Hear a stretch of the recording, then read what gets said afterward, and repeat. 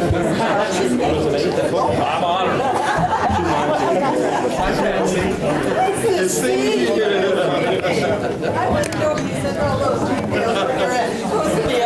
Mr. Fardy, you ready to go? How you doing?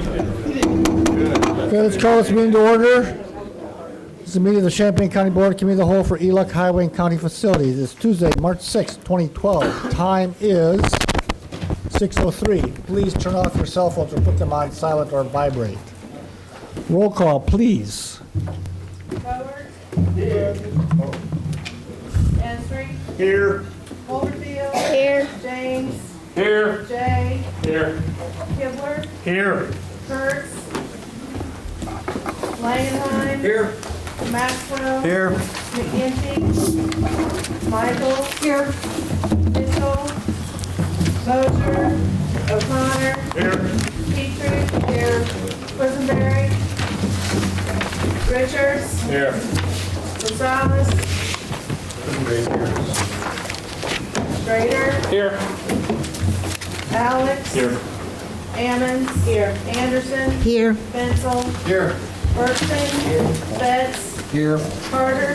Here. Weigel. Here. We have a quorum. Mr. McGinty and Mr. Mitchell indicated to me earlier they could not make this meeting. I want to apologize at the last board meeting, I did not announce that Ms. Michaels and Ms. Anderson, Mr. Mosier would not be at that meeting, so I apologize for not announcing that, Ms. Michaels. Seek approval of the minutes for the Committee of the Whole for February 7th, 2012. So moved. Moved by Mr. J, second by Mr. Ezra. Discussion. See none, all in favor? Aye. All opposed, motion carries. Approval of the agenda and any addendum. Moved by Mr. Carter, second by Mr. James. Discussion, Ms. Ammons.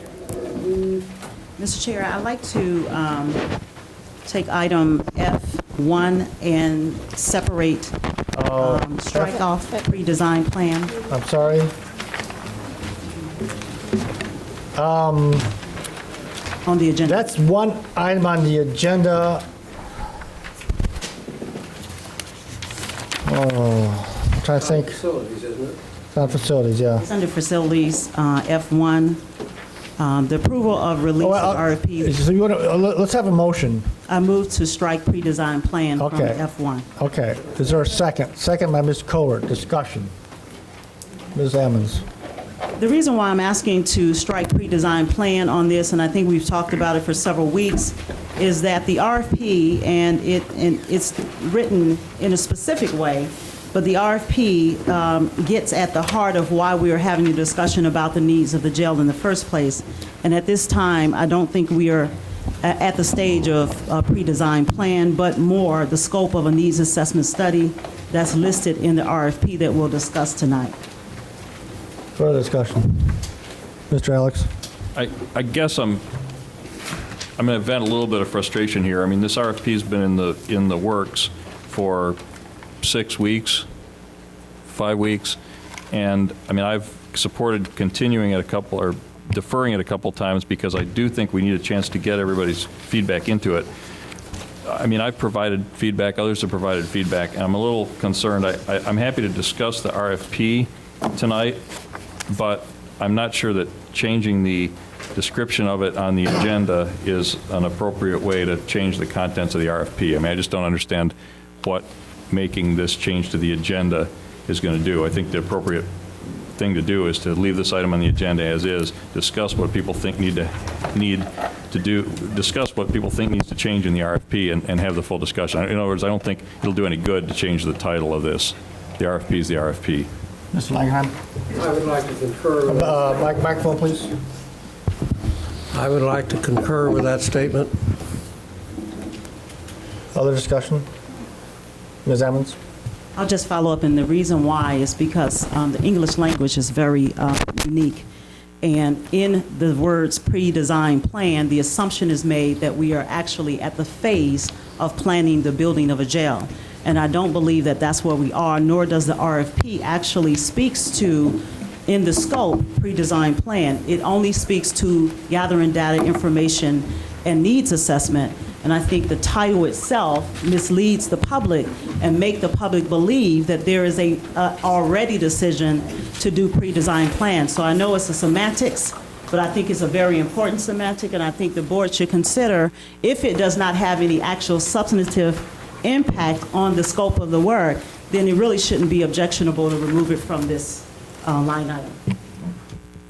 Mr. Alex? I guess I'm not necessarily objecting to changing the title of the RFP. I'm just objecting to changing the agenda when I think the way to change the title, if we're going to do that, is to discuss it later in the context of the existing agenda. Point of information, the title of the RFP is Needs Assessment Study for Champaign County Corrections. That's correct. I'm only speaking to the agenda. This is Mr. Langenheim? In looking over the document itself, the pre-designed planning is for a number of different alternatives, and I see no objection to having pre-designed planning. If you do this, this is what you must do. If you do this, this is what you must do. It, to me, there's no objection to it whatsoever. Mr. James? And I would just point out to Carol, it says pre-designed planning, it doesn't say pre-designed building.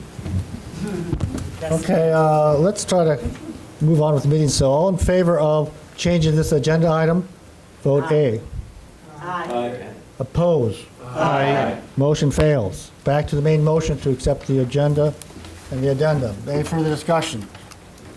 Seeing none, all in favor? Aye. All opposed? Aye. Motion carries. Okay, public participation. We have a fairly lengthy pile tonight. Again, we have 1 hour total. 5 minutes is the limit. Nora Stewart, you're up.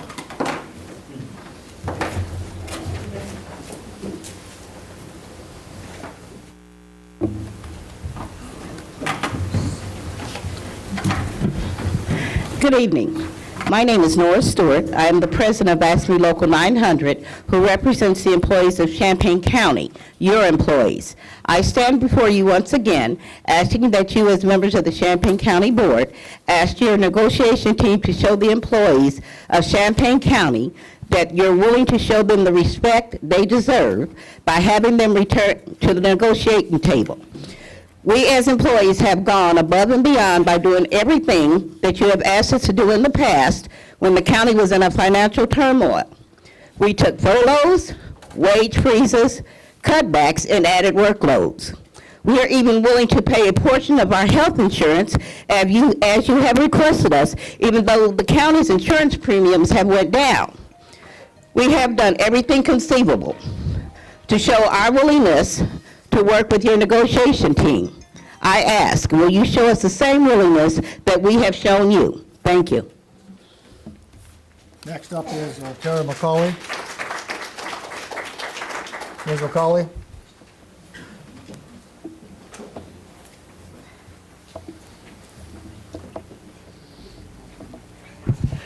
Hi again. I've already said what I wanted to say the last time I spoke with you all at your full board meeting, so what I would like to do is draw your attention. I put in front of you a detailed explanation of the proposals that are on the table right now, and I encourage you to study those, and if you haven't already, again, the union proposal is very modest. We're hoping that the county board will reconsider what you've got on the table. We're not that far apart. The union would like to resolve this conflict over the wage increases. Thanks. Ms. Janae Weishart?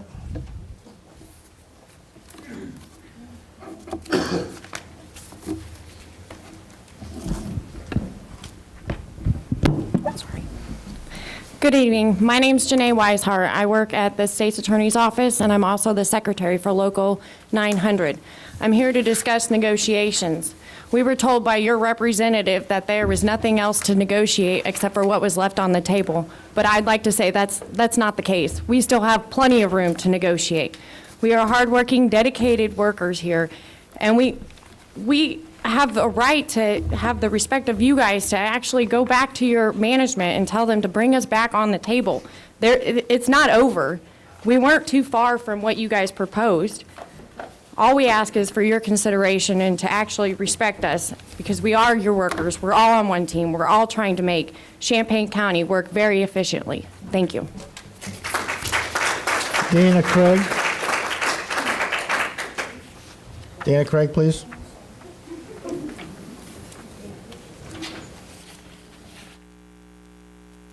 Good evening. My name is Dana Craig, and I work in the State's Attorney's Office. I'm just a simple country girl with a Southern upbringing. I was taught to respect others, work hard, and to listen to someone when they're speaking to you, because you just might learn something. Why this matters is why we are here tonight.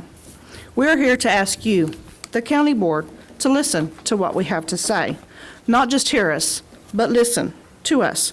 We are asking you to let management know that we still want to negotiate and we want a fair deal. Fair is fair. We work hard until the job is finished. This job is not finished. I think it has been forgotten that we are all on one team. Union, non-union, management and staff, Champaign County. One team, one goal. Fair is fair. We just want to finish this job in negotiations and to have a fair deal. Thank you for listening.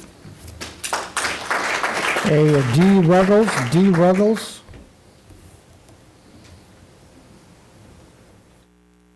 Good evening. A little hard to see with that in my face. Good evening. My name is Dee Fairchild Ruggles. I've addressed you in the past. I'm a professor at the University of Illinois Urbana-Champaign, specifically a professor of architecture and landscape architecture. But I'm not here tonight to discuss the design of the proposed new jail, but rather the design of the committee that is charged with conducting an evaluation of that proposal and the issues that that committee should consider. The board is considering spending something in the order of $20 million of taxpayer monies on the proposed project. Over the past several weeks, you've received feedback from the public, the taxpayers, and by now you are fully aware that the proposed new jail has met with unanimous skepticism and resistance.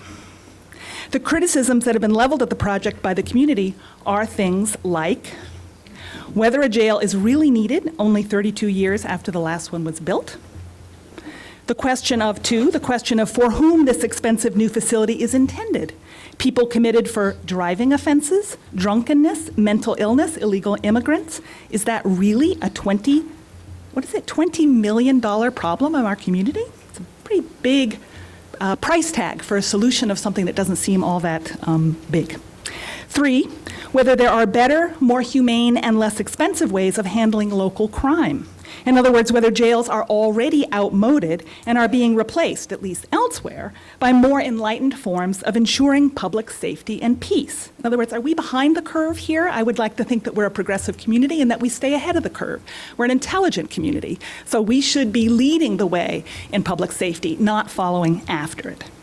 4th, and this is perhaps the most insidious of all, whether the new jail is perhaps conceived with the idea of generating income. Incarcerating undocumented workers is possibly a lucrative way of filling the county's coffers. No one wants to talk about it, and yet I think it lurks at the margins of the decision that you are going to be making.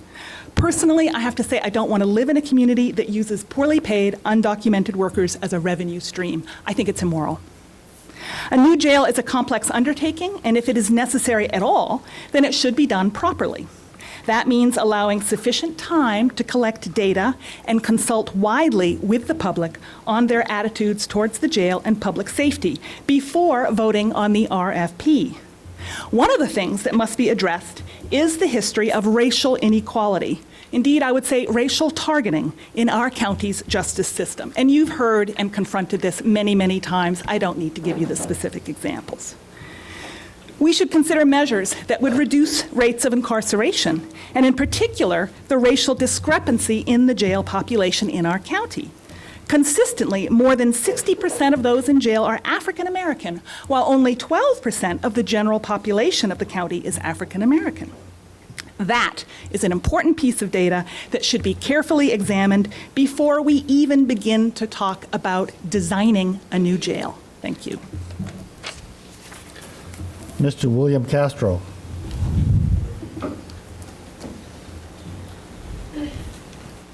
Thank you for that. I think my comments will echo. My name is William Castro, and I reside at 306 East Florida Avenue in Urbana, Illinois.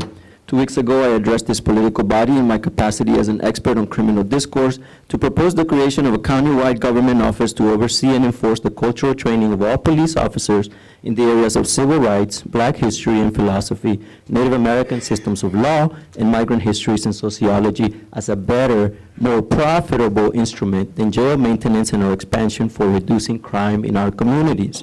Today, after reading the report to the County Board submitted by the Sheriff's Office on June 14, 2011, and the follow-up report by the National Institute of Corrections in May 2011, I am here to renew and redouble my call for such an office. As an expert, I am here to tell you quite bluntly that after reading these reports, I was quite appalled and dismayed by what I found in them, or rather, by what I did not find in them. At the end of the NIC report, beginning on page 16, we find a set of statistics, diagrams, and charts related to criminal trends in our communities that were submitted to the NIC consultants before their visit. What was dismaying to me as an expert on criminal discourse was the complete negligence on the part of the Sheriff's Office to provide our visitors with statistics on the racial makeup of the jail population and related statistics on the percentage that those same populations represent vis-a-vis the general population and its racial breakdown. I was even more dismayed at the negligence of the NIC visitors to demand that such statistics be provided to them before their visit so that they will be fully prepared to deal with all significant aspects of crime in our county. How, I ask you, would it be possible for the NIC experts, so-called, to make the proper, unbiased recommendations regarding alternatives to incarceration and jail expansion, a point that they stress repeatedly, when they lack one of the most significant and basic statistics regarding our jail population, namely, who are they and what do they look like? How can their work be thorough if they lack or neglect a basic fact? Without these statistics, which are readily available or should be, as we saw from the previous speaker, how can these experts make a proper or unbiased determination as to what preventive measures to continued mass incarceration, such as investing in culture, might exist out there?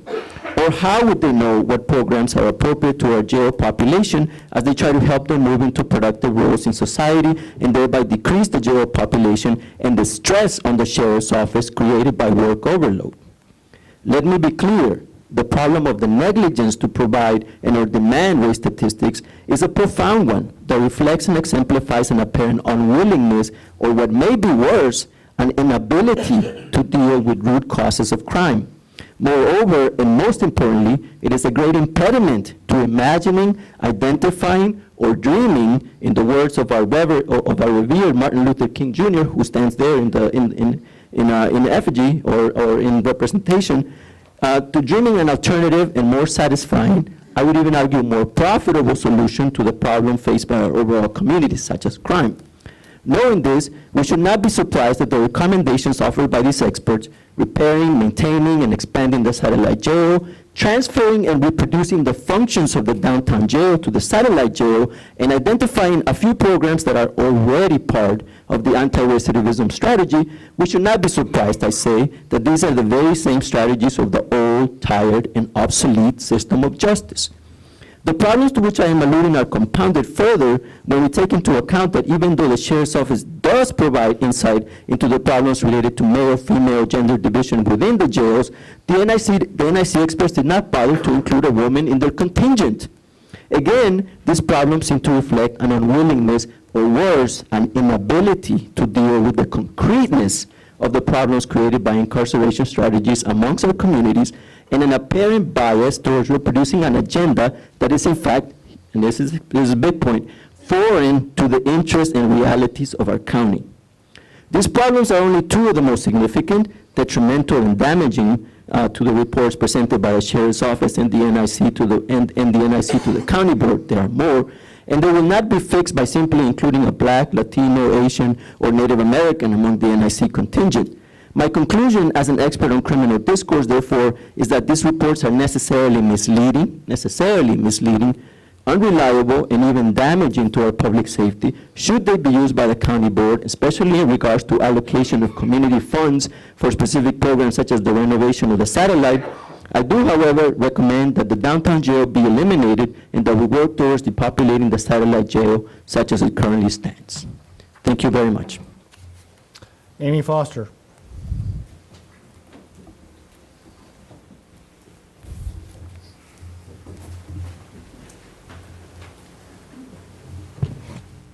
Hi. I'd like to begin by thanking you for listening last month. I do appreciate hearing back from your representatives, the outcome of your meeting. I'm here again to ask one more time that you grant the representatives for the negotiations the authority to resume negotiations with us. You know, I really do hear what you're saying about wanting to give equal percentage raises to both the non-bargaining and the bargaining. And I keep coming back to one thing. It's very difficult to talk about equality when you're using percentages, but you're using those percentages based on pay scales. There are two separate pay scales. I don't know if you're aware of that. There's one set of pay scales for the non-bargaining people and one set for the bargaining people. They overlap only about 3/4 of the way up to the top of the of the bargaining people. So you would have to be, you know, pretty in a 3/4 of the way up the pay grade on bargaining to get to the very bottom of non-bargaining pay scale, although a lot of those jobs are very similar and sometimes overlap. Percentages on a base wage that is so grossly above our base wages make a big difference in a paycheck. I ran the numbers for the average pay scale where it overlaps at the bottom, and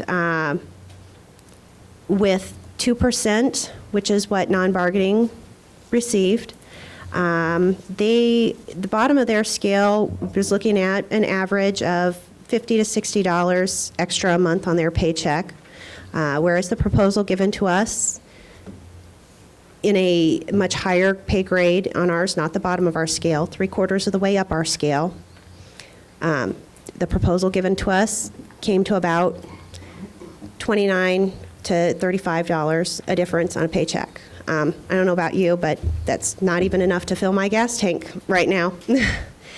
And that's in a whole month. Takes more than one tank of gas a month to get here and back. Anyhow, I know that the difficult time it is right now with the rising cost of everything, it's hard on everybody. The county has to watch its budget, and we do too.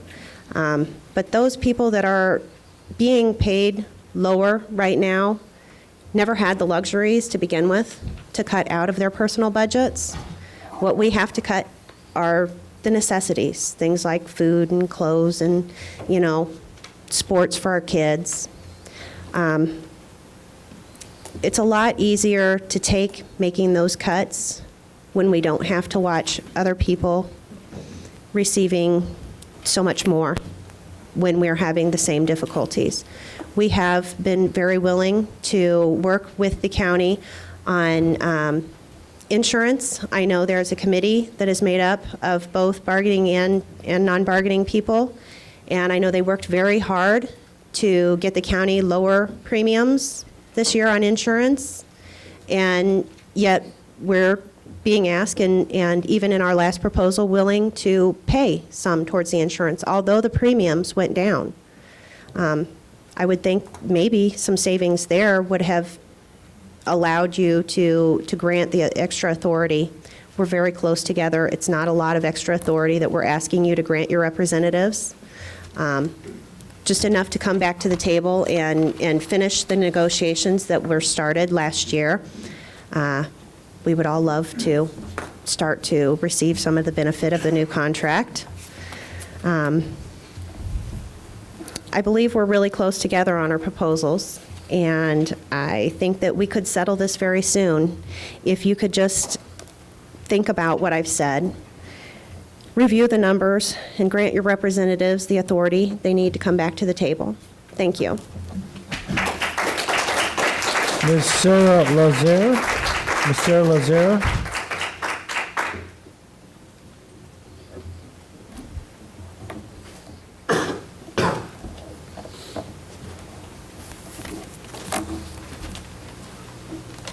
Hi, I'm Sarah Lazar, and I live at 412 West Illinois Street in Urbana. I'm here today representing the GEO, AFT-IFT Local 6300. And I want to talk about the proposed expansion of the county jail. But before I do that, as a union member, I also just want to say that today, before this county board meeting, I walked the picket line with workers from AFSCME Local 900. And I think it's really important to point out that these workers are asking for fair wages from the county board. I think it is irresponsible and unfair that the county board is looking at spending $20 million on the jail expansion. That's $20 million. Order, please. That's $20 million for incarceration, for locking people up, but it's failing to pay decent wages and fair wages to the workers who make this county work. So I just wanted to point out that I think there's something really wrong with our county when it'll spend money to lock people up, but not money for them to financially survive. Okay, so first of all, I want to talk about the issue that the Illinois Department of Corrections, which is in charge of making sure that jails meet standards, actually passed our county jails with no indication that these jails violate their standards. Now, I'm not here to uphold the standards of the Illinois Department of Corrections. I think a lot of people in this room would disagree with the way the Illinois Department of Corrections believes that some human beings should be treated. So I'm not here to uphold their standards, but I do want to suggest that the sheriff and his allies and the folks pushing this expansion forward are creating a false emergency, and then using this false emergency to rush through a costly jail expansion process. I think it's really, really problematic to be creating a false emergency because it's politically expedient. The county jail expansion effort is not just a building issue. We need to look at the criminal justice system in its entirety and assess how this proposed expansion would affect that criminal justice system overall. I urge our county board not to hurry or rush this through. This is a long, slow process, and it must be connected to an overall understanding of the criminal justice system and how it works and how this proposed expansion would work. Remember back when the county board wanted to skip the needs assessment and go straight to estimates? I urge you not to rush this process through. It is very important for you to listen to the concerns of your constituents who fear that it would be a mistake to put more money into incarceration, to put $20 million more into incarceration, instead of creating the services and infrastructure that can prevent people from being locked up in the first place and provide alternatives. Thank you. Ms. Kelly Dillard, please. Kelly Dillard. Hello, my name's Kelly Dillard. I reside at 700 County Road East in Champaign County. You all have on your agenda, the first thing up tonight is a proposed amendment to County Rural Home Occupancy Ordinance 7.12. It affects small business in Champaign County, and it has been being made to stifle growth in our county. This is no small text amendment. It is far-reaching and crippling to many businesses in Champaign County at a time when we need less regulation instead of more. The existing ordinance only regulates second division trucks. Mr. Hall wants to regulate trucks, cars, construction equipment, signage, and weight per the proposed amendment. Regulation 7.12E is very clear that it only regulates second division vehicles. On the second page, he states there's no weight limits in the existing ordinance. It does not need a weight limit. This is not John Hall's job. Weight limits are regulated by each road authority. On page 2, item 3, he says there's no limit on equipment when in fact it is limited in paragraph 4 and 6 of his amendment to 3 over 15,000 pounds and 10 total, including those stored indoor. Why does anybody care what I store indoor or in a screened area? Amendment 7.12E, Item 3, limits semi-trucks and trailers to 1. The current ordinance limits only the truck portion to 3. The amendment says that RHOs can't park any motor vehicles within 50 feet of a lot line. If it's screened, it shouldn't matter. Item 2 in the amendment, 7.12D, is very restrictive for equipment or vehicles of any kind that might have a company name or logo on it. In the current ordinance in question, 7.12E, as written, is very clear that it only applies to non-farm second division vehicles. There is no reason to change this ordinance. John Hall's job is to be a servant of the people, using our planning and zoning laws to attract and grow business in an organized way in our county. Instead, he uses it to stifle business with bureaucratic red tape every chance he gets. John Hall has admitted, and I have shown, that time after time the zoning department has misconstrued, misquoted, and changed the ordinance to fit their own desire instead of enforcing what the county board directed him to do. John Hall has not had to answer to this board for the inappropriate use of handouts and forms that refer to commercial vehicles instead of second division vehicles, as the ordinance calls for, or for his misquoting the ordinance in citations issued to me, or for his inability to clear up the over 400 cases that he has now. Yet he comes to this board asking for more regulations.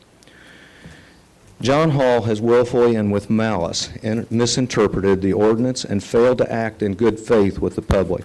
I'm asking 3 things from this board. Instruct the zoning department to enforce the code as written by the county board and correct the handouts and forms. Not to grant John Hall's proposed amendment, as it is very detrimental to our county. I would also like you to launch an investigation into the zoning department's misuse of the zoning codes. Thank you.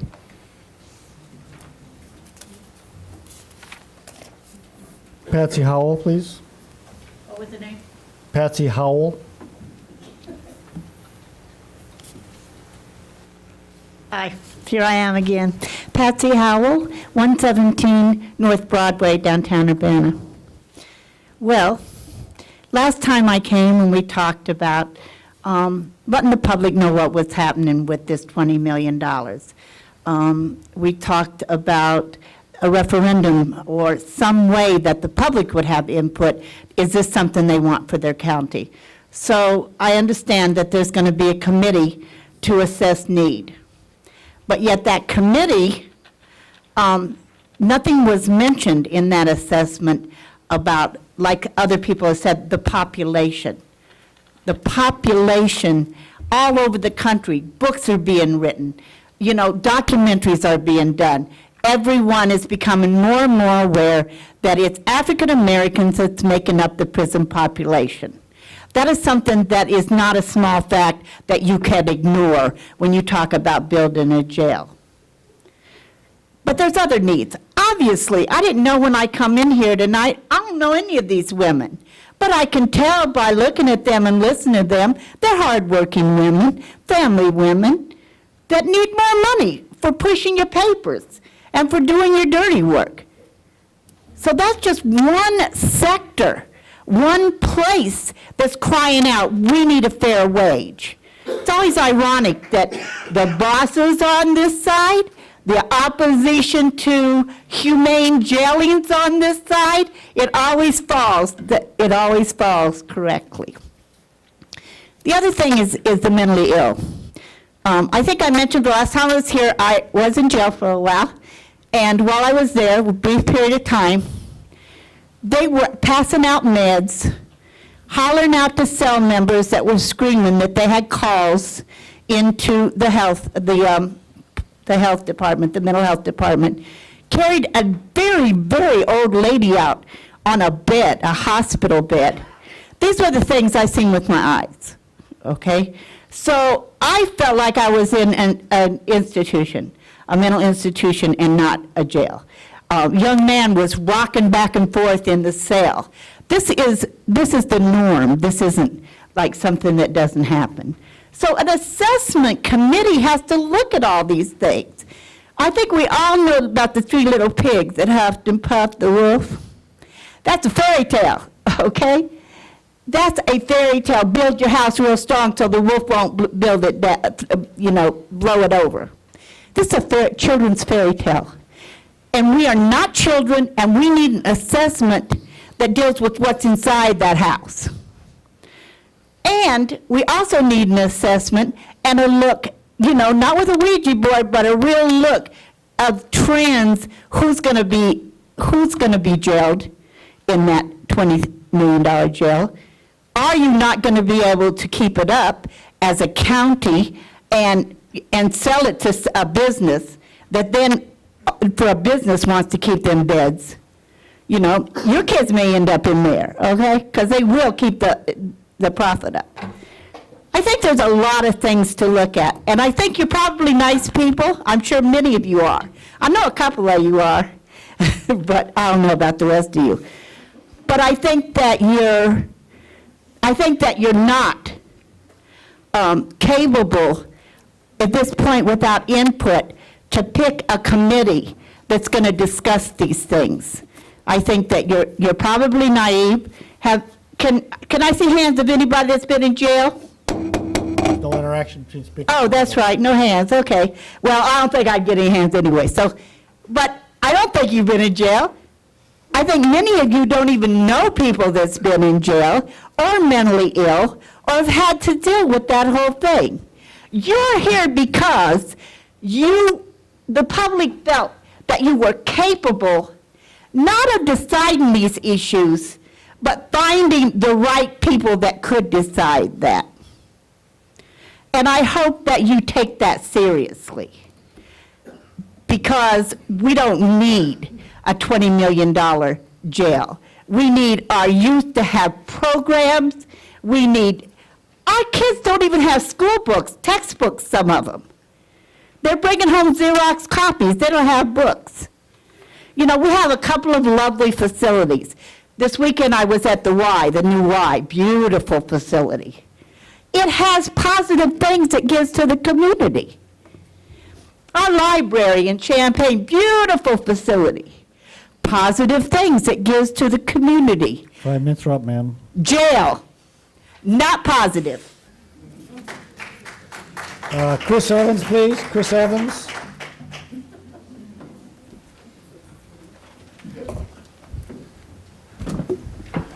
Chris Evans, Champaign County resident, District 8.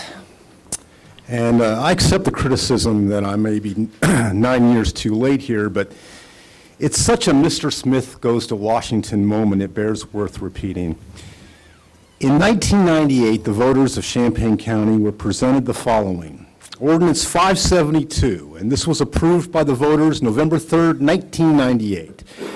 Quote, "Now therefore be it further resolved that upon payment in full of the costs of the construction of new facilities for the Champaign County Youth Detention Center and Champaign County Courthouse, and the repayment in full of the outstanding obligations on the existing bonds issued to fund construction of the Satellite County Jail, this tax shall be repealed unless the tax's continuation is approved by a majority of the voters of Champaign County in a subsequent election." That's what the voters voted for in 1998. What do those words mean? What part of this tax shall be repealed is not understood. What part of unless the tax continuation is approved by a majority of the voters in a subsequent election is not understood. If I give you a contract to sign, and you look it over, and I say, I'm going to offer you these amount of services, and you're going to pay this amount of money, and you sign it and say, that's good, I'll sign it, and I take that contract and I say, and I erase the terms of the contract and change it to more money, more services that you didn't sign for, I think you'd want Sheriff Walsh to escort me to one of those cells that you're fixing to build. And if I bilked you out of $8 million of your money that you didn't expect, I think I'd be charged with a felony. You couldn't write this stuff. The very thieves that have stolen $8 million from the taxpayers is the same body who wants to build a $20 million jail, maximum security jail expansion. Will you put yourselves in it? And where are you Republicans now? You're supposed to be the party of less taxing and less spending, but it's okay to trick the voters out of $4 million a year and send the grandkids into debt till 2029? An excerpt from the crooked Ordinance 683 that was approved April 10th, 2003, speaking of obeying the law. Now therefore be it resolved that Champaign County Board will use any revenue generated by the quarter-cent sales tax as follows: to pay the annual maintenance costs of the Champaign County Correction and Detention Facilities. Well, right, it should say that. You want to talk about mandates coming on high from the state? Look at Chapter 55 of the Illinois State Statutes. Article 5, Section 5-1106, under the heading County Offices, Equipment, and Expenditures, it says, "It shall be the duty of the county board of each county first to erect and keep in repair a suitable jail." You were supposed to maintain that jail for the last 10 years. What happened? Consultants from the Department of Justice's National Institute of Corrections goes to inspect, and they call the conditions deplorable and depressing. They cite 5 negative conditions. It's deplorable. It's debilitated operational systems, limited artificial and natural light, dingy colors, disparate gender treatment of men and women, special needs inmates are not being taken care of, and there's no programs for the female inmates in the downtown jail. The county board, the consultants recommended you close this jail this year, and that you put the low and medium offenders into a dormitory, and you move everybody out to the satellite. Your own facilities director says, Alan Reinhardt says that there's 1.5 to 1.8 million in capital improvements over at that downtown jail, and you're mandated by law to maintain that jail. Unbelievable. In fact, the state's attorney even says that you're in jeopardy of getting sued with that downtown jail. She's quoted in a newspaper saying that they're very, quote, very concerned about someone suing the county, particularly with regard to the disparate treatment between female inmates and male inmates. This is the big concern that they addressed with us. You were mandated by your own ordinance from the 683, you were supposed to maintain that jail. But you didn't do it. So the first 1.8 million ought to go to fixing that jail. But wait, what's this I read? Filed last year, August 16, 2011, criminal justice specialist Brad Benson on behalf of the Illinois Department of Corrections, where Inspector Benson judged the county over a checklist of 250 items, found 0 non-compliances to Illinois county jail standards. According to the Illinois Department of Corrections, there's nothing wrong with that county jail. Is any of this making sense yet? Mr. Evans, your 5 minutes are up. In conclusion, I'll say this. You ought to, for $20 million, you ought to give it to the people that have to pay for it and let them vote on it. Make this a county-wide referendum. Mr. Jeremy Baumberger. Jeremy Baumberger, please.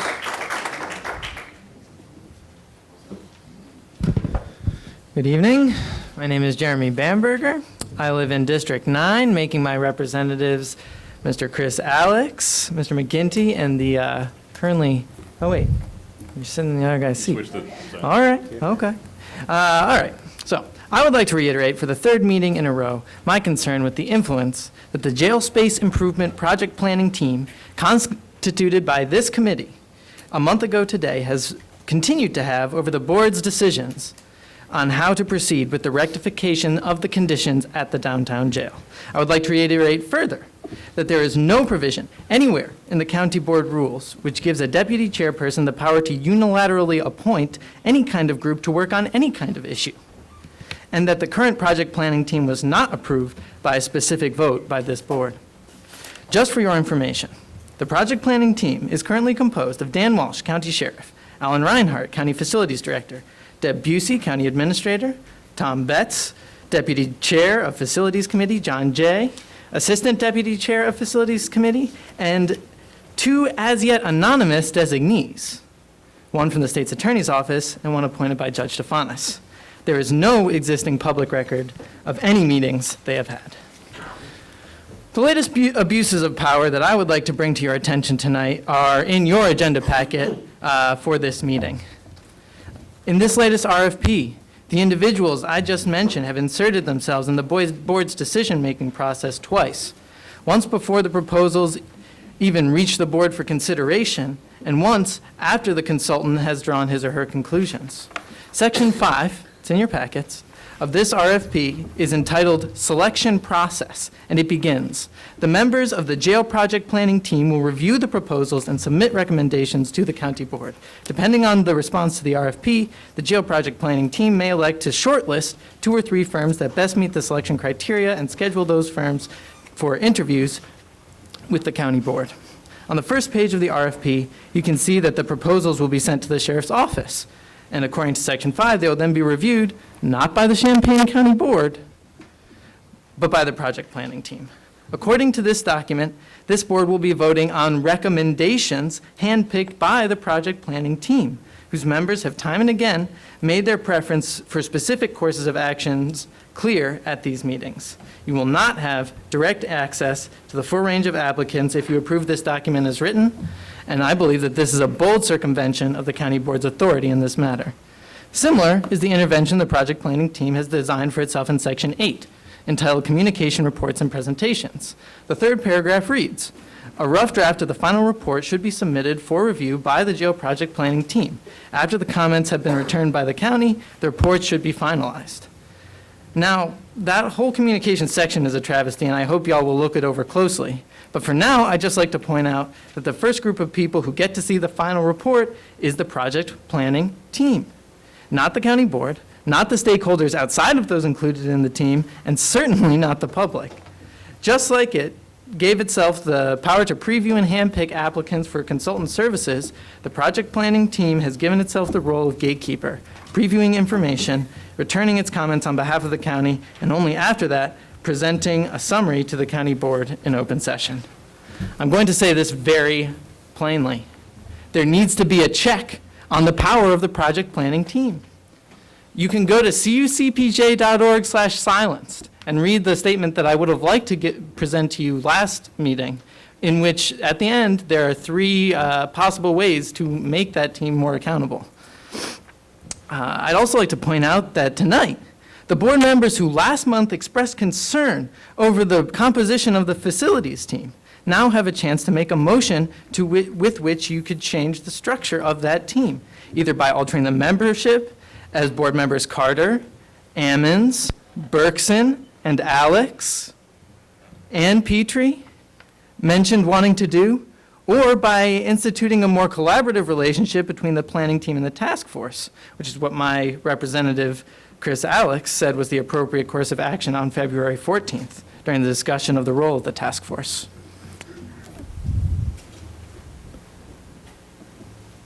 Your 5 minutes are almost up. Your 5 minutes are up.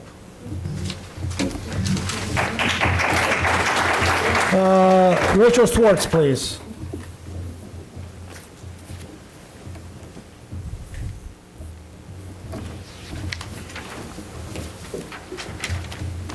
Hi, I'm Rachel Schwartz. I'm a candidate for County Board District 7. I want to talk about the jail, but I'm interested in the financial aspect. Not that the other ones are not important, but that's the angle I'm coming from.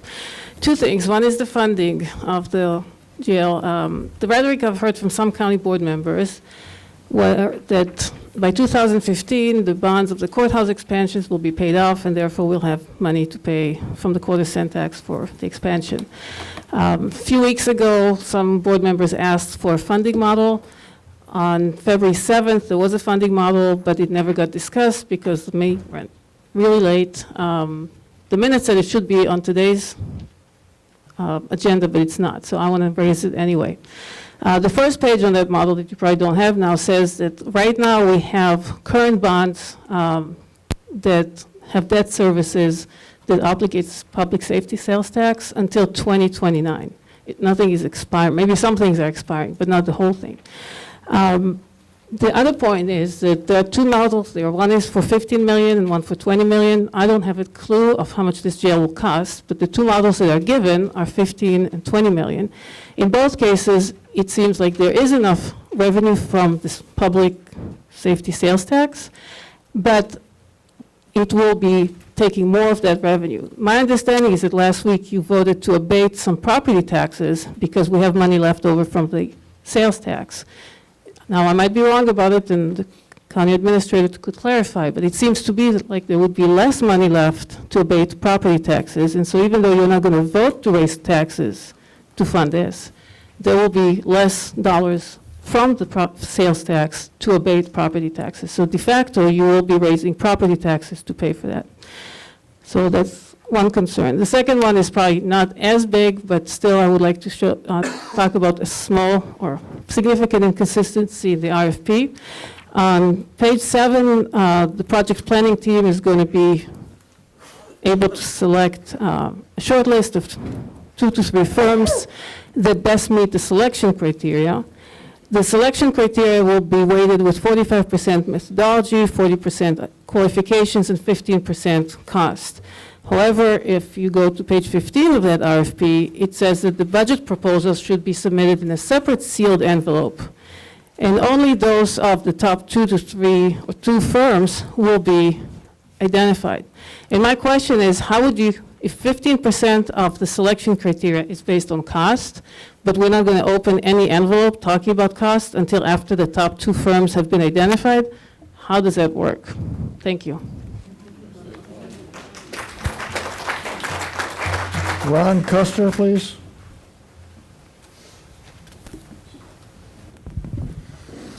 My name is Ron Custer. I live in an apartment at 1205 East Florida in Urbana. And I thank you for considering my statement this evening about the jailing function in Champaign County. Since 2010, I have worked as a volunteer tutor in the Champaign County Satellite Jail Facility. I work with students who are studying to take the GED exam. GED stands for General Educational Development. It's what students earn when, for one reason or another, they are unable to graduate from high school with their peers. Currently, many more inmates at the satellite jail request enrollment in the GED program than space allows. Men are routinely turned away for lack of resources. Let me share 2 observations about the program. First, the program allows the men to try out new decisions about their lives, to become the kind of people who take school seriously, who demonstrate discipline and concentration, who voluntarily help others, and who plan for the future.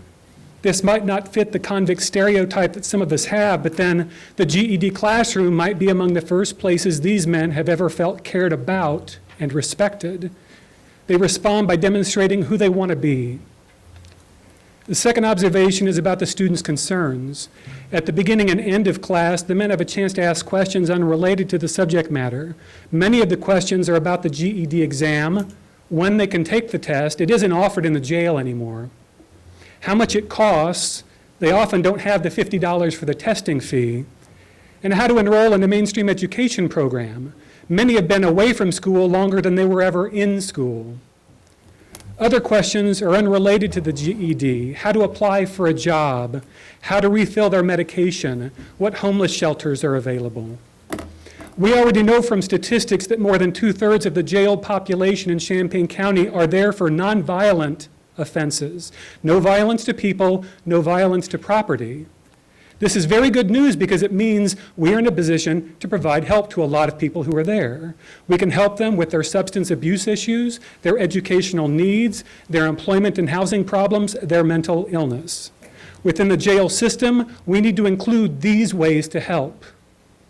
Just as important, we can create a program that supports them outside of the jail with constructive solutions, substance abuse support groups, adult education programs, job placement, medical care, and sustainable lifestyles. This bridge between the cell block and civilian life is a crucial aspect of the jailing function. Study after study demonstrates that it is key to a long-term reduction in recidivism. It is the key. That's the way it works. This new point of view regarding the jailing function as the first step in a process of reclamation, one that makes the community safer, that saves the county money, and that promotes constructive action among those who really need it. Just as the men in the satellite jail strive to present the best version of themselves in class, we should represent the best aspirations of the county by making the jail a site of positive change. I know how difficult this point of view is for some of you to share with the people you represent. I grew up in Effingham, a community without much racial or ethnic diversity, and it was common to hear people repeat stereotypes and cast their fears in terms of race. These fears depicted people of color as criminals and the jailing function as the solution. I bet many of you know people who still think this way. Even as we reject such an opinion as naive and uninformed, often we still fall victim to the thinking behind it, the us versus them mentality that portrays some people as good and other people as bad. The more insecure we feel about our community, the more willing we are to use the jailing function as a means to separate a population of bad people from the rest of us. We need to leave behind this attitude as well. Imagine if our resources were focused on preventing recidivism by offering the GED exam to those in jail and addressing the long-term needs of those exiting the jail. Imagine if our resources were used to identify more of the needs of our citizens before crimes were committed. Would we have a better jail system? I think we would. A better community, too. Tonight, I ask you to be educators for your neighbors, not just about the complex decision you will be making, but about what we want our county to be like for the next generation. Let's use existing resources to remake the jailing function to represent our determination to help the marginalized and the dispossessed. It's not an easy lesson to teach, but I can't imagine one more important. Thank you. Mr. Aaron Evans.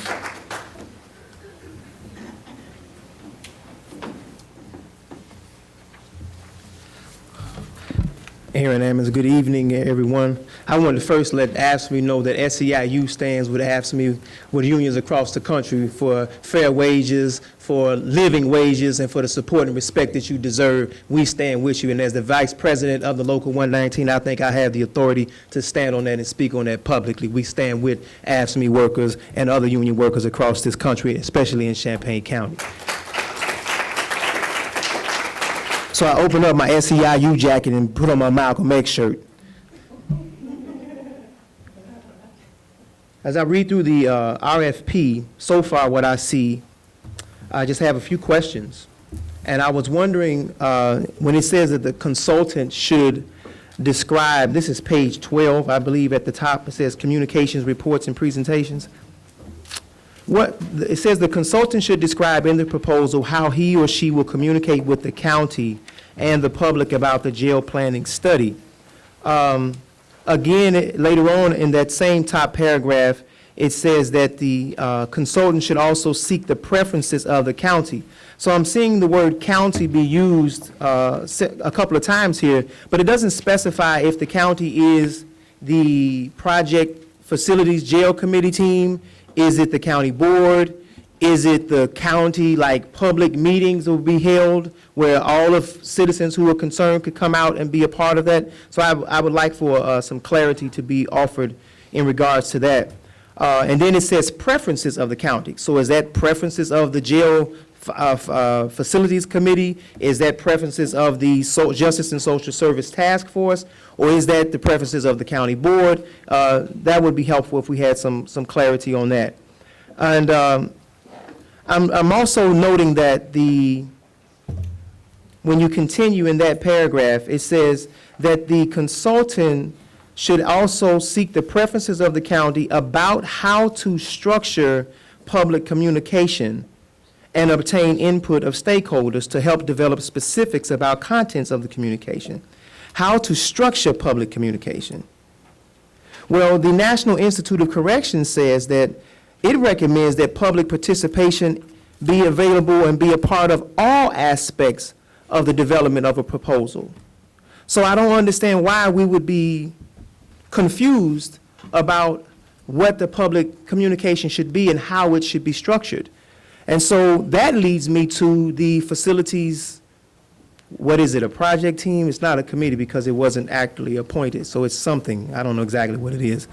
But It has no people of color on it, but as the one expert and then another expert came up behind and said that how are you going to develop a program or a jail that primarily houses people of color, but refuse to receive on a regular basis the input of anyone of color. So I would ask, why hasn't the committee, I'm sorry, it's not a committee, I'm struggling with this piece. It's a team of people that volunteered to serve. Why isn't that team of people open to someone like myself or someone else in the community of color who would like to be a part of that so that their input would be considered as well? What the real issue for me is why do we cringe? I've been observing the room and a couple of people, I won't call no names tonight, who are cringing every time you hear 15, 20 million. You're just like, oh, somebody doesn't know what they're talking about.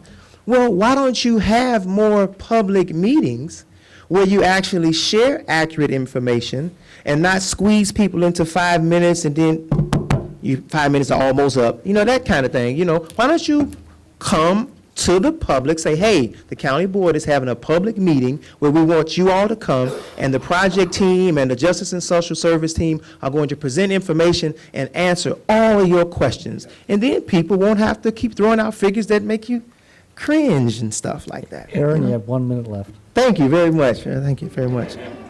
I would also add that when we look at towards the end of this area, this page 12 again, right here at the bottom part of communications reports and presentations, it says after submission of the final report, the county board will contact the consultant to establish a time when a summary presentation will be made to the board in open session. I would like that we would add something like that. The research and conclusions and recommendations included in the report will be made public and placed in the record on the county board website. So those are just a couple of recommendations that I would have about the proposal that we've seen. And I really, really appreciate what Chris Evans said a little while ago, because I know we're dealing with the back end of something, but I was wondering if the county board could usurp the voters and manipulate the voters from what they decided to do in 1998 to change that in 2003, because it was very clear, the language, that you would have to go back to the voters to change it. If you have the power to manipulate the voters and change it in 2003, then why couldn't there be a motion made here and say, well, listen, you know what, that was wrong. So I'd like to see some upstanding, maybe my wife would make the motion, to say, I would like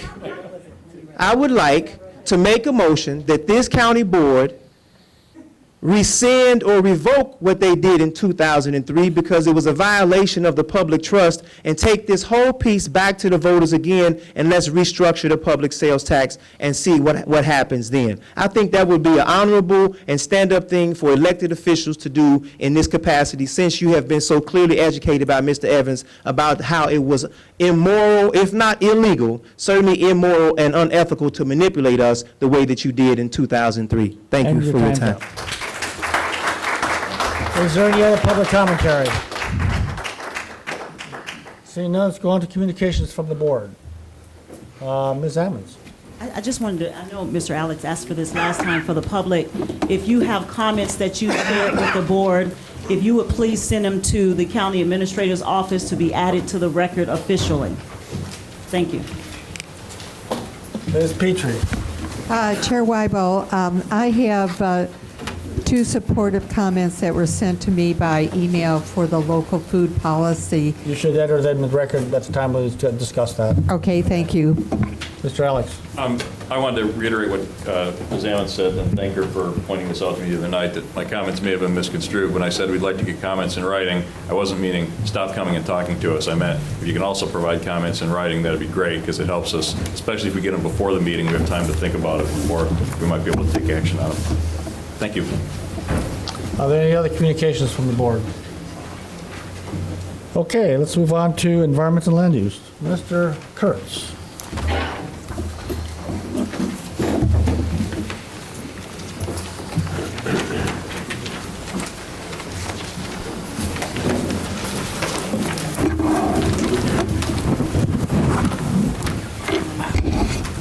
Evening. I'd like to start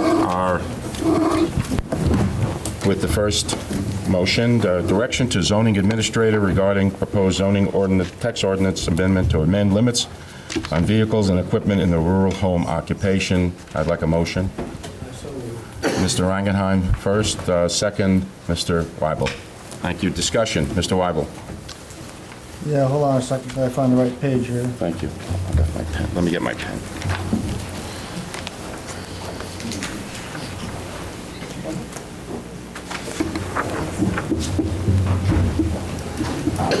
I'd like to make a motion to amend the main motion on page 45 of the agenda, under item 1E, where it says non-farm. I'd like to include farm vehicles, so we change non-farm to farms. What's the best way to do this, John? I think we had talked about adding non-farm, retaining non-farm Okay. in the ordinance, add it back to the amendment. So we want Non-farm. non-farm, that's right. So we just delete the cross out there? Exactly. So for the whole sentence? No, just for the phrase Okay, right. non-farm. For non-farm, we're going to delete the line out, so it will be back in the motion. Second on that motion, please. Second by Astrid. Discussion? Where? Page 45, as I Page said. 45, Chris. Page 45 of the agenda? Exactly where are you referring, please? Where's it, John? It's on page 15. Right here. Non-farm, 1E at the top of the page, on page 45. I'm sorry, we've got multiple copies of the ordinance in here. Oh. Sorry. The one from the ZBA hearing I was looking at. The other 45. Right there. Thank you, and could I hear the motion again? Remove the cross out from non-farm. Add non-farm back in. So non-farm will be back into it. Okay. Is there any discussion on, we have a second from Astrid on that motion by Pius. Do I have any discussion on that motion? Mr. Maxwell? As I understand this motion, Microphone, please, Mr. Maxwell. That's okay. as I understand the motion, all it does is just strike the portion that strikes through non-farm and leaves non-farm in. That's correct. So second division would still be, we're not dealing with that yet. With just those two words, all we're dealing with this motion. That's correct on this motion. Thank you. Thank you, sir. Any other comments? All in favor? Aye. Opposed? Aye. Motion carried. So we're going to remove the strikeout and add in non-farm. Back to the main motion. I have discussion, okay, I'll go with Mr. J first, please. Thank you, Mr. Chairman. I have a lot of concerns with what's happened in this particular case, and I have a lot of concerns with the proposed changes. I'm not sure about why some of these changes are made. Some of them doesn't make any sense at all. I'd like to defer this to the June Facilities Committee meeting. Are you making a motion on that to defer? Yes, please. Second. I have a second by Ms. Holofield. Do I have discussion on deferral? Carol? Yes, I'd like to ask Mr. Jay if he could share why he would like to defer it that far out for some reason. Mr. J, you're recognized to respond. Thank you, Carol. First of all, I don't see any great immediacy that this has to be done at this particular point in time. We've drug this on way too long to start with, but there's just a lot of questions that I have. For instance, I still don't understand what this meaning of how many pounds a vehicle is. I don't have a clue what that has to do with the zoning ordinance. I don't have a clue what it has to do with how many people you can have on your property at one time. I think this needs a thorough review before we jump off the cliff. We need to see how deep the water is. All right, any other discussion on the defer? Mr. Schroeder? Thank you. I think for clarification, you said Facilities Committee. I think you meant ELUC Committee, Yes. Mr. J. Thank you, sir. Thank you, Yeah. just for clarification. Thank you, Mr. Schroeder, for the correction. Do I have any other discussion? Carol? I understand Mr. Jay's, I do understand Mr. Jay's point that it really needs a lot more vetting, but the question is, for me, is procedural. This is the committee of the whole, which is where we actually supposed to do this work at. I'm trying to determine why we would move it to another committee of the whole if this is the committee of the whole. Mr. Jay? Thank you again, Mr. Chairman. I'd like to be able to present you with a full list of concerns instead of a haphazard one. I don't have my homework done tonight. All right, Mr. Jay will have us a detailed report on his concerns on this motion. Mr. James and then Mr. Alex. I'm going to have to concur with Mr. Jay because I've been reading this and it goes into lawnmowers, riding lawnmowers and all that stuff, and I know I have 4 or 5 at home, and then if I start counting my vehicles, I'm going to be in violation of county code, which I don't need a big group yelling at me. But might be a first. Mr. Alex. I agree. I mean, there's 2 things I could do tonight, either vote for deferral or vote no. And if I were, and I think it would be more responsible of me as a board member to vote for deferral and have some more time to look at this and to talk about it. I guess I didn't do my homework either, but it's tough when the assignment keeps changing every meeting. I think Mr. Dillard made a number of useful comments. I mean, for example, the thing that jumped out at me was the issue of signage, right? I mean, if we're basically saying that any vehicle that has a sign identifying a business on it is restricted. I understand, Chris, but we've we've trying got to... issues here. I'm sorry, I'll tighten it. Trying to get to the deferral. I'll come back to it. Thank you. There are a number of things I have concerns about here. I won't go into all of them, but I agree that this thing needs some more work. Okay, so... Thank you. All right.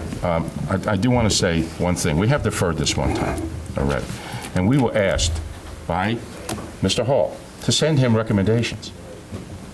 We waited a month. Did we get any recommendations, John?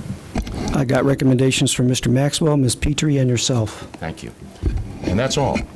I would appreciate it if there is a concern about this change in the ordinance, that we have a little bit more than just 3 of our 27 members making, recommendations. And if we're going to defer it again and 3 more people are going to ask John, are we going to go back to the same thing next committee of the whole?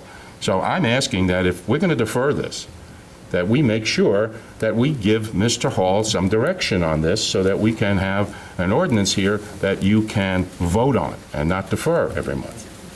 All right? First Ms. Michaels, then Ms. Petrie, and then Ms. Astrid Berkson. I agree with the gentleman and Mr. Alex, too, as opposed to just plain voting no on this, to try to give Mr. Hall a little bit of a little bit of help, maybe, if you will. And I know that's kind of surprising coming from me, since I was pretty strong about this the last time we all met, that I definitely think this needs to be deferred. There's a lot of other things that have been added to this or struck through that maybe weren't there before, or maybe we need to look at again versus voting no. Ms. Petrie. Thank you very much. I know this is about on the edge of this motion for deferment. I do agree with that. I did send comments, but in the course of further discussion, in the spirit of giving Mr. Hall some direction, I mentioned this at caucus, and I'm always for simplifying ordinances, and I asked him the question of why do we have all these different weights and things? Why don't we just merely go 80,000 pounds, that's the road limit, and if it's screened or within a building, that takes care All of it. right, Ms. Petrie, again, we're talking about deferring. We can get all those suggestions once again to Mr. Hall so we can put it in the ordinance for the next committee of the whole. I have Ms. Berkson first, and then I have Ms. Holderfield. Microphone, please, Astrid. This is rural home occupation. And, suppose you had a lovely home out there, and this excavating company moved next to you. You would care how many 80,000-pound vehicles they had and how much noise they made. Your life could get very hard being next door to them. All right. Thank you. Ms. Holderfield, and then Chair, let's vote on this deferral. The discussion will come when we have the actual main motion on this item. Please, we're talking about deferral right now. Please stay on subject. Thank you. Thank you. Regarding deferment, I would like very much for just to have a little bit more time, because I had not really gone through and completely. I can't really understand how all of these strikeouts are going to affect the future. There was a grandfathering in for Mr. Dillard, yet in the future there will be changes, and if someone else comes along later on, one person's grandfathered in, and yet we don't have really a complete, that I'm satisfied with, ordinance here. So I think it's imperative on all of us to make sure that when we do this, it's done correctly, and I definitely will shed more light on what I think is important. But we have to remember that a part of that, the purpose for deferment, is that our townships are the one that also have the opportunity and availability to change those weight limits through their discretion. So we have to remember townships are a part of this, and I think that needs to also be added to this language. So I'd like deferment. Thank you. Mr. Stanjan. In all honesty, because I'd like to be an honest politician, I have to ask to defer it because I've been so busy with the jail issue, I haven't had time to really read it. Thank you. Mr. Carter. I'd like to know whose idea this was for these changes in the first place. Yeah, this comes out of the And planning the and second one. Lloyd, this comes out of the planning and zoning department. We're trying to update this ordinance so that we're protecting our farmers out there from overloading specific areas with more equipment. It comes out of the planning and zoning department. But was a notice sent out to all the rural homeowners that this effect of these changes? Yeah, I know. Lloyd, let's see if we're going to defer this, and I'll answer your question after so that we can get this thing moving forward, and I'll discuss, no, the motion is to defer right now. We're trying to see if we're going to defer this to next month. And then, what's that? To June. I'm sorry, to June. Okay? And I'll discuss this with you right after personally. Thank you. Jan, and then Mr. Schroeder. Well, I was ready to vote for it tonight. I guess that I could support referral if we don't keep doing that. I'm going to ask. Because it seems like Mr. Dillard, it was handled very well. He has gotten his permit, but it was the vague wording that made it difficult to get to that place. And I heard Mr. Hall saying that we need, in reading the minutes of the ZBA very quickly, but it looks like there was lots of discussion there. They are people who have background in dealing with these kinds of zoning, and I take it that most of this came out of there. So if we do defer, I hope that we can do it the next time so that when another case may not come up for a long time, but if it does, we'll have something to deal with it a little more quickly. Thank you, Jan. John? Thanks. Real quick, just to emphasize, I agree with Jan. I came here to vote for it. I think we drug this along enough, but it sounds like it's either going to get defeated or deferred, so I'm probably going to vote deferred. And the testimony we heard tonight made it sound like there's nothing that can go on in the county out there. It's ridiculous. There's special uses, there's variances, and there's zoning changes out there. This is bare minimum to what we're doing out there for a commercial or very small commercial operation. It's to keep a lid on. If you want to do anything else, you can rezone or variance. So I'm going to have to defer or we're going to lose it. Thank you, John. Jeff? I was actually going to call the question of the motion to defer. Okay. I'd like to say one thing before we vote. I really don't want to recognize another deferral in June.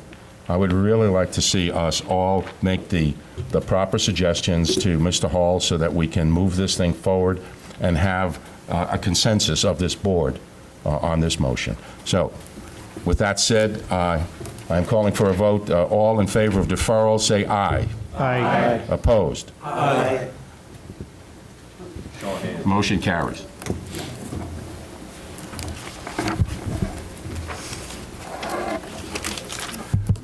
Okay, B, Direction to zoning administrator regarding proposed zoning ordinance text amendment to modify wind farm separation from CR district. Have a motion, please. So moved. Mr. James. Second. Mr. Carter. Discussion. Mr. James. John, can you tell us why you think this is needed in a nutshell? Well, Mr. Michael Jarbo is a landowner whose land was affected by a small isolated part of the CR district in the recent wind farm case. That part of the CR district is only 32 acres in area. It has none of the natural features that the CR district is supposed to have, and yet it still gets the benefit of a 1 mile separation. And for that reason, almost 18% of the California Ridge wind farm area could not have wind turbines because of this 32 acres of the CR district. And so Mr. Jarbo asked if something could be done. Some board members asked me. I believe that this is not like the rest of the CR district, and the board could choose to add this small amendment. And no, we have no inquiries right now about a wind farm, but we do know that it would absolutely open up 18% of that area for more turbines. Thank you. Mr. Langenheim. I'd just like something verified. Is it true that the features in that piece of land that led to it being placed in the CR district have been obliterated, and that if we were looking at it today, we would be very unlikely to put that in a CR district? That's what I believe. Jeff, did you have your hand up? I'm sorry. You get sort of hidden behind. If you move to the left a little bit. So I like to hide, that's all. Mr. Rosales is sort of blocking you out there. That's what he's paid to do. Thank you, Mr. Hall. Mr. Hall, can you briefly describe and discuss where the 1 mile separation actually originated from with respect to, is this coming from some, when this was originally done a few years back, was this from some main source that we were just pulling from, it just kind of came in, or was this coming from public input and drove it through the county board? Well, it was proposed in a public hearing. The 1 mile separation was based on the fact that with wind farms, we have concerns about bird and bat fatalities.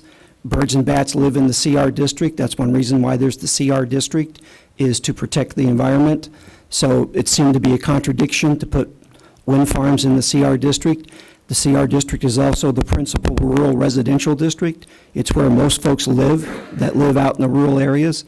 And a lot of those folks testified at the public hearing that they didn't want to see wind turbines come up to the CR district, and they actually supported the 1 mile separation.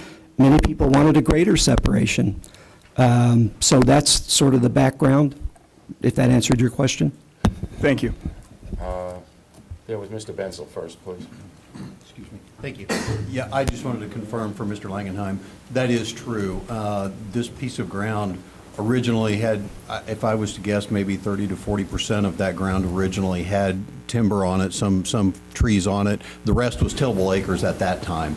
Now, all of that has been removed. The ditch that runs through that ground actually has been rerouted, and some of it taken out. The only thing that could possibly look like conservation area at this point is some small portion of grassy area where that ditch used to be. So there's really nothing there but farm ground at this point. Thank you for that explanation, Mr. Benzel. Ms. Petrie? No? Okay. Ms. Ammons? I just wanted to ask a quick question about designations. When you designate something a conservation area, like CR, that's what CR district is? It's a zoning district only. That's a zoning district only? Okay. Yes.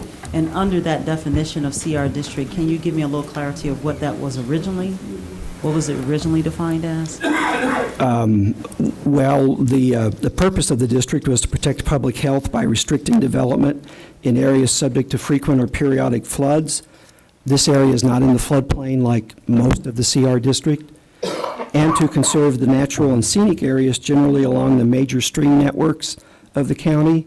This is along a headwater area, which is definitely part of a major stream network, and yet it's not a major stream at this location.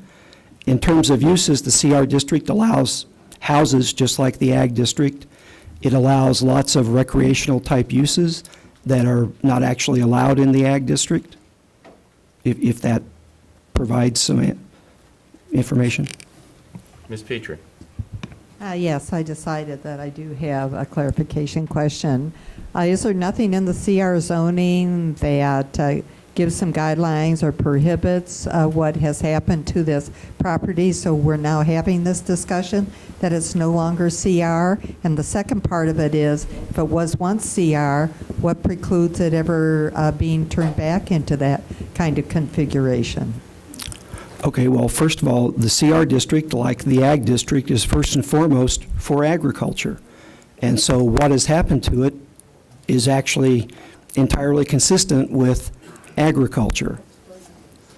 It could easily be left to grow up in the future, but it would still remain no larger than 32 acres and still be the only part of the CR district like that in the entire county. Okay, Mr. Alex? Just a quick question. I mean, I'm not opposed to this. This seems like a reasonable solution to a problem we didn't think we'd have, right? I mean, we could tell them to rezone to something that's not CR, but then you lose the protection that CR does offer to what's there. I just was wondering if Mr. Hall could speak to why this was being pursued as a text amendment as opposed to just a rezoning to something that was not CR. Yeah, I actually have never talked to the owner of this land. That owner did not participate in the California Ridge Wind Farm. This is a text amendment. It's not a map amendment, it's a text amendment. You could, if the owner wanted to rezone this land, they could certainly request it. But again, I don't think they have any interest in rezoning it, actually. They're happy doing what they're doing, and whether it's CR or ag, they can continue doing that. If I could ask a follow-up then, I mean, we received no communication at all from this landowner as to whether they want us to allow these wind farms closer to their property or not? That's right, we've received No nothing. communication at all? Yeah, we haven't requested any either. But were they noticed? No. I didn't notice. Again, this is not a map amendment. This is a text amendment to the ordinance, the basic language. It's true that it's going to affect this property, but we have not, we would notify someone if we were doing a map amendment. I guess I'm glad I asked the question, because it seems like we're singling out this one parcel for rezoning. We're not rezoning. Well, we're singling out, it's a distinction without a difference in this case, because we're effectively creating a different class of CR zone to which this particular provision of the ordinance doesn't apply. I mean, you could say it's a text amendment that only affects CR parcels that were smaller than 40 acres in 2009, or you could say we're effectively creating a new classification called CR2, which is subject to different wind farm ordinances, of which the only current parcel is going to be this one. I'm not sure the landowner would see the difference. And I'm a bit confused as to why we didn't ask the landowner to weigh in. I don't know, I guess either Mr. Kurtz or Mr. Hall. Where are we coming from on this? I was not familiar with this as well, Chris. All right, thank you. I had assumed that it was a request by the owner of the land.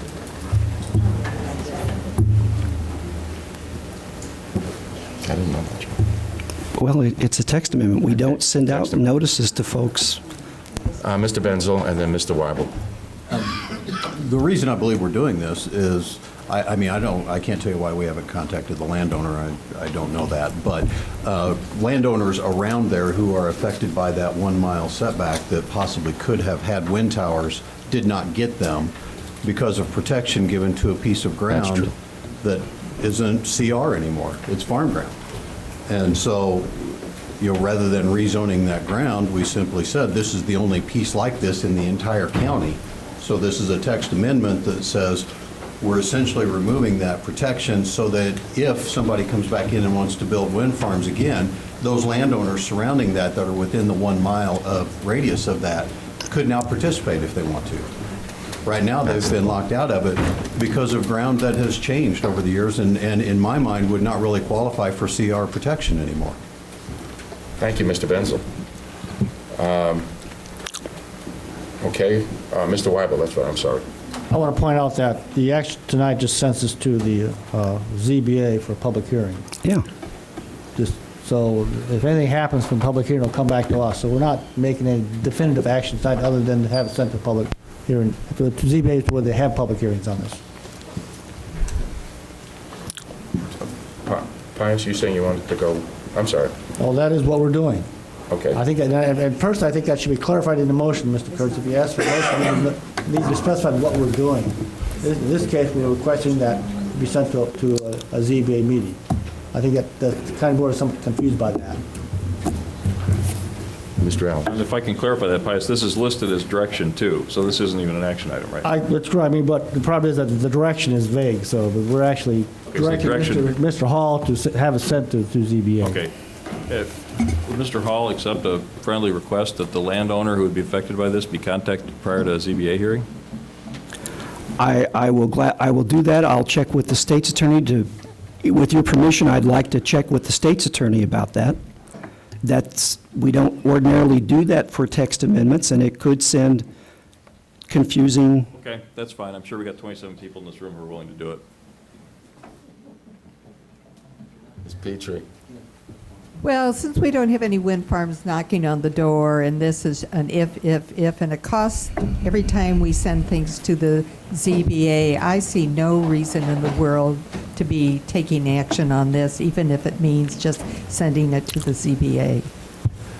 I don't know about knocking, but we already have one already knocked, and I'm hoping that we have another knock on the door very, very soon, and I want to make sure that we have the opportunity to open the door. Mr. Weibel. I would hope that Mr. Hall would bundle this up with other materials so that the expenses would be kept to a minimum when this goes to ZBA. Mr. Langenheim. Having read the text in the agenda and listened to all of this discussion, it appears to me that this piece of land should not be a conservation recreation area, and that we should be addressing the means by which we can convert it to Ag 2 or whatever is more appropriate. Mr. Carter. Well, I don't know, but it seemed to me that anymore we don't get the complaints. If the power company, any company had a complaint, they come out, they submit it to the county board, and we sit down and work it out. But anymore, we come up trying to make changes, and nobody that is affected knows anything about it. And this seems to be a problem with environmental anymore. So what I'm saying is, I wish you'd go back like we used to, when somebody got a personal gripe, bring it to the board, and everybody would know something about what the changes are. Thank you, Mr. Carter. And even send out letters to the rural homeowners or whoever going to be affected, let them know about it. So they can come up here and we make these changes, and we don't have to be sitting here all the time, hours and hours, head pecking on the problem and never get them really solved. Okay. Now, Ms. Ammons. So I just need to ask a question about what we are actually going to be voting on, since this was, I'm sorry, Carol. What were you saying? I'm trying to clarify what it is that we are being asked to do in this case, because the actual item B does not speak to what Mr. Alex just recommended. So outside of making a motion to defer this item, we need to actually make some changes to this in order to vote tonight. Mr. Weibel. As I previously stated, it's a request to send this to ZBA to have a public hearing on the item. And then That's we'll what come we're back- requesting then right we'll now, come send back it to the county board. ZBA for a public hearing. I hope that's satisfactory to the board, and we can air it out in public. Okay. Okay, Lloyd? Just, Mr. J. Mr. Chairman. We'll make that motion? Okay. Mr. J. Mr. Chairman, if we approve this, we are actually just moving it to the ZBA, is that what you're saying? correct, sir. Does the ZBA have the final determination then? No, it comes back to you. It'll come back to us again? Comes back to us for final approval. Okay, thank you. You're welcome. So I think that clarifies it for everyone. Hopefully, we can move it on. So All in favor, I'm sorry, all in favor of sending this to the ZBA, please say aye. Aye. Opposed? No. Fine. Motion carries. Thank you. And I don't have a monthly report. No other business? There Have are any- monthly reports at the tables. What's that? Oh, I'm sorry, that's right. There is a report on your desk. What months are they? Just this past month? February. February. You have your monthly report on your desk. I move they be received and placed on file. I have moved, second by Mr. Quisenberry. All in favor? Aye. Opposed? Motion carries. No other business and nothing on consent agenda. Thank you. Mr. Tom Betts. County facilities, Mr. Betts? Ms. Petrie, I can't recognize you. I'm moving on. It's Mr. Betts' chair.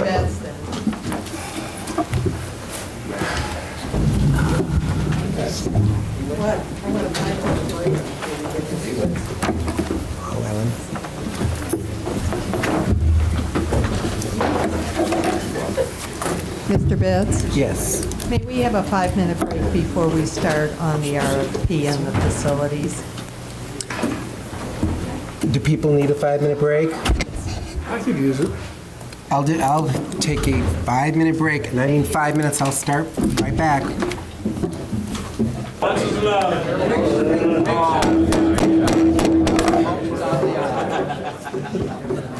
Thank you very much. 7.5 minutes by my clock. We're back in session, folks. I'm going to call the County Facilities Committee of the Whole meeting back together. Our first item this evening is a QBS presentation by Mr. Steve Ziegler, who many of you are familiar with from the State's Attorney's Office. He is coming back to his old stomping grounds. Steve, take it away. I was ordered to be here. No, actually, it's very nice to see you all again. Several of you obviously have been through these QBS processes before. Some of you may not have, so I'm going to try to be brief and simply run down the basics of what's involved. Just to remind you from the beginning, QBS is a little bit different than contract system. This is not a lowest bidder. This is not a dollar bid. This is a system for selecting the most qualified firm or individual to work with the county board on a project. QBS stands for Qualification-Based Selection.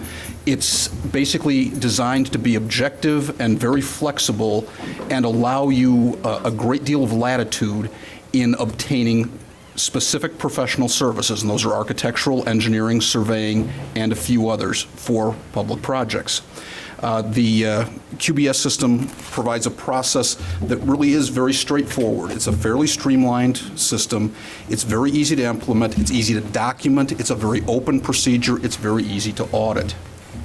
We'll skip the federal law because the state of Illinois has had a statute for many years that governs the QBS system. And in the past, occasionally, we've had a misunderstanding as to whether this is something that we are choosing to use as opposed to required to use. We are required to use this system in order to select architects, engineers, and land surveyors, to select them on the basis of qualifications and to negotiate a fair and reasonable contract. The issue of fees comes up only after the various candidates have been ranked by the county. This is a statute that applies to Champaign County. We are not home rule. We are not a population over 3 million, so it does apply to us. There is a process that allows firms to annually submit qualifications. It's like keeping a roster of pre-qualified firms. The county does not do that. There is no list that we can work from here, so we can go ahead and skip on past that. Basically, what's required is for the county to prepare a written scope of work for negotiations. You have to be fairly specific about what you're asking somebody to do for you. You basically, let's see, skip down this one. Basically, you're going to have to put out a fairly specific proposal as to what kind of services you want, architectural, engineering, et cetera. Basically, we're going to have to go with notifying firms, doing a publication. Hopefully, we will get by that system, you hopefully get a fair number, a large number of firms or individuals to choose from. You are then required to evaluate their qualifications. There is an authorization to interview and have public presentations. You don't have to, but it's generally thought desirable. And then at the end of the process, you're required to rank the applicants, the firms, in order of preference, 1, 2, 3, 4, 5. Basically what you do is you decide which firm or which individual is most qualified to work on your project. You rank them, as I say, at least 1, 2, 3. You're required to rank 3 unless for some reason there aren't 3 applicants. But you can continue on after that. What you basically do then is you go to the top ranked firm and then you begin to negotiate the very specifics of the contract and the specifics of the money and fees involved. If you cannot reach a successful contract with that first choice, the people you think most qualified to do the project, either you can't agree on the scope of work, you can't agree on the money, you don't like their approach, you can abandon those negotiations. You basically then strike them off the list, stop negotiating with them, and you move on to what's already your number 2 choice.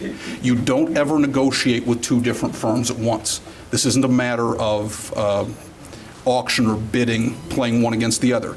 You decide what your first, second, third choice is, and you negotiate with them in that order until you're able to reach an agreement with someone.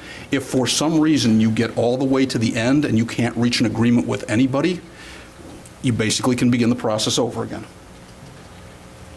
By the way, having said that, once you select a firm, once you enter a contract with a firm, you basically have committed to go forward with that firm. Now, that doesn't mean that under certain extraordinary circumstances, you might decide along the way that you simply can't work with this individual or this firm, and you have to make a change. But in that case, you're basically starting over again. You can't come in and say, well, I don't want to work with these people anymore that we selected because I got somebody else out here that I'd rather work with. That's not the way the process works. It's a very open and public process. You say who your choices are in what order, and you continue in that order. You have to identify the general scope of the work the project will entail and the time frame. You're going to have to give public notice to professional design firms. It's generally thought desirable to have a selection committee, somebody to screen the work. Statement of qualifications are requested and received from interested firms. An evaluation is done. Generally, a short list is created. It has to be at least 3.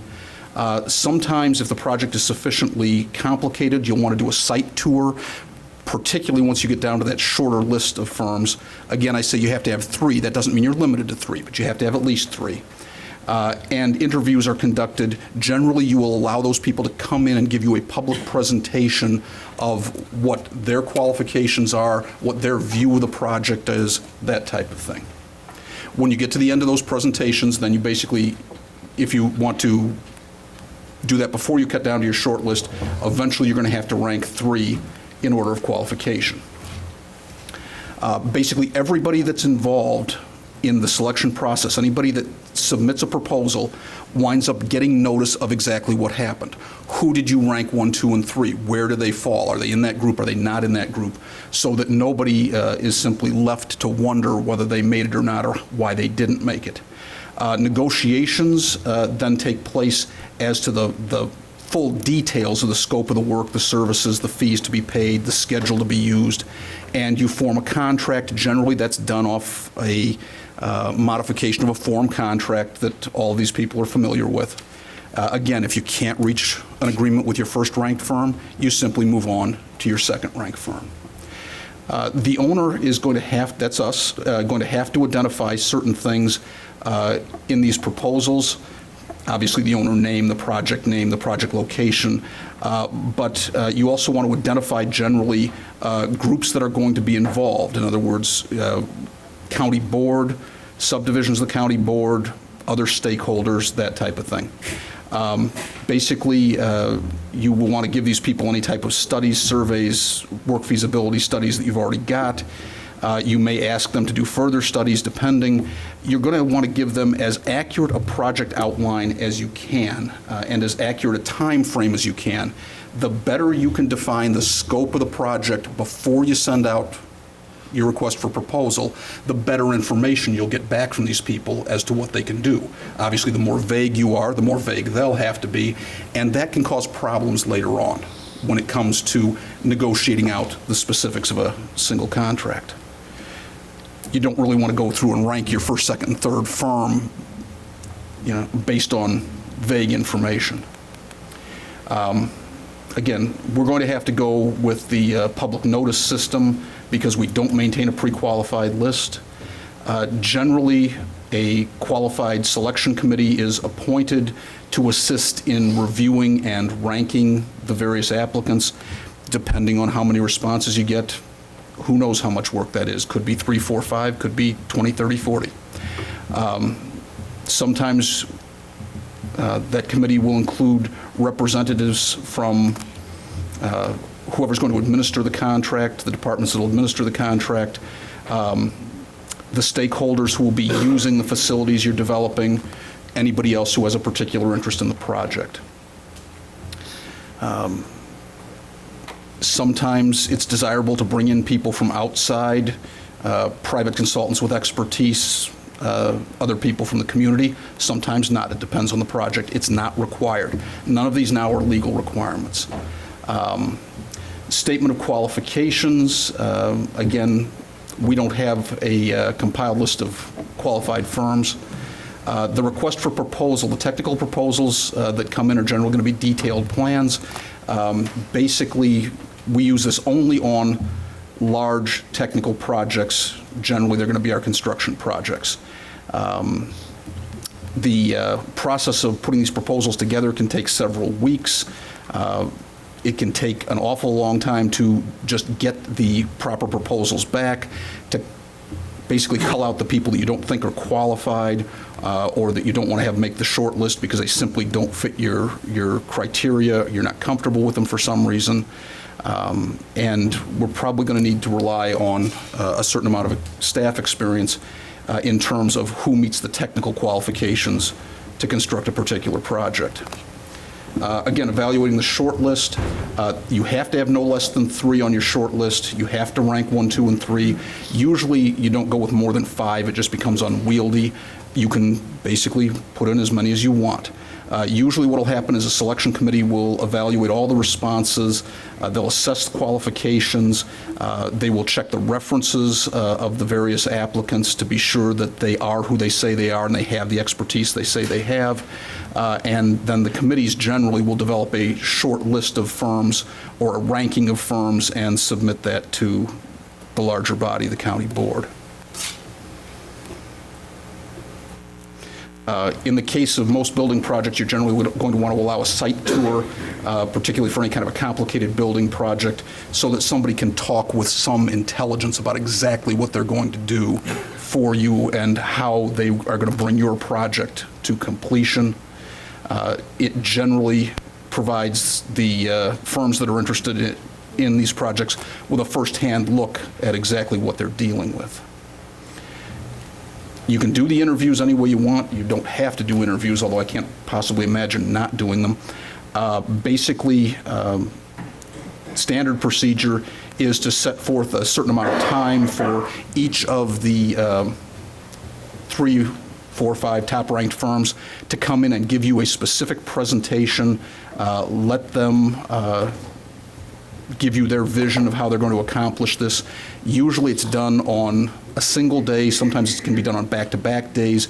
Usually it's done fairly close together so that the committee or the board doesn't have to keep referring back to what happened a week or 2 ago. And basically what's done eventually is you wind up with a scoring system.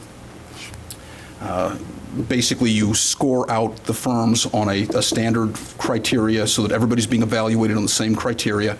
And generally speaking, the highest scoring firms are likely to be your first 3 choices. Again, you notify all the firms of the time frame for selection. You notify everybody of the process, everything in the process that goes along, so they know exactly where they're at. You generally interview and evaluate each firm independently rather than trying to compare one to another. Once the interviews are concluded, you basically wrap up your scoring and you see who your highest qualified firms are, your highest scores. This is an example of the type of form that's sometimes used. You sometimes will want to give certain considerations more weight than others. You don't have to. You can come up with any kind of scoring system you want, frankly, or any way of determining how to rank firms. Again, generally, each firm is evaluated and scored separately. The scores are compiled, and you wind up with your top 3 firms. After the selection, basically, after the interviews, the rankings are completed, you generally send out a memo to all the firms involved that participated in the process saying who was awarded the contract or who you're going to negotiate with, who was on the short list, et cetera, so they all know what's going on. Generally, it's not very difficult to reach an agreement with your top-ranked firm. If for some reason you can't, you simply move on to the second-ranked firm. One of the things you do once you select your top-ranked firm, that's where you start to negotiate not only the very specifics of what they'll do, but also the fees that they'll charge. If for some reason you can't reach an agreement with them on fees, again, you simply move on to the second-ranked firm. Any questions? Mr. James. At the beginning there, you said notifications could be mail or newspaper. Would it depend on the scope of the job? Because if it was like a local drainage, I could see where it might be mail because we know the local engineers and that, but something of this magnitude, like the jail issue, I would think in my mind that would be such a big thing that it should go out as far as it can. In this case, you're going to have to publish. You're going to have to do that. Now, there's really nothing that prohibits you from mailing something to a particular potential firm. But in this case, because we don't maintain a pre-qualified list, we're pretty much going to have to notice the thing like we would anything else. Okay, and follow up on that, when we're talking about, would this also include, like, say, we had talked about this before in facilities, if we were going to repaint this building, could we have a pre-qualified list if we so wanted and pick from that without having to go through some of this? If it was under, if we knew that it was going to be under 25, or that's where the budget was set. Well, the under 25 is a different requirement. That's a different level. You could begin to maintain a pre-qualified list. Of course, you have to have somebody to do it. Right now, we don't have that. Bias. It's kind of a project in and of itself. Traditionally, we just haven't done it. Another important thing to recognize there is that painters don't fall under this QBS process. This process is only for architectural, engineering, and land surveying. Thank you, Dave. That was going to be my next, because I wasn't sure. Sometimes it all overlaps, Steve, and I'm sorry. Yeah, the painters, that kind of thing, painters, building construction, that's the bid system. And frankly, one of the things I should say about this, that system works pretty well when it comes to, most of the trades, that type of thing, the painters, the actual construction. That's what they are used to in their private, dealings with private industry. Everything's basically bid. This is the kind of system that architects, engineers, land surveyors are used to with their private clients. They don't do bids. They say, let me come and show you why I'm the best architect for your building project. And then if you're convinced that that's somebody you want to work with, you see whether you can reach an arrangement on scope of work, time of project, amount of cost. Thanks for clarifying. Ms. Michaels. Oh, I thought you were. Oh, I'm sorry. Then Mr. Maxwell.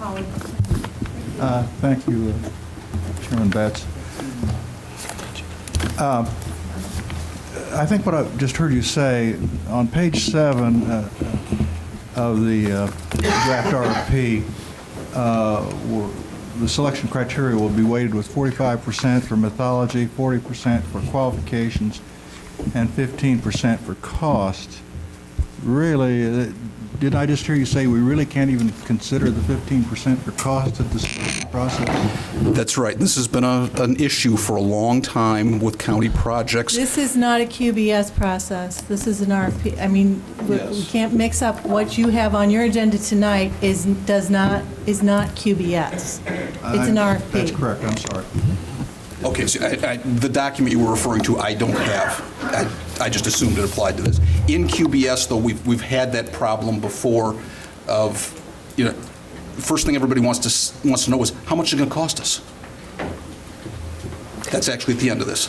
Ms. Petrie. Thank you for the presentation. I have a couple of information questions. First of all, I hope your PowerPoint presentation will be up on the website so we can have it as a reference point. Thank you. I see Ms. Busey. When I had a chance to talk with some folks from the state concerning this process, from a county standpoint, where it's more difficult for a county to maintain a list of qualified whatevers, the people from that office on the state level said that it would be perfectly appropriate for any county, not just Champaign County, any county to use people from the qualified list on the state level. And the individual said to me, you're right there in Champaign, you've got the university, you could use the university's qualified list. Could you verify this one way or the other? Now, I was speaking with people in the office that does this on the state level, and this is what they told me. Okay. I think she's referring to vendors. The vendors list. I'm trying to sort out in my mind necessarily what lists they're talking about. If they're The talking pre-qualified lists that the state and the university maintain. They maintain pre-qualified lists, though, for a variety I of know things. they do. If it's specific to architects, engineers, et cetera, this type of thing, I don't know off the top of my head whether it would be appropriate to adopt somebody else's list. I frankly suspect it might not be. Can we check that out so we know? Because if can check, but- they vetted these folks, why can't we take advantage of it? Well, did they vet them, though? And how did they vet them? And, you know, you're talking about adopting somebody else's information. If you're, I wouldn't go into it assuming necessarily that they have the same concerns, the same background, the same, can't think of the word I'm looking for, same values, et cetera, that you have. In other words, U of I building projects can be vastly different than the county building projects. State building projects certainly are vastly different. Is it possible? Yes, I can have somebody look at it. Whether that's something you would really want to pursue, well, I guess that's up to the 27 of you. Okay, I have another information question. I've been through this process once. And since I'm an urban planner, I see a lot of difference between asking for qualifications and actual design, especially when it comes to construction projects and design projects, because that's an iterative process. I found this process very unsatisfactory, coming to a good end result, and then you get locked into whatever you choose by what somebody states as qualifications, and then going to the next stage of what design might be, it could potentially be night and day. Based on what you have indicated to us going through your presentation, there is an out along the pathway. Do I understand correctly? Not necessarily. The last thing I mean to indicate is that there's a back door to this. If you I wound didn't mean up... a back door, but I meant that if we chose number one, and then we found out that for whatever reasons that wasn't working well, how do we extricate ourselves? Are you talking about after you've got a contract? Or even after you start negotiating toward a contract? Okay, negotiating toward a contract is not a problem. Until you actually reach a contract, no problem at all. When you hit an impasse or you hit something that tells you, I can't work with this firm, or, this is not the firm or the individual we want to have working on this project. In the course of your negotiations, you simply cut off negotiations with them and you move on to your second-rated firm, or in the case of the second, on to the third. One thing I said very early in this was, the more specific you can be about what your project is, what the parameters of your project, what your time expectations are, what it is you want this firm to work on. The more specific you can be on that, the more likely it is you will get specific information back. If we're vague about it, well, we're probably going to get more vague information back. And clearly, you understand. Yeah, well, you're familiar with the stages of design as well. You don't just say, here's the design. You've got all kinds of stages to go through. Now, This process really doesn't allow for that iterativeness. Well, to the extent that we can give specific direction as to what we're asking for a proposal on, we will hopefully get some specific information back. If you're talking about the absolute final design, no, we really aren't going to get that. That's just the nature of these types of projects.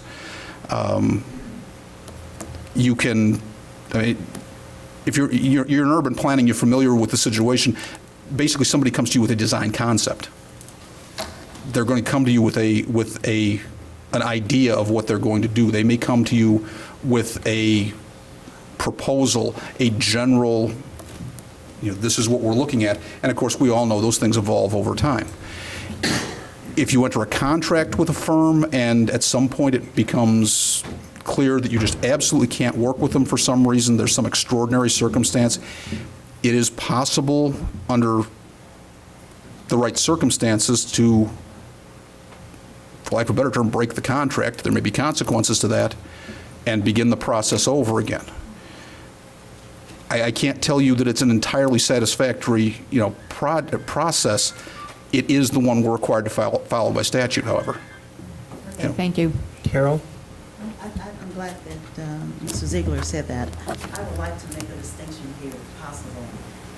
The Illinois compiled statute that is on that slide, 50 ILCS 510, lays the parameters that counties need to come up with a qualification system. Is that correct? Well, it basically sets forth the process that you need to use to select. But it doesn't actually give us the rest of what we got up here. So the rest of that is not state law. No, and I said very clearly that at some point we were passing out of what's absolutely required and into things that are generally done. I don't want to leave you sitting there thinking that you have to invent or reinvent the wheel.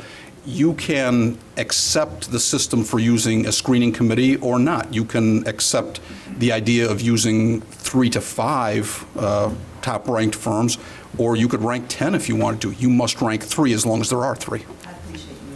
I appreciate you because we've been given this QBS as if it's state law, meaning all the slides outside of the actual law itself. Meaning this QBS that we have here doesn't necessarily exist in the other counties, just the state law saying that you have to have a system, correct? The state law says you have to have a system. The state law sets forth the basics of the process, Correct. yes. But not necessarily what we have here in Champaign County. So what you said is that we needed to have at least 3 short lists, but that doesn't mean we can't have more than 3. At least 3 on the short list, yes. We have some, this is more of our policies that we've come up with to follow state law. Right. There are some basics that you must follow, and the most basic parts of it are, it's not a bid system, it's not a lowest bidder. You select by quality. How you rank those qualifications, yes, is up to you. You could place greatest weight on a factor that, say, Adams County put the least weight on. You could weight everything. You can come up with your own factors for what you consider. All kinds of things, all kinds of options. The basics are that it's not a bid. It's a matter of looking for what firms you are best able to work with, ranking them so that everybody knows exactly who ranked first, second, third, and beginning your negotiations with the top-ranked firm. Ms. Cowart? Yes, I'd like to know if the QBS is to select the firm that we might use to build the building, or are they the ones that we will use for lead assessment and the pre-design? Basically, it's for architects who would design a facility or engineers who would assist in the design of the facility. It doesn't have anything to do with who might build a particular facility. If you're asking about somebody to do a study of some type, that might be a little bit different matter. That's what's referred to as an RFQ. This is, what I'm talking about is the steps you would have to go through to hire an architect or an engineer. Okay, we'll be looking at our need assessment study and then our pre-design.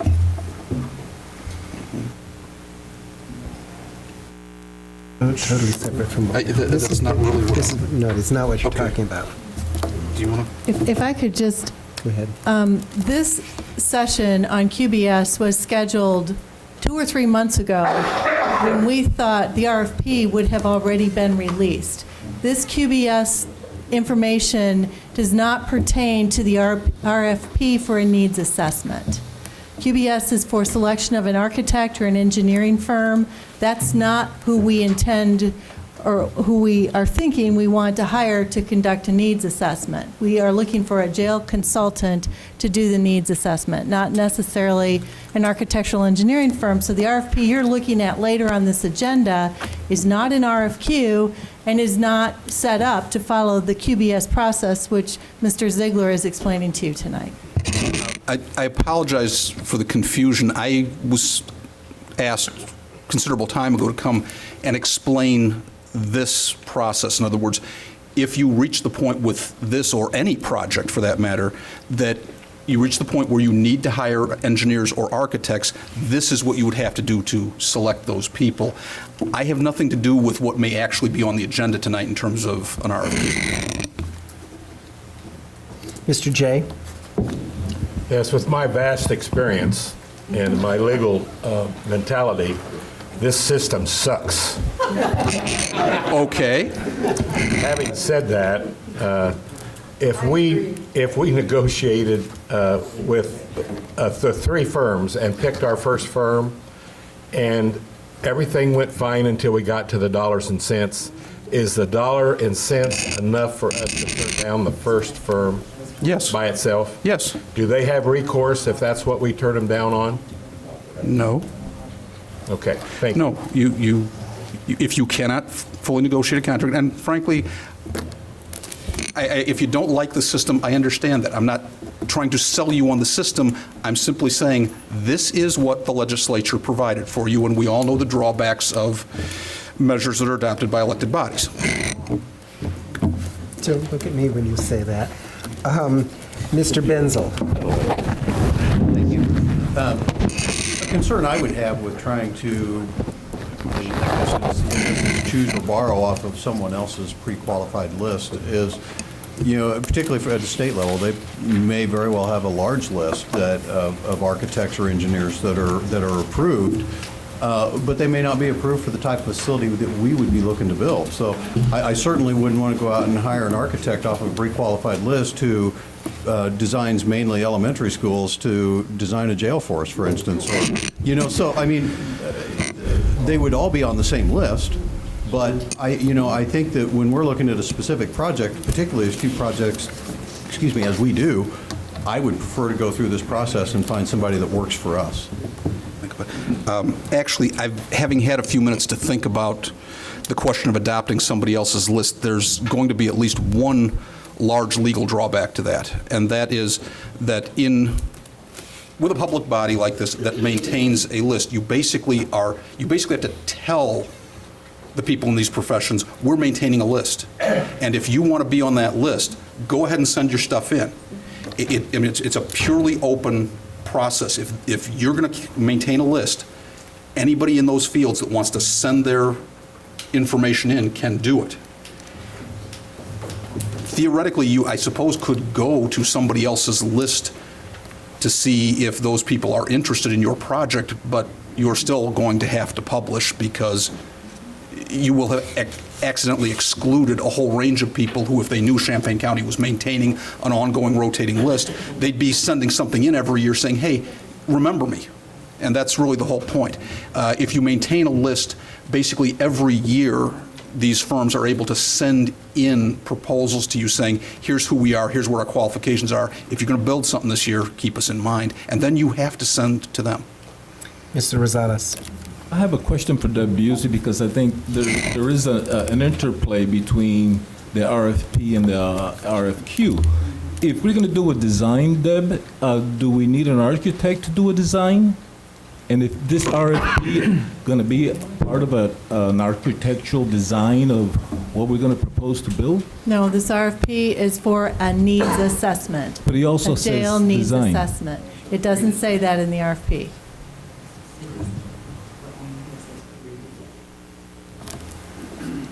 Pre-design. In a pre-design, you don't need an architect. Mr. Weibel, I'm taking these in order. Mr. Ziegler, quick question is, let's say I want to move I don't like where my office door is in my office, and I'm kind of a chair, I can do whatever I want, so I want to move down 10 feet. I need to hire an architect. It's a small deal. Do I have to go through the QBS system for that? Is there a lower limit on jobs? There is a lower limit on, minor projects. Okay. But if what we're talking about is an actual construction project, Well, but there is a lower limit. there is, I believe, a lower limit. Okay. Yes. Do you know what it is, or? I want to say it's 25,000, Okay, sorry. but Something like I would have to, frankly, that was not the discussion I thought we were going to have. Mr. Kirk. How are you doing tonight? Pretty good. How have you been? Haven't seen you for a while. No, I would think you'd have had enough of this by now, but I think you're probably the senior member of this board at this point. Yes. Well, I'd like to know how much is this different from the process we had on the courthouse, the jailhouse, and even about some part of this building? It really shouldn't be any different. It isn't really any different. And that's why I said a lot of you have been through this before. It's just a matter of, sorting out for anybody who wants the information, the difference between, selecting the architect for the project and then bidding the builder for the project. Yeah, but nothing's really changed. Mr. Alex. I just wanted to share a little of my own experience with this process. I think I understand what the process was designed for, and there's actually a circumstance in which it works pretty well, which is the way that, to some extent, we applied it when I was on the board of the sanitary district. And their issue is they have a lot of small projects, right? I mean, they need an engineer to determine how to fix a broken sewer or how to, strengthen a lift station or something like that. And these are typically, jobs that cost less than it would probably cost in staff time to solicit bids for engineering work for these projects and do it. So what they do is they essentially do a QBS process on a basis, I think it's every 3 years, for a number of different areas. So they qualify a structural engineer, they qualify a hydraulic engineer, they qualify an architect, and basically depending on whatever they need on that job, they know who they can go to talk to. And in that regard, it works pretty well, because your idea is essentially just saving the taxpayers money by not having to bid out, all these small jobs. It's still competitive bid because firms have the opportunity to bid for that business or to qualify themselves for that business and be contracted for that business, establish hourly rates, things like that every couple of years. Where I find it really breaks down is on projects where you don't really know what outcome you want. I mean, if you're hiring an engineer to design a specific building with specific parameters, or an architect to design a building with specific parameters, I think it works fine, because you're basically just trying to say, we need somebody who can demonstrate that they're competent to do the work, who's done this kind of work for other jurisdictions, other agencies in the past. Then you can negotiate a fair price, and the assumption is that basically any competent practitioner can get the outcome that you want. Where I think it breaks down is a situation where you don't really know what you want, and you want some creativity on the part of design firms, because you really don't know what you're going to get until you see the design. And to Mr. Jay's description of the process, I think I have to agree in that circumstance. If what you want to do is, bring in a couple of professionals and get the take of multiple firms on how a project ought to be done, I don't see a way to do that under the QBS process. And I'm wondering, can you confirm that? There's not really an opportunity to hold a design competition if it were under the QBS process. No, you wouldn't really be holding a design competition type of thing. The place where you may be able to sort out that information is in your needs study. The best example I can give you would be since we've already built the building, the courthouse. When the architectural contract for the courthouse was let, basically you were dealing with a need to preserve and remodel the old building and to design an attachment to that building to expand the facility. You would have had to tell the architect, we're looking for 11 courtrooms, circuit clerk, probation, state's attorney, public defender, et cetera. This is how many people work here. This is the amount of space we need in general.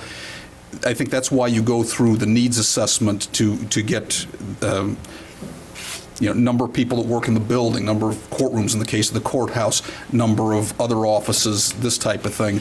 And that's kind of where you sort it out and give those architects then some idea of what you're thinking of. But as I understand the process, we hire an architect or an engineer to do that needs assessment, because that would fall under you've got to pick one and stick with an approach of the QBS. Hold on a second. Deb, that's two. You could end up hiring an architect, but you're not hiring, you could end up hiring an architect who's willing to do a needs assessment, but he's not going to do architectural design or engineering design for you under this particular RFP. Okay, so the trigger for, well, I'm not talking about this particular RFP. But, yeah. So the trigger for QBS isn't their qualifications. It's not, if you're going to hire an architect, you have to go through QBS. It's if you're going to hire an architect to do a specific class of work, then you have to do it. If you're going to hire them to perform the architectural work on a project, it would be different than hiring a consulting architect to help you develop your scope of need. That's an interesting distinction, and I guess we'll think about it. Mr. Maxwell? Thank you, Chairman Betts. I don't necessarily always agree with Mr. Jay. Is that where you need to go? But I will say that a lot of engineers aren't really enamored by this whole process either. As far as maintaining a list of pre-qualified engineering firms and this sort of thing, that would be a rather large job to maintain that list. I think we have probably other things for our staff to do than yearly updating a list of pre-qualified engineers and land surveyors and architects. It would be a big job. So I think the process that we use, sending out RFPs or RFQs and going through the QBS process is probably the best thing for us. Maintaining a pre-qualified list, if you're the University of Illinois or the state of Illinois, I would imagine makes a great deal more sense than for somebody like Champaign County. They are constantly building. They're constantly working on something. Or if you had a government body that constantly was doing building or repair or design on a particular type of installation, road, bridge, whatever, the fact of the matter is that Champaign County would spend more time maintaining the list than referring to it, because we don't build, even on an annual basis, hopefully. We build projects that this applies to so rarely that most of the time, by the time we got back to the list at the end of the year, we'd never have used these people. Ms. Anderson and Mr. Carter. Yes, just following up on that comment, I would guess that the university's probably fairly large list would not have them broken down by ones that have had a lot of background in designing jails. Maybe they do, I don't. Some of those classrooms. But you mentioned the University of Illinois list, and I was wondering. My guess is the University of Illinois could not tell you off the top of their head who has experience in designing correctional facilities. The state of Illinois very well might, but of course, state prison facilities serve a different function than county jails too. So, Mr. Carter. Yeah. If I remember correctly, your architect, first place you have to get, what was it, 3 or 4 or 5 forms? Mm-hmm. They'll come in and give you a presentation. Now, the architect have his own design crew. Am I correct? yes. Okay. Generally. Bring them in and give you a presentation. Mm-hmm. So there's no way, unless you go to sleep, that you can miss it. Right. Basically, All you of get. these things take place. They come right here and give you presentation, let you know how many $1 million buildings he built, and it didn't fall down by the earthquake. And just go on down the line. And I don't think you have any observation about you don't understand what's going on. Thank you. Ms. Ammons. I'll just make 2 short comments. One is that Mr. Carter just described is not exactly how our previous experience with QBS happened. We had 1 firm present to the county board, not 3 on Art Bartel. And when we got to the point where we had discussion on that contract, we were told we could not do anything else. So that's something that needs to be looked at with the QBS system. And the second one is my understanding of pre-qualified vendor lists is to also address the issue of minority participation, which is why we do pre-qualified vendors. I know the university has a list addressing minority participation as well in contracting. Not necessarily that we were supposed to have one some time ago, we never actually did it. And now this system almost makes it impossible, almost, although you presented it as if it's easy to get more participation, that's just not been my experience watching this process. So I don't expect a response from you, Mr. Ziegler, because you have nothing to do with that. But I just wanted to bring to the board's attention that didn't exactly happen. Mr. James. Just so Carol knows, that was Mr. Beckett, and he was trying to get a listing done when we have small building projects, and that sort of, yeah, but it has nothing to do with what's, I think we keep getting confused with the process. Steve's telling us about one thing, and we're all jumping around, and really, we gotta let Steve go, because he's charging us by the hour. Actually, I'm salaried. We're paying regardless. Any other questions? Thank you, Steve. Thank you. Come back anytime. I appreciate the invitation.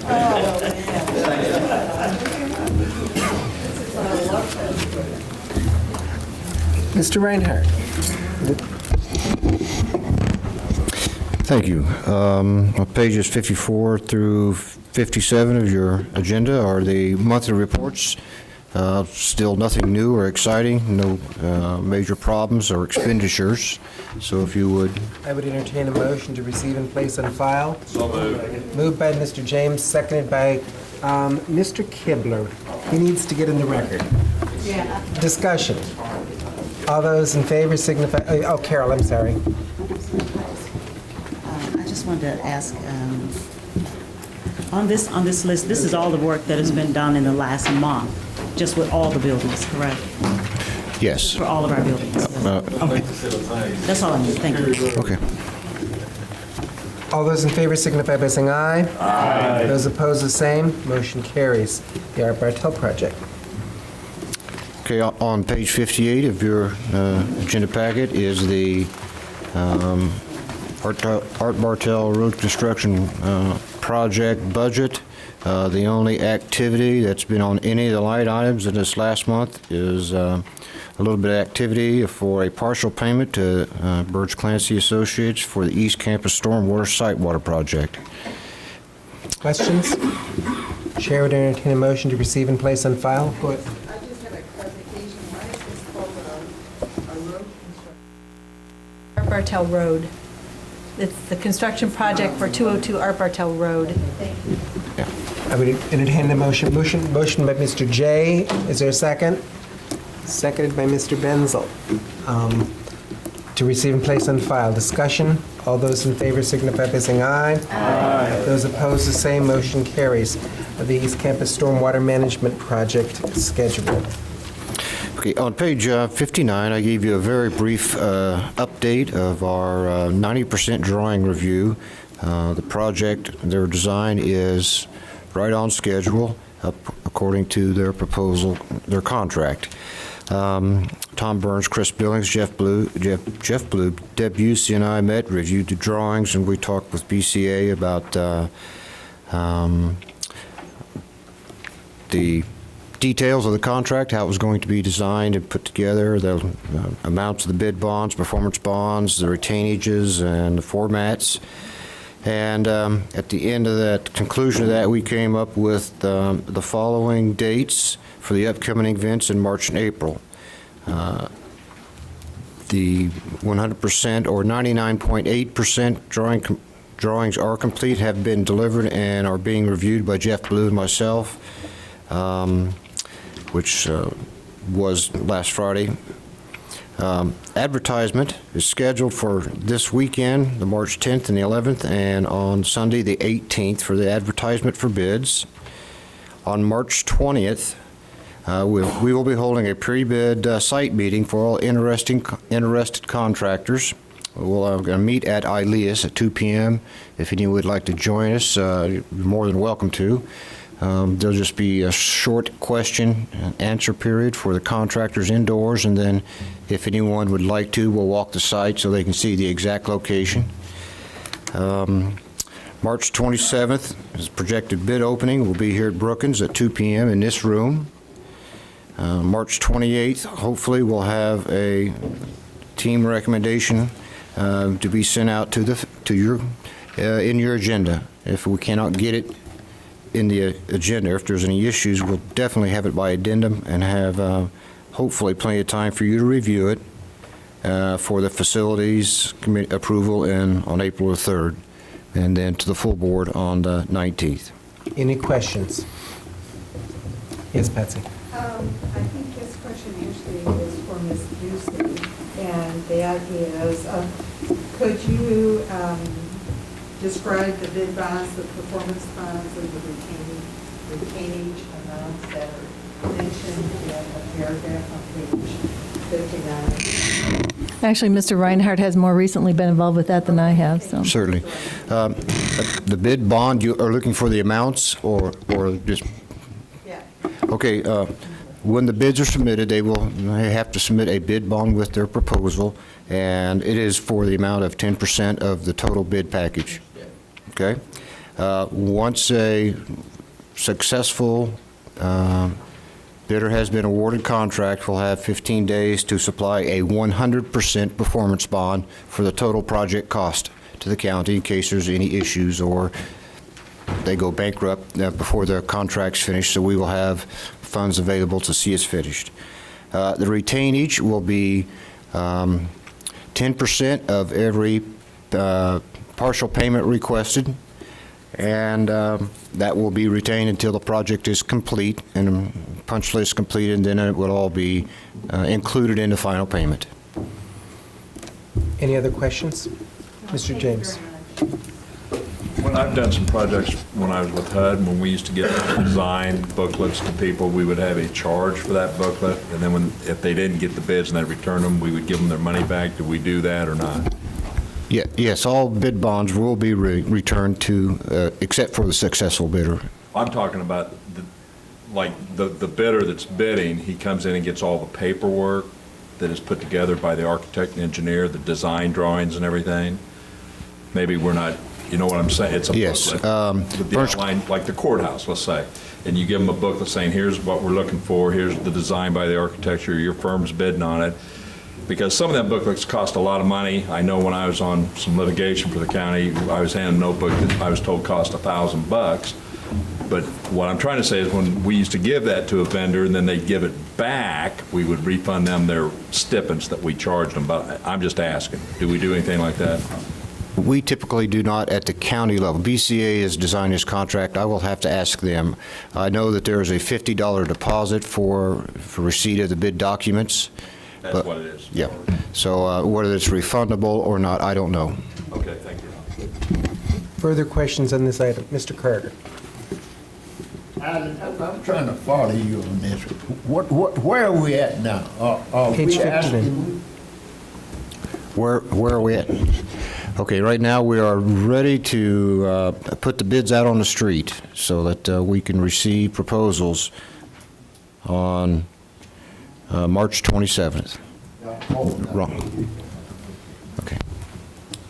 Any further comments on the stormwater management plan? We'll move on to the courthouse sound system update. Okay, I'm happy to report this courthouse sound system project has been going real smooth once we got everything going. The sound systems are upgraded in the courthouse and all working extremely well. Right now, they are working today and tonight, have been over at the Adult Detention Center, the satellite jail, installing the remote video arraignment system.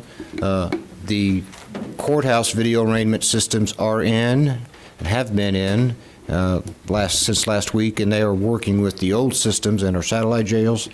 Now they're doing the remote facilities, and the plan is by the end of this week to hopefully have both facilities up and running, if not the middle of next week. The projected completion is supposed to be the end of next week, and I think they're going to be right on schedule. Questions? Mr. James. I know it was probably in there, but is there a warranty on their labor and materials? Oh, absolutely, a one-year warranty on all materials and labor. Thank you. Any other questions? Thank you very much, gentlemen. The next matter is the jail space improvement project, the potential approval of a release of an RFP for consultant services for needs assessment. Moved by Mr. Kurtz, seconded by Mr. Langenheim. Discussion. Mr. Weibel. I just want to point out there's a fresh copy on your desk. Their earlier changes are in yellow, more recent changes are in green. Discussion. Ms. Ammons. Thank you, Mr. Chair. I wanted to go through, I'm glad we got another copy because I worked on the previous copy, and so I need to actually incorporate the new one. I want to look at a couple of things through this packet. On page 4, under 1, introduction, I want to strike the word in the second paragraph towards the end, or do nothing, and just put maintenance only in that section. Instead of in parentheses, I want to strike do nothing. On the time frame, Part 2 RFP process timeline, assuming, I guess this timeline assumes that you'll get all votes here and it won't have to go to the county board, is that correct? Release of an RFP by your purchasing policy is a committee-level decision. What's the, if it's a committee-level decision, what's the requirement on the vote? Simple majority. Simple majority. I would like to recommend that we adjust the time frame so that we could have a little more time. This schedule seems to be very short in getting this out. So once we release the RFP, assuming that it's released there, I would like to replace that to release on March 23rd. So we'll have more time at the county board for any other changes board members may want. And the schedule will adjust from there. March 23rd, response is due May 25th. And then it would follow from there to the jail planning project team notification. This is where we really struggled with this piece, is that, again, we've been asking over and over again for either some other representation on this jail planning project team, or that the Justice and Social Services team be involved in this process, not selection but be involved in the review process. And I think this would allow us to tie those two committees so that there could be some collective work around this process and they can keep up as it's going. And I would recommend the date on that be Monday, June 18th. And then the shortlisted firms, of course, we were asking for 3 at least shortlisted firm interviews with the county board to be on Tuesday, July 10th. The top ranked firms, whatever comes out of that process, Wednesday, July 11th. Contract negotiations would be the week of July 12th through the 19th. And then the county board award of contract July 26th. Is that a motion? That's a motion. All of these I'm making as one. I'll second. Yes? Historically, we don't normally meet in July, so I don't know if that's going to be good for the county I board. moved it back because of that. We don't meet July 3rd, so we. Oh, thank you. Thank you. Maybe I was sleeping. Do you need me to repeat those times again, or I can move on?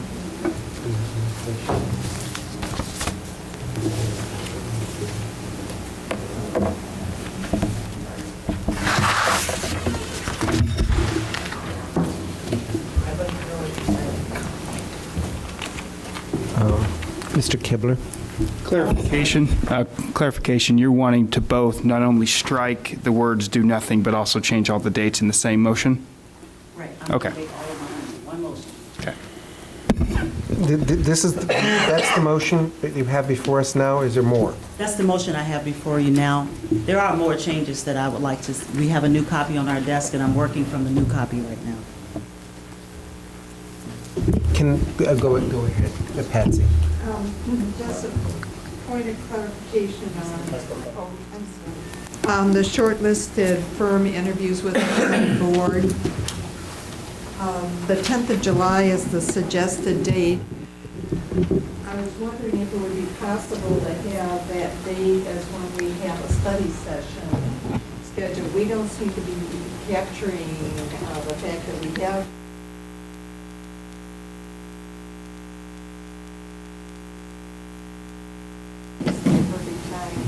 to do so. Could Ms. Busey tell us what might be in? I don't have your calendar in front of me, but there would be a date at the end of June, which is a study session date, which you could use. I think it's like June 29th or something, but I'm sorry, I don't have that in front of me. But first, I'm just asking to get a sense if that would be feasible, because we're looking to readjust these dates, and it would give us a longer window of time. Well, absolutely. I mean, with the dates Mrs. Ammons has given, I mean, the shortlisted firms are determined on June 8th, and you have almost a month before you have the presentations. That's longer than is necessary. So you could use that last Tuesday in June, which is a study session date, to do these presentations instead, which would then enable you to still sending it to the board in July. Okay, then may I ask Ms. Ammons if she would accept that as a friendly amendment to the dates? Yes, ma'am, I will. Thank you. That's June 28th, study session. 27th. I'm going to allow the friendly amendment, even though Robert said there's no such thing. I'm going to do it So it's unfriendly. There is just no such thing. That's okay. I'm just going to treat it as a change that's accepted by the chair. Can I ask a question of you, Carol? There's 2 matters that you have in your motion. One is in the introduction where you want to say strike or do nothing and just put maintenance, and then you have the schedule. I think that it would be, just to keep it germane, I think you want the introduction separate from the timeline. They're structurally very different concepts. Would you find it acceptable to have a unanimous consent on the issue of maintenance only, and then we vote on the other separately, if that's okay? Mr. Alex. I would like to speak to maintenance only. That's in there because I received a comment from a constituent who said, do nothing is bad because it implies, you know, you're not going to do any maintenance. And he said, it should be maintenance, do nothing, maintenance only. So I said, you're right. So I have no problem with maintenance only. I think it says the same thing. Could I have unanimous consent that we agree that we should put the term maintenance only in there? Seeing no objection, that's changed. Now, Mr. Wasn't there a Bessa. motion and a second to that motion? There was. When it was But consolidated? I asked Carol Where if are she we would going find back, it. though? I asked Carol if she would find it acceptable to separate it, and she said yes. She's the mover on the be motion. clear. So it is maintenance. Now we're on the question of the timeline. Can we read back the timeline so we all know what we're voting on? I started March 23rd so that the board members will have enough time at the next board meeting to finalize this issue.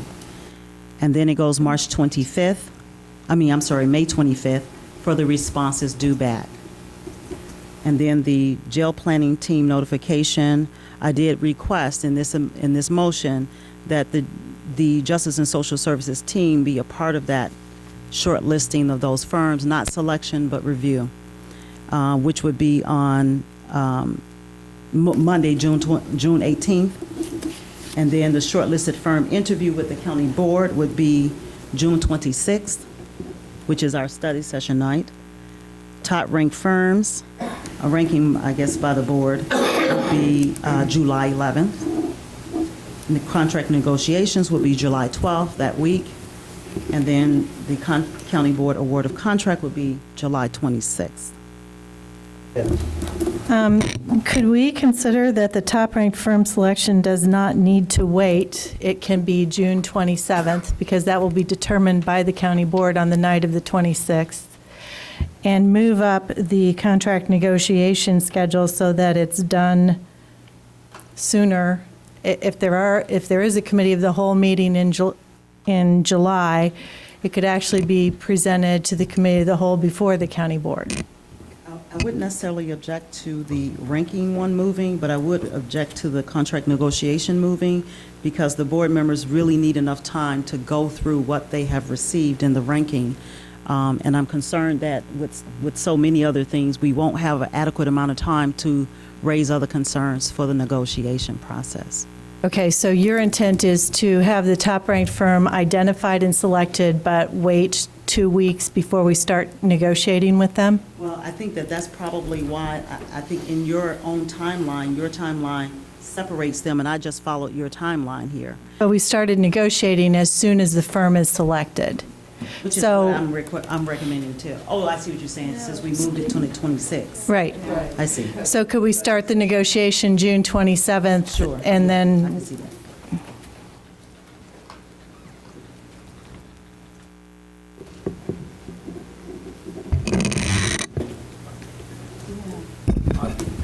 Mr. Kibble. Quick question for Mrs. Ammons. I assume that by delaying this till March 23rd, you're asking the board to almost consider moving this decision until the full county board session, because if we make a decision tonight, the RFP is going to be issued the 23rd regardless of really any action on the 22nd, right? Because as mentioned by Mrs. Busey, it's a committee of the whole decision. So if we approve the RFP tonight, no matter what happens between now and the county board meeting, the RFP is going to be issued.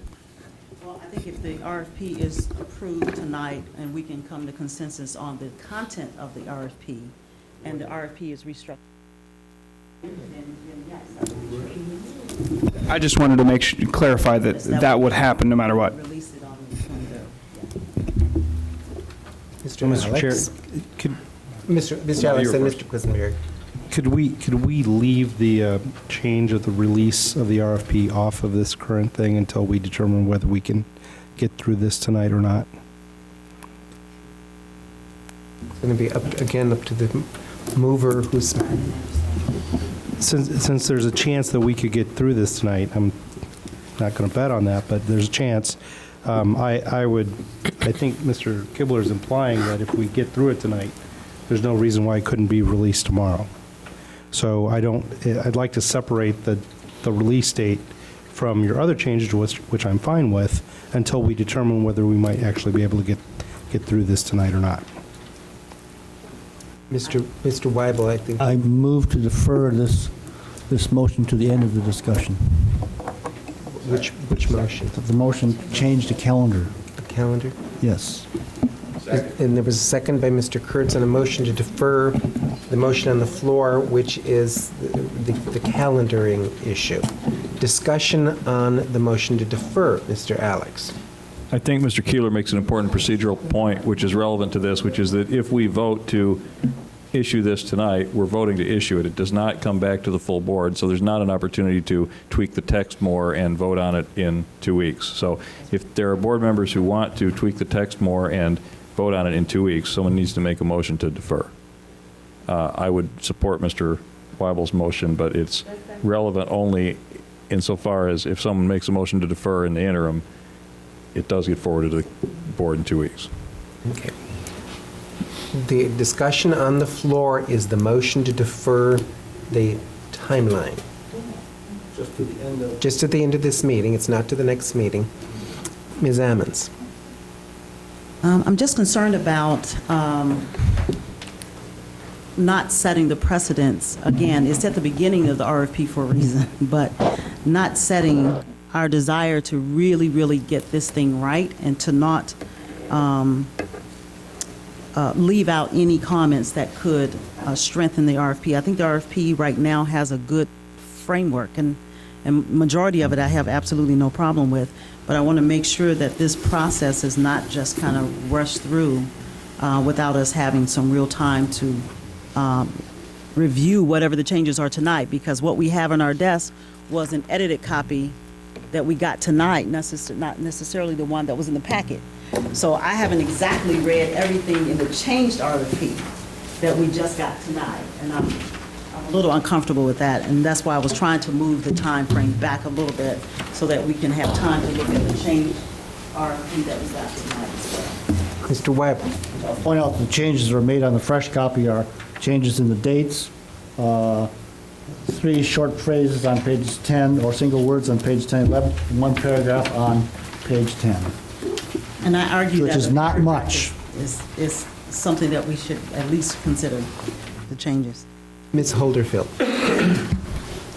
I'm okay with deferring the dates to the end of the conversation. I think that might be more advantageous if we go through the rest of the RFP, and then if there are any date changes, it would be appropriate. Can I just ask for clarification on those dates again? I apologize. So the RFP issued, are we looking at releasing it the 23rd of March? See, I think the only discussion at this point is whether we can defer this, correct? Okay. So then, I agree to defer. Well, we got to vote on it before you agree. Yeah. Any further questions on the issue of deferral? Mr. Kibble. I was going to call the question. All those in favor? This is the motion to defer the chronology. All those in favor of the motion to defer to the end of this meeting, the chronology, please signify by saying aye. Aye. Those opposed? Aye. Motion carries. We are back to the main motion. Yes, we are. No, there's. Could I get a hand okay. vote on that? It was pretty close to me. Carol made a motion. I second it. Now. And I've just called on Carol to address her issue. What is the objection? I know Carol has a series of motions, and I've just called on Carol. You agree to it, Carol? Yeah. Well, you didn't tell me to withdraw a motion. No, we don't have to withdraw the second because he made a By my rules, you do. Well, the chair made a deferment of my motion, so I have to withdraw the second. you can ask for a parliamentary. Defer it? Yeah, he has overwritten. Could I get a roll call vote on that? No, it's out of order. Carol, do you have a motion? Point The of motions order. are in relationship to time because Operating out of, I never heard of that. I'll skip those for a minute. I would like to have a clarity from Ms. Busey on the selection process as it was described in, I would imagine that the US process would apply to this, but the methodology of selection process does attribute the 15% of cost as part of the criteria, and I'd like to have clarification on that before I put any extra change. You're on page 7 under selection process, And that selection process defined there pertains only to the firms scheduled for interviews. The selection process that gets us to the shortlisted firms will not include the cost analysis because we won't have those costs when we're doing the initial evaluation of all the firms who present. So that evaluation will include methodology and qualifications, but not cost. No, because it's not spelled out in this RFP. What is spelled out in the RFP is the evaluation criteria for the firms that will be presenting to the full board for evaluation. It says firms scheduled for interviews will be able to discuss their credentials, special skills, and particular approaches, and the selection criteria at that point in the process will be weighted as stated.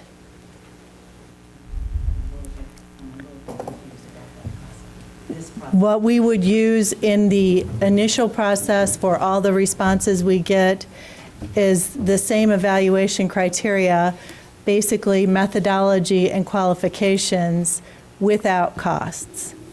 In the jail project planning team would cost in this process at this point. When we receive all the responses and evaluating all the responses.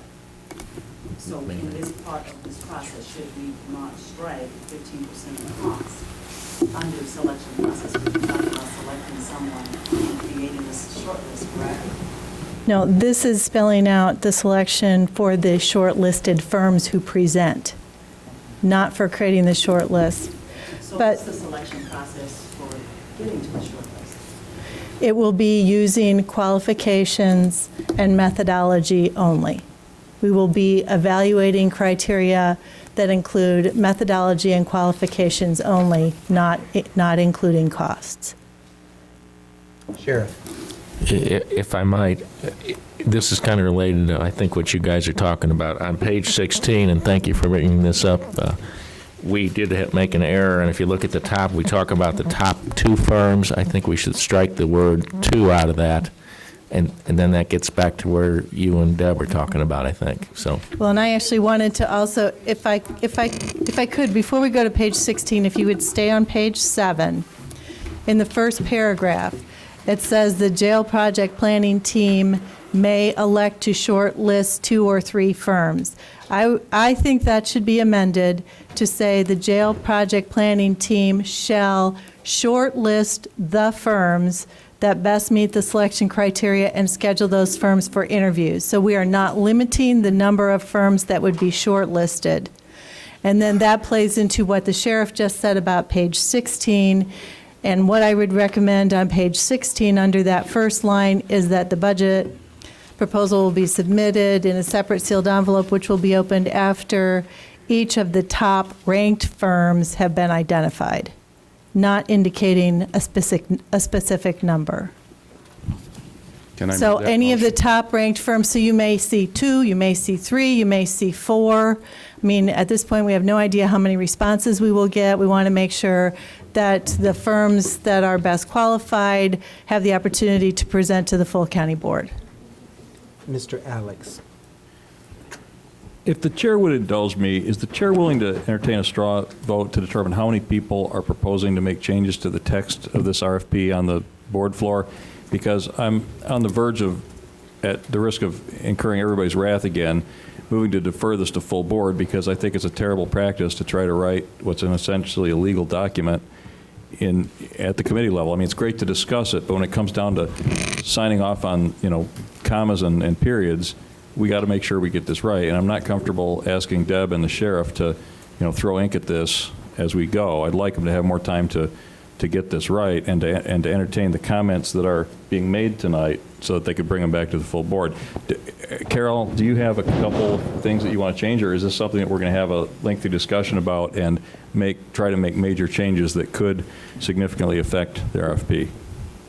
I think I do have a... I'm sorry, my request was to the chair. Are we going to be here? Do we have hours worth of changes to make to this thing, or are we there? I don't know whether we have hours until we see what we have. I guess, let me put it this way. How many members have additional amendments or changes that they want to propose? 1, 2, 3, 4, 5. Are they, quote, substantive, or are they errata, meaning commas and capitals? Okay. I have one hand on Okay. The, give me an estimate, folks. I don't know, because I did not get the materials I mean, I sent to think me. that, I do think And they were that answered. this is, first and foremost, I appreciate the board members, because I do understand the stress connected to this discussion. And I understand the time frame too, because this is a committee of the whole, and we happen to be 27 people instead of a small 7 to 8, 9 of us. This makes it a lot more tedious and difficult, so I respect that. But I don't want to take this issue lightly at all. And unfortunately, my own personal time is very occupied with my job, so I don't have time to necessarily take all of that to do this. So I've been working on it, but I'm only here at the committee, which is where this is supposed to happen, and for my input to be put in is at the committee. I could have a point of That is the parliamentary reason why I procedure. asked for us to move the time frame back a little bit so that you can consider some of the other comments that I've written on my paper. And with a new copy tonight, that impacts that, because the time frame is impacted also in the new copy we got tonight, which is why I was trying to move that back a little bit in the first place. So yes, I do have substantial comments that I'd like to add, and may require board members to respond. I don't know. Mr. Alex, you... I had a point of parliamentary procedure. Is there a mechanism by which we can move to defer this until the full board, but continue discussion? No, I don't think so. You could, no, I don't think so, because you'd have to defer it to a specific time, and then it would be no longer subject to discussion upon deferral. Thank you. Mr. Quisenberry. Could we limit the amount of time we spend on this? And then if that time is exceeded, then we have a motion to defer? You'd need to change the rules of the county board by proper legal notice, publication, the whole bit. Have fun doing it. Mr. Weigel. What I would like to see is, I'd like to see, let's get everything out there, let's discuss it. And then at the end of the discussion, we can decide what we're going to do with it. But I don't like us deferring it, and then Mr. Betts puts out a request, I send a note out to the county board members, send in the request, and we get diddly squat. Let's talk about it now, and then after we're done discussing all this stuff, then we can decide, do we need to sit down and look at it? Diddly squat can be fun, too. Ms. Holderfield. Pius, I agree with you. I'd really like to get it out there and just have it presented so that we do know everything that's in there, and I just think it would be so much better for us to wrap our minds around it if we know everything that's in there, and then we can dissect it and make the changes. Does that seem unreasonable? Let me do this. Because I think Carol has a lot of substantive motions, substantive things that she wants to discuss. Why don't, since we were on page 7, and Carol previously had the floor with regard to the substance, and Deb Busey had suggested a mechanism where she would say the short list of the firms. Is that problematic for folks? Do I have unanimous consent that we can use the word the firms? Yes. Yes. There's unanimous consent on that one. Yes. Ms. Busey, the firms would not necessarily mean 2 firms.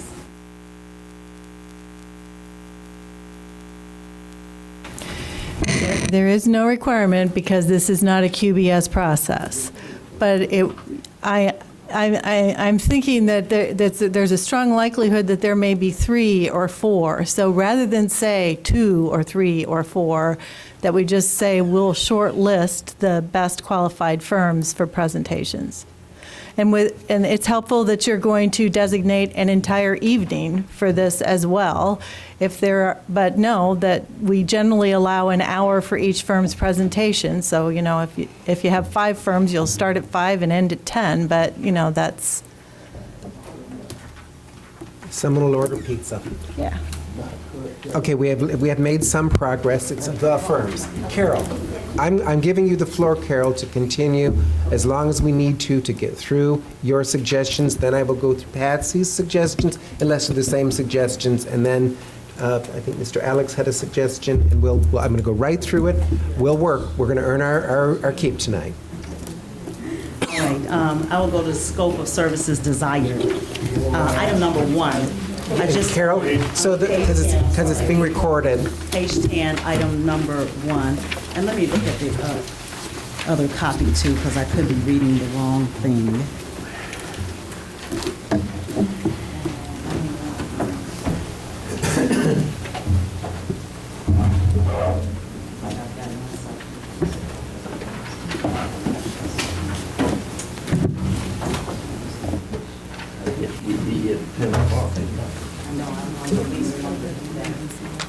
Okay. All right, so under item number 1, the consultant should examine the various factors. Okay, it's the same. It says the consultant should examine the various factors contributing to the current correctional center population. This study should examine county population growth trends, crime trends, changes in laws, practices within the criminal justice system, and I'm including a sentence right here, including any that could contribute to racial disparities in jail population versus county population. And I'll just start with where it says criminal justice system, including any that could contribute to racial disparities in jail population versus county demographics.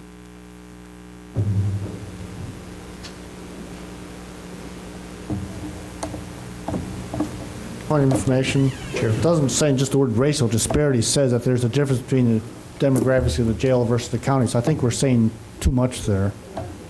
I think it just said racial disparity in the jail population, period. No. Just a sec, I'll get you, Mr. Carter. Help me, Chair Weibel and Ms. Ammons, because I think I understand what you're both saying. You're trying to say the same thing, only doing it slightly differently. I think you see racial disparity in the county jail. Clearly, you're saying there's a disparity. It is by the numbers. Well, I think it's obviously be by the numbers and would be versus the local population. So I don't think you need to mention the local county population. It's assumed within the concept of disparity from a linguistic point of view. Racial disparity in the population. I can see. Would you find that to be acceptable? Yes. That we would look at the fact that there is racial disparity? Do we have unanimous consent on that issue? No. No? Okay. We'll keep going unless someone makes a motion. Mr. Carter. Wasn't this whole purpose was to stop this and go back and have time to read, study it, and come up with a better observation about it? Well, there was a motion to... Why don't we give that time and then you can bring all of these entities into it? Well, we had a motion to defer this to committee last month so that we could do that. We don't need to know all of this to get the time. Well, we need the time, then go back and put all this into play. Mr. Carter, it's a public meeting.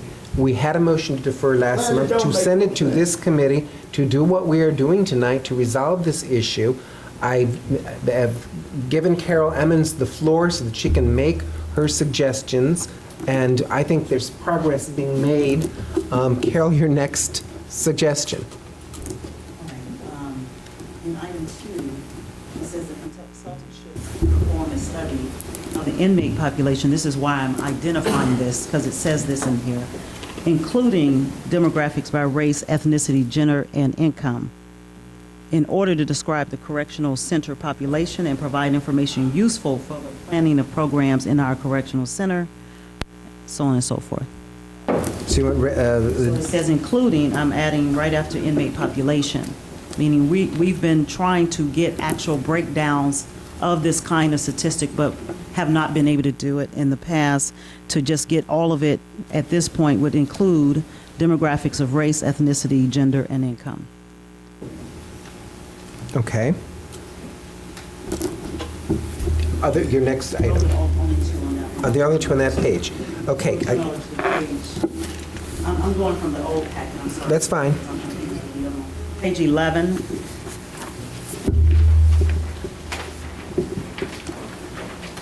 the top, This study will require interviewing staff in the various criminal justice agencies. I'm sorry, top paragraph, page 11. Oh, okay, you on the other one, I'm sorry. Yeah. What's the relative to? I'm sorry, let me find the other one. Page 11, paragraph 5.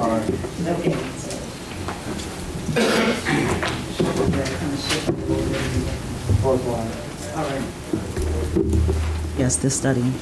All right, so it says this study will require interviewing staff in the new packet is page 11, and it's number 5. Okay. And it's the third sentence where it says this study will require. And then the old one is the top of this study will require interviewing staff in various criminal justice agencies, after agencies I put, as well as community-based treatment and prevention programs. That's the only insertion there. And then it says, an examination of appropriate data on supervision and treatment. Can you rephrase that again, as well as community-based? This study will require interviewing staff in various criminal justice agencies, and then I put as well as community-based treatment and prevention programs, an examination of appropriate data on supervision and treatment programs, and case processing of offenders. Because I suspect that one is not going to be objected to. Just wanted to Mr. Chair, one more time with the language. Go ahead, Carol, one more time. That same sentence that you just inserted. And where? It'd be after, go ahead, Carol.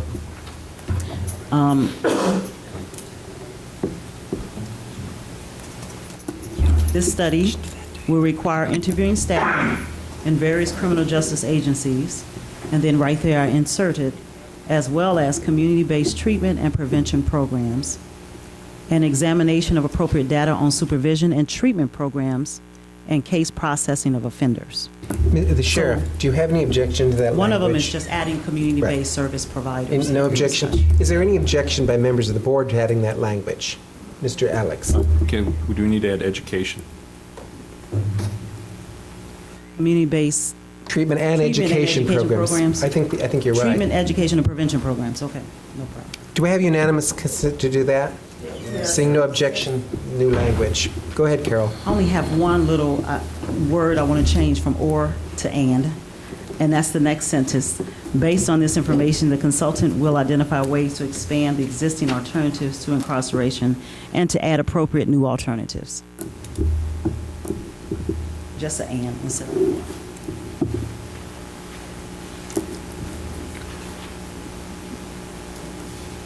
You want to change the or to and? Correct. I think it should be an and/or. That'd probably be a pretty good. I'm gonna say why everybody should be happy then. Go ahead, Carol. I'm just going to say why I suggest an and, because the overarching participation from the public has been to find exactly this, which is the new alternatives, and we put an or, makes it optional. You put an and, it makes it part of the scope of the work. And that's why I want to put and instead of or. Go ahead, Ms. Hochfield. If any. Oh, there are many. If any, yeah. No, I would object to if any, because it makes it optional, or makes it optional, and makes it part of the scope of the work. We want Stephanie, there are definitely a lot of other alternatives. There are lots. Everyone in the field knows that. I mean, it's not like there's none. They definitely exist. Go ahead. So we already have so many programs already that are a part of it. So would that mean that we would be adding more if it says and? It doesn't require us to add anything. It requires us to look. It's an assessment. Alternative, that's all that sentence does, is other alternatives.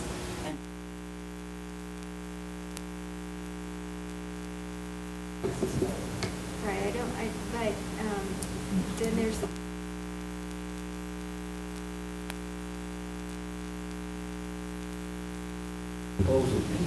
It is part of the, it would be part of the proposal. Mr. Alex. I just want to say the language is identify ways to expand alternatives to incarceration and to add new alternatives. I mean, I think "and" is appropriate, because we're just asking them to explore all the alternatives. They're not saying we have to implement them, we're just saying we have to look at.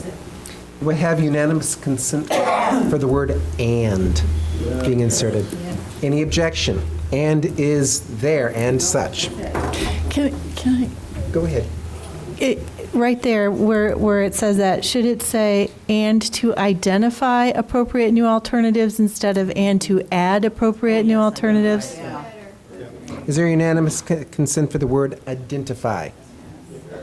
Seeing no objection, it is identified. If any, after appropriate. No, we're not going to put "if any" because we'll have a fight. We're going to get through some of this tonight. We are going to get through some of it. Go ahead, Carol, you've got the floor. All right, the number 7, it says, let me just read here. I'm asking to strike the last sentence, and I think I've done something to my copy. Let me go to 7 again. As if the consultant has the experience and expertise to make suggestions in regards to repurposing options for the facility, recommendations should be included. My whole thought was what we was trying to do was to get the recommendations. I'd like to strike that entire sentence from number 7. On the basis of redundancy? Yes, because we were already supposed to be getting alternatives, which is what, they were supposed to be making recommendations in the first place. Deb, what do you think?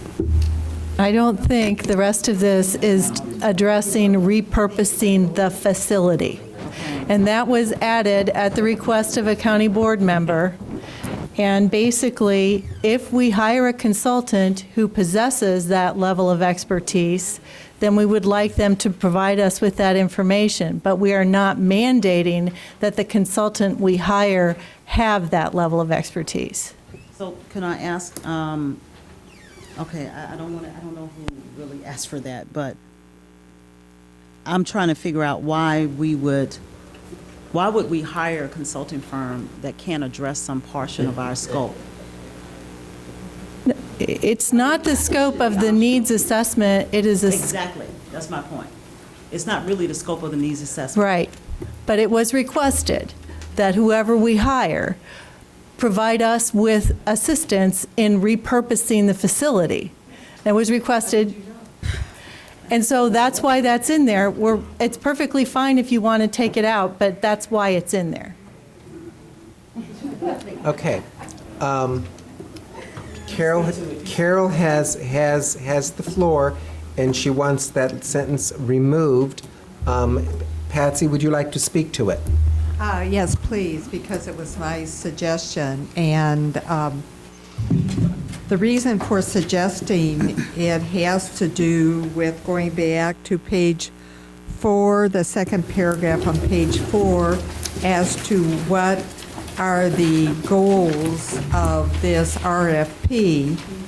And that is to look at the downtown jail, to update it, close the downtown jail and build onto the satellite, or maintenance only. And I'm going to mention that when it gets to be my turn, but it folds back to this because one of the things that I think is important as we make these decisions is if any of those others come into play, we need to be thinking about what is happening with that downtown jail building, and hence it seems to be all part of our Gestalt thinking on this to have some suggestions on what possibly could be done with that building.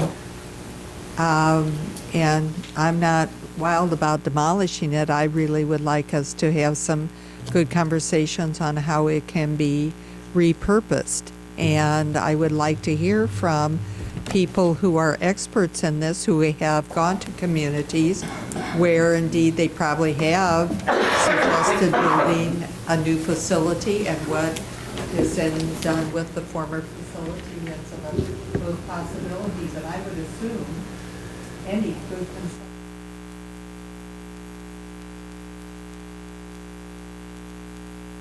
Thank you. Mr. Maxwell. Thank you, Chairman Bass. I'd like to address that. As a matter of fact, that was one of my comments to Deb and the sheriff. I don't like the word "if" in there. If we're going to hire a consultant to do something, let's tell him to do it. Let's say the consultant shall make these suggestions. That would be my recommendation. That was my only concern with this. I think Mr. James, then Mr. Alex. Well, when I read that, and then just hearing what Mr. Maxwell said, I can see where we'd put it in there, but then again, once we determine what we're going to do and that building is vacant for sale, I'm going to look at it as a buyer, and I'm going to hire my own crew to tell me what it would be best used for, depending on what I want to use it. So, I mean, it'd be useful information in one hand, but do we really need it? Because we're looking for a needs assessment of what we need, not what that building can be used for later. Mr. Alex. I think it's redundant with the first sentence, which is, the consultant should evaluate the existing downtown jail structure as to its suitability for other uses. I mean, that covers it for me. That's a shell. That's why my first response to Carol was, is it because of redundancy? And we spent 10 minutes discussing that which is redundant. And it's not Carol's fault. Carol made the correct motion, I think. Mr. Langenheim. What harm does it do? It's excess verbiage, and it is redundant. Let's see if we can get a consensus on, because leaving out, if the consultant has the experience and expertise, make suggestions regarding up through should be included. Do we have a unanimous consent on that? To delete that sentence? No, seeing no objections, that's deleted. See, we're making progress. Carol, go ahead. It's done. This is great. You should watch markup in Congress. It's so much worse than this. The second sentence in number 8, it's only one word that I actually want to strike. It says, this estimate does not, but I want to strike not, need to include other considerations such as site development for professional fees. I think it should include. I like to strike not. And can I finish? It's two Go ahead. words in Go here ahead. that I'd actually like to change. Go ahead. The highlighted yellow one that was actually added, I would like to, this cost estimate should include identification, and I put all operational costs. And I put a period. I struck the last sentence because in my thought process dealing with this contract, I didn't want to preempt with narration the consultant who would be giving us best practices recommendations. And so I wanted to strike the last part of the sentence. Keeping this cost estimate should include all identification of all operational costs, and I put a period there. And so what you're suggesting is all of these other things, such as relocation, are inherent in examining all. Am I correct? Yes. Okay. Is there any objection to that, Sheriff or Ms. Busey? Sheriff. I don't have one. Sheriff has no objection. The reason I'm asking the sheriff is I know the sheriff and Deb have worked on this, and there's a thought process that has gone into it. Do we, yes, go ahead. I have an objection because I'm the one who put it in. Okay, let's go for it. And I'm willing to withdraw my objection as long as we can talk about it. I think this again was a citizen comment who was concerned that certain costs might not be taken into account, and so the goal was not to tell the consultant how to do their job, but to say, make sure that you're aware that this is a unique situation. We do have 2 jails. We do have, we do have issues related to the potential of split operations versus single operations. Sure. I would assume the word all operational costs inhere to looking at transportation costs, outboarding, the whole bit. Mr. Weigel. What we could do is like make an identification of all operational costs, including temporary reclude inmates, et cetera, That way he's happy, they're happy. It's win-win. Aren't we all so nice tonight? Miss Ammons. I can understand Mr. Weigel's comment, and I just want to go back and make sure that at least we agreed to take the not. I don't think we've got to the not. The not was first. I know, but I'm trying to go for the things where I think we can get unanimous consent. Can we get unanimous consent for all operational costs, including Seeing no objection, that's the new language. Now we go back to the not. Mr. Weibel. Do we need the sentence at all? The not? No, the whole sentence, this estimate, the whole sentence. Do we need it? The estimate does... We're asking for an estimate. That estimate should say, the estimate should tell us, here's what's in the estimate. Here it is. Now, if it includes things like that, fine. If it doesn't, well, we know that. Discussion, further discussion. Mr. Alex. I believe that the intent was to make sure that we're considering total cost of ownership, not just facilities and construction costs. So I think we need some reference to the operational costs that result as a consequence of the decision that we may ultimately make. Yeah, well, I shouldn't speak to something, but I'm going to speak to it, having gone through the courthouse process and the youth detention process and what have you. And I know that some things, and Mr. Carter was there too, some things seem to have gotten left out in some of that process. And I know many people thought that the tower was actually included in that original thing, and it wasn't, but you could easily assume it was. So I think a little bit of detail might be in order there. Could I help you out a little bit? Sure. I love help. It bothers me when you say you're going to defer something, then you sit here and keep on building. Come on. Well, keep on building it if you're going to defer it, because if they tell you no, then what you got? If they say, we're not going to give you any more money, might take your paycheck away from you. Okay. Now what you going to do? Come on, let's be realistic, people. Miss Astrid Bergstrom, she's been waiting a long time, and I will come back, Stephanie. If you're going to include these additional costs, shouldn't you include the extra cost of staff regarding the people, because it costs more at the downtown jail than it does at the satellite? That's sort of addressed here. Right? I think that's addressed actually in the next paragraph. Mr. Langham, we're addressing the not issue. Where are we, on 9? We're on 8 with the not. Can I say where that came from? Sheriff, listen. I can just make that needs and get away with not need. Sheriff. Yeah, that's what she's saying. Go ahead. Yeah, it matters not to me whether we have that in or not. We actually got that from another, what we thought was a very well-written RFP. I believe the gentleman's logic was fees like that, and Alan might be able to address it.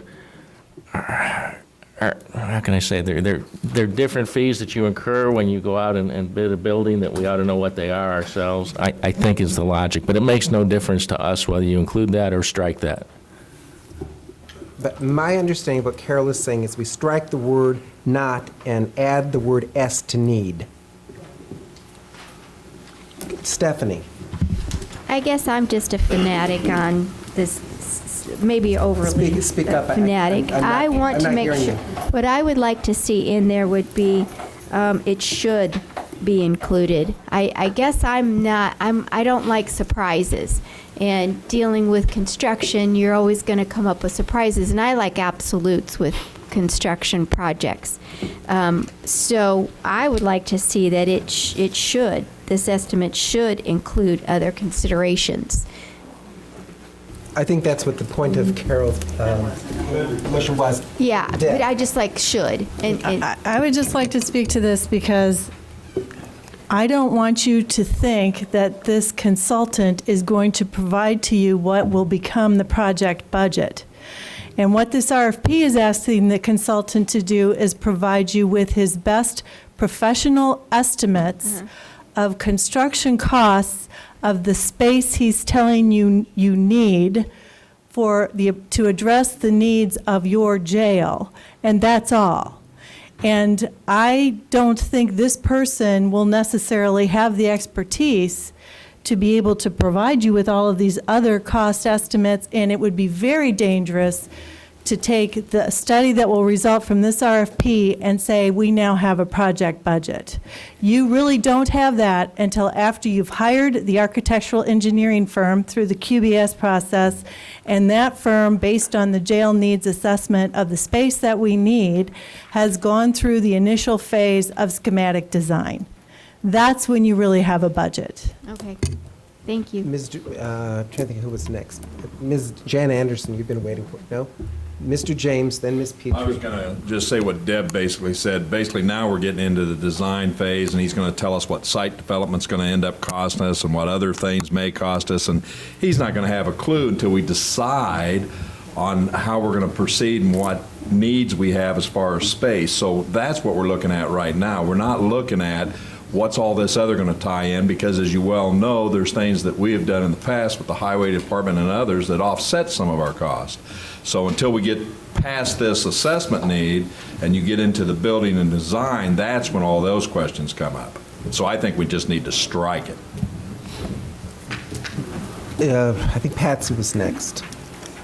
Yes, as we're working on this, I want to make certain that a concern that I submitted, that with the satellite jail, by the time an addition is put on it, that jail is going to be close to 20 years old, so there'll be work that'll be need to be done on that jail. And I want to make certain that Section 8 is worded in such a way that that type of work is included in whatever the consultant sees needing to be done if the satellite jail is the chosen option for an addition. I think Mr. Alex is next. Real quick, I don't think it matters whether it's in there or not, because the only estimate we'll get, if the consultant determines that their recommendation is to build jail space, and they tell us the numbers could be, they're a rule of thumb to begin with, so what the engineering and site costs are trying to do in the engineering. Whether we have the 10% or they have the 10%, I'm not sure that's going to do. Is there compromise language such as the estimate needs to acknowledge other considerations such as site development, professional fees, and contingency fees? My concern is, in fact, going through the courthouse where some of that came as a bit of a surprise on down the road.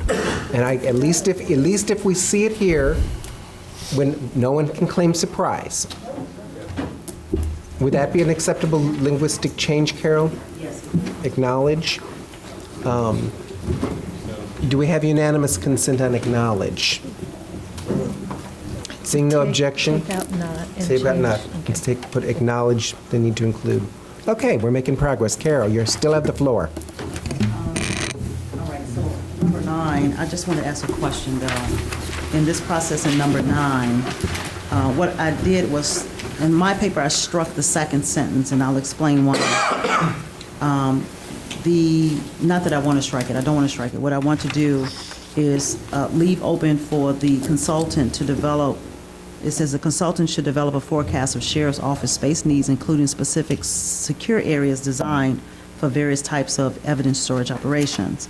The planner should interview the sheriff and staff and determine the types of functions and offices that must be accommodated in a new building. I'm trying to figure out, would this happen prior to this person doing the design? Wouldn't this be something that needed to happen so they can come up with the design? Right, the interviewing is how they come up with the space needs assessment. Okay, so this is more of an interview process, not necessarily, this is part of methodology. This is not a scope. This is what I'm trying to get to. This is not really a scope. In other words, you're saying that the first sentence says what it is that needs to be done, and how they accomplish that is the methodology of the yeah. I think that's probably So true. that's why I was saying, it seems that should not be there, and it should be maybe somewhere in the description earlier, but not as a scope. Go So ahead. I'm Go asking ahead, you to Deb. break it out of 9, and you can put that in the process for methodology. Okay. Are we agreed that that can be put in the methodology section? Unanimous consent on that? Not until I hear the sheriff. Sheriff. Go ahead. Yeah, I'm thinking. Yeah, whether we put it in here or whether we put it in the methodology they use, I think they have to interview us to see what our needs are. Okay, my only comment then is we should probably start any new building. Well, we're striking the whole sentence, right? Oh, it's all sense. No, it's moving to methodology. Right, we're moving that. If we move to methodology, we can probably take out in a new building. Because some of it might be able to be accommodated in the existing space. Got it. I would agree. It presupposes an outcome. Okay, we have unanimous consent on that item. Carol, keep going. And then I just had one other question, because that's all of my actual physical changes, except to go back to item number 1, that I don't believe we got unanimous I consent. know, that's why I was going to have you go through the stuff we could get unanimous consent on first. Okay, so I'm going to make a motion at this point to include the sentence as I structured it earlier, including the racial disparity term in jail population. I don't think we got consent on that. And that is on page 10. I'm back on page 10, number 1. And why don't we do it as two motions? The first motion is, and that could contribute to racial disparity in Population. jail population. By jail population, yes. And that is your motion? That is my motion. Is there a second? Seconded by Mr. Alex. Discussion. Mr. James.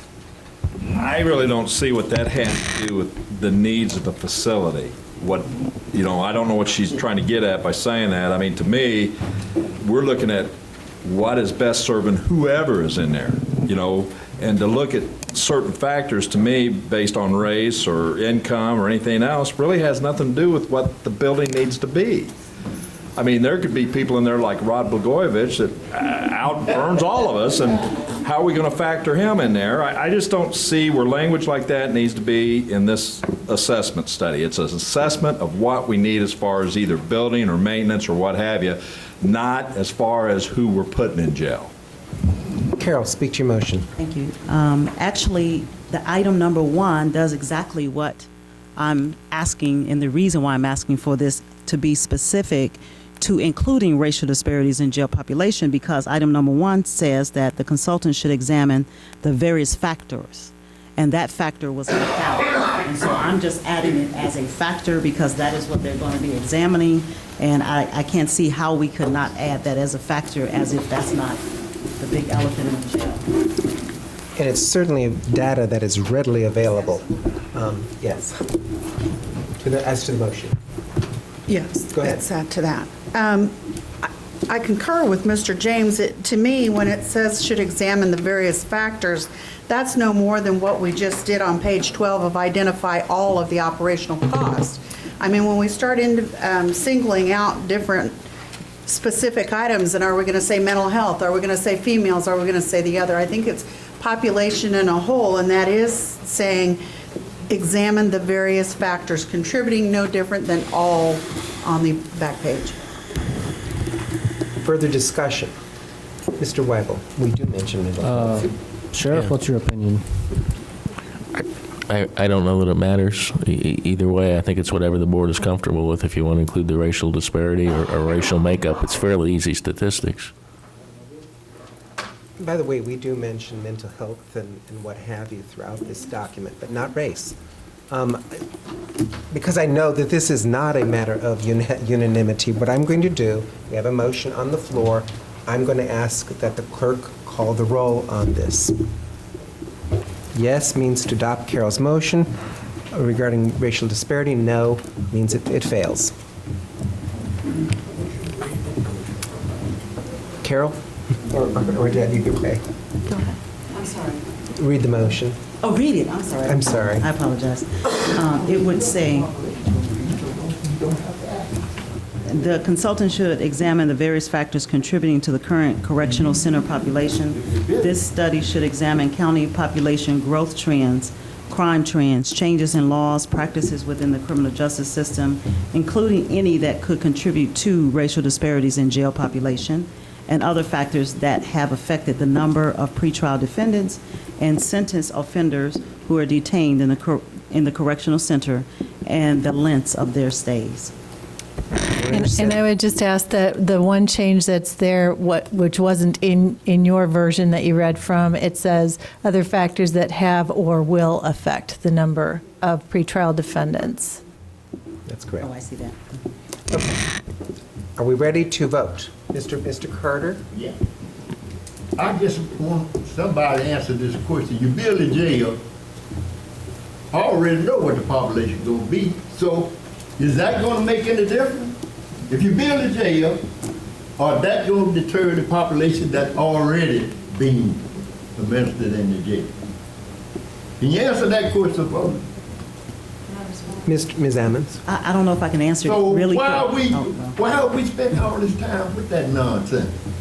Well, let me just clarify first and foremost that there is no way to identify if there are racial disparities in any institution without actually putting it on paper and recording it. That's the first thing. The second thing is this number one actually does make specific requests for statistics. We know hypothetically who's in the jail, but we have to have this in a study because the public may not want to have the jail as it currently is once you get to that point. I tell you that. And then I do agree with you, Mr. Carter, in some respect that we should be talking about really how much this costs. How but to we keep them can't- out, give them some education. And I agree with you. And some good or upgrades to keep them out of the jail. That's what we're supposed to be about.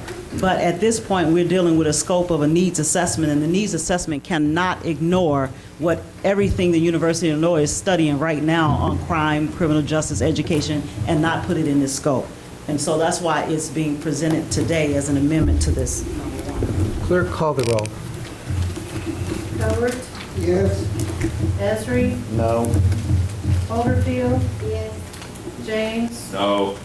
Jay? No. Kibler? Yes. Kurtz? Yes. Langenheim? Yes. Maxwell? Yes. Michaels? No. O'Connor? Yes. Petrie? Yes. Richards? Yes. Rosales? Yes. Schrader? I'm gonna give Carol a vote, yes. Whitehall? She won't do that. Yes. Alex? Yes. Ammons? Yes. Anderson? Yes.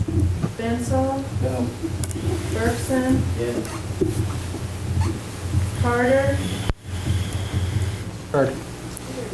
Yes. Betts? Yes. Can I vote, please? Yes. Sitting in the wrong seat. Mary? Yes. Motion carries. Mr. Jacob? Yeah. Okay, now we have the next motion, I Carol. yield, I'm done. No, you had the next, Number two. you had number two. Oh, number two. Oh, wait, okay. I remember we separated them so we could get them passed. Oh, number two was on the actual number two. Okay, gotcha. So I guess I'll make a motion again. I'll make a motion in number two, and it should read as such. The consultant should perform a study of the inmate population, and I inserted there, including demographic by race and ethnicity, gender, and income, in order to describe the correctional center population and provide information useful for the planning of programs, et cetera. That's my motion. Yes, Ms. Sheriff. Is there a second to the motion? Second by Ms. Cowart. Sheriff. I really don't have any strong feelings either way. I just want to point out that age, race, and sex are fairly easy to determine, and you can get a whole year's of statistics or multiple years. But when you talk about income, it is not something that we track at all. It might cost more. I suppose you could have the consultant say, well, we're going to pick March 15th as the day, and we're going to inventory everybody in the jail who will tell us, but that is not a statistic we keep in any way. I suspect it will add to the cost, and I think it'd be extremely difficult to get it for a period of time, so. I can strike income on that and end it at gender. Carol, is that acceptable? Excuse me, Lorraine, is that acceptable to strike income? Okay. Now we know what the motion is. The sheriff doesn't care. With strong feelings one way or the other, I won't say he doesn't care. We all care. Discussion. Roll call is? I will if people, do people want a roll call on it? We'll have a roll call if there's no further discussion. Call the roll.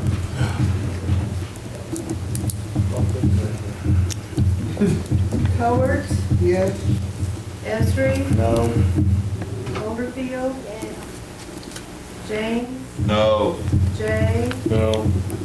Kibler? Yes. Kurtz? Yes. Langenheim? Yes. Maxwell? Yes. McGinty? Michaels? No. O'Connor? Yes. Petrie? Yes. Quisenberry? Yes. Richards? Yes. Rosales? Yes. Schrader? Weigel? Yes. Alex? Yes. Ammons? Yes. Anderson? Yes. Bensel? No. Bergson? Yes. Carter? Yes. Betts? Yes, motion carries. Carol, did you have any further suggestions or amendments? No, sir, I rested. Okay. Now I'm going to shift over to Patsy Petrie because she was next in line. Thank you very much. First, I have a question for Ms. Busey. Actually, it has two parts. First part has to do with explaining to us exactly what you're thinking about within your category of criteria, the subset of methodology that you've given so much percentage to. The RFP description, so much percentage to. I'm having a little trouble wrapping my head around that aspect. Give us a page number. Page 7. 5. You mean the percentages? No, well, I'll get to the percentages, that's part two. I'm more interested in, you're setting up criteria. One of Right. the criteria is methodology. Within that subset of criteria, what are you thinking about on your matrix that you have for methodology? What are you looking for? You know, it's in my office. I don't have it with me. There are like 4 different areas. It's basically the firm's unique approach or how it says it's going to, do this work. Are we going to get a chance to see the matrix, the 2 matrices for these judgments, just so we have some feel about what the committee or the project team's going to be scoring on? Sure. That would be great. And then back to Ms. Ammon's beginning conversation with you on the percentages. It doesn't describe in the RFP how the first round of selection is going to be done. I'm assuming since 15% for the cost is out for the first round, is it going to be 50-50 then on the 2 sets of criteria that the project team are going to be used? It'll probably be more like 60-40. 60-40, okay. All right, thank you for those answers. Now I have 2 macro concerns that I'd like to put before my fellow board members. First one focuses on page 4, and under introduction, the second paragraph. And one of the things that's been running through my mind is based on what Mr. Reinhardt verbalized to us recently and gave us in documentation, I believe, during the month of June, if I'm reflecting correctly, on costs to do some maintenance at the downtown jail. And within that second paragraph, we've agreed on adding the word maintenance only.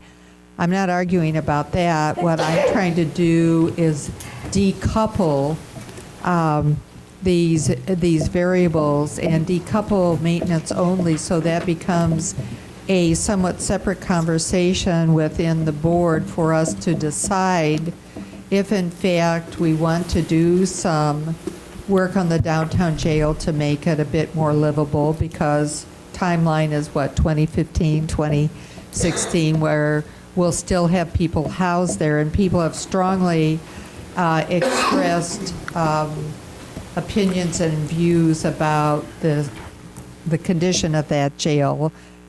People in public participation and also fellow county board members. And if we keep that within the second paragraph and we work along this timeline that we haven't accepted but has been proposed, it will be quite, we've pushed down any thought of maintenance on the downtown jail many months down the line, and I'm trying to decouple it. So if in fact we do want to do some maintenance, that might get started faster than going through this timeline on these RFP proposals. That doesn't mean that we don't want a consultant to consider the downtown jail as possibly being totally renovated on the inside to be a new jail inside. I'm talking about purely the maintenance of that jail. And the way it's set up here, that's one of the things the consultant is going to be focusing on. And I'd like to hear some conversation. I guess I from- would suggest to you that the maintenance of the jail is a facilities issue, but it's a separate facility issue as opposed to the assessment issue. We will be doing maintenance whether we like it or not. Okay, then why are we having the maintenance here in the second paragraph? Sure. I think exactly, to keep all the options open. I mean, I'll bet everybody in here a beer, they're not going to say keep that facility exactly as it is, but I suppose that's theoretically a possibility, and I think that's why we put that in there. Again, what I want to entertain this evening, as the hour grows later, is specific motions to address the RFQ that's going up. Whatever it's called at this point. The kind of Erzat's comments about decoupling doesn't help. It's better to say, I move that. I will. I move that we decouple the maintenance-only factor in the second paragraph to be considered entirely separately. Is there a second? Second by Ms. Emmons. Discussion on that motion. Mr. Quisenberry. I'm with you, Mr. Betts. I don't think that belongs in this RFP. We're going to have to maintain that building for the next 2, 4, 5, 20 years, perhaps, if what they recommend is we stay using it. That's a facilities maintenance issue, and I think we're spending time on something we don't need to do if we pursue that change. Mr. Alex. I strenuously object to taking that language out. The reason I asked to have that clarified was that if we do not offer the consultant an opportunity of essentially no build, we're effectively telling the consultant, do you want us to rebuild the downtown jail or do you want us to build a new jail? And if we've heard anything in public comment over the last 6 weeks, it's been, we'd like to find an alternative to having to do either, if such an alternative exists. So I don't think that the fact that we are giving them a no-build alternative obviates us from doing any maintenance on it in the meantime, or even binds us to do or not do maintenance on it in the meantime, which we should be doing anyway. So Mr. James. Well, maintenance is a loose term because I agree it could go anywhere from plumbing to door locks. Why don't we, word it like possible major structural items, such as the tuck pointing, any other roofing, structural and equipment items instead of maintenance. Maintenance is a loose term. I mean, you can call me up to unplug your toilet. What's that number? Carol. I agree with Mr. James on that. I understand we wanted to put something else there instead of do nothing, which is not what we want. We do want, maintenance is also assumed that we're going to do maintenance because we have to anyway. In this case, it would have to say, it says remodel and update the current downtown jail, close the downtown jail and rebuild and addition onto the satellite, are we locating this bed space, or we need to actually change that to be facility, current building, something, because Says that. What about maintain the current facility? They're maintaining it now. I mean, We don't want to maintain. just barely. Ms. Anderson and Mr. Kibler. Following up on her comment, I guess my question would be if we were going to do the tuck pointing or something major, wouldn't that have to come back to the board for our approval? That's a facilities issue that we always have So to it doesn't address. bother me having it stay there, and I would assume, I should not assume anything, but that we would not want minor things done that occur that we don't know are happening. But if it's a major budget item, it's going to come to this board for us to decide. So I don't see why we have to do the rewording. Something needs to be in this proposal that talks about status quo. It needs to be listed because we need to compare what remodeling versus closing versus doing major whatever, but status quo has to be part of it so we can compare it later on and determine what is the best feasible option with the money we got. I think that's what the former word "do nothing" was. Correct. So I would still like to see, that's when changing it to maintenance only, I was under the idea that it was synonymous, but it sounds like it's not synonymous with I do would say nothing. it's synonymous because maintenance, we have to maintain the facility while we have folks in there. You can't just let the electricity go and the walls fall in and the water leak. So I think that is part of a status quo. Mr. I see the state's attorney would like to. Ms. Reeds. The one who wrote this sentence actually suggested it because I thought it would be important to specify for potential firms what we thought or what was being discussed as possible options. And I really do see those as three very different things.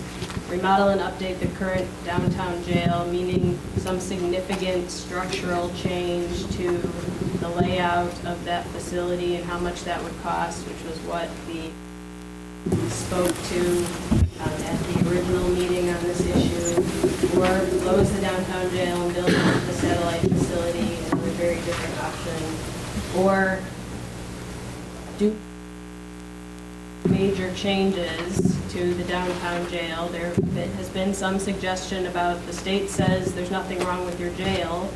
Why are we putting all this money into it? And a consultant thought to review that issue and address that as, is that even a possibility or shouldn't it be? So I'm just telling you all what my thought process was with regards to giving potential applicants what our thoughts at this point were as to options. We're not talking about closing the satellite jail completely and building a completely cells. I think it's important to tell them these are the things we think are. Mr. O'Connor. Thank you, Tom. At the risk of oversimplifying, all we're really wanting to do is eliminate the word nothing. It's already been eliminated. It's been done. We've already done that. There's a motion on the floor to decouple the concept. All those in favor of the motion signify by saying aye. It's Patsy's motion to decouple the language on maintenance of the downtown jail. Go ahead and clarify. My major concern associated with making this motion is that Mr. Reinhardt has presented to us a potential cost factor of in the area of $1.8 million to get the downtown jail to homeostasis, if nothing else. And if that is the cost of money that will have to go into that downtown jail, I think that needs to be a serious part of the overall picture and conversation of these other potential options that we have laid out here. And that was the reason for asking that where I'm interpreting maintenance, this means maintenance to me, and I wanted to set that outside of the other options that we are asking a consultant to bring back information to us about. If we're dropping that much money into that building, then we need to have some really clear idea of why we're doing it. I'm not ready to drop that much money into a building that will end up getting torn down in 5 years. Pius. Mr. Reinhardt just gave us an estimate what could happen in the next 5 years or so. We don't know what it will need. He just gave us a worst-case scenario. It may not need much. It may need more than that. We don't really know. He just throws some numbers out because somebody asked what might be needed. It's all based on the length of time the building's been in existence, and some of the equipment in the building has been in existence. Mr. Reinhardt, am I wrong? Sir, you're correct. Thank you. There's a motion on the floor.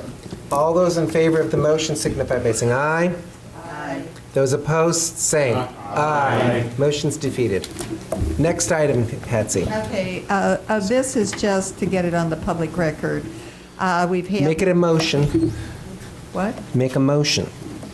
No, I just want to make a statement, so it's on. Make a motion. Be a motion on the It floor. needs to be a motion. We have. Okay, I make a motion that the request for costs that are in the RFP be removed from the RFP. Specific paragraph and page. Oh, let's figure it out. Okay, 16. No, not the consultant costs, the projected costs of the different projects Is there a second to the motion? in the scope. Is there a second to the motion? Is there a second to motion? Motion dies for lack of a second. Next matter. Do you have anything else? No, Okay, there was someone else who had a motion that they wanted to bring up. I believe it was Astrid. Page 7, on the selection process.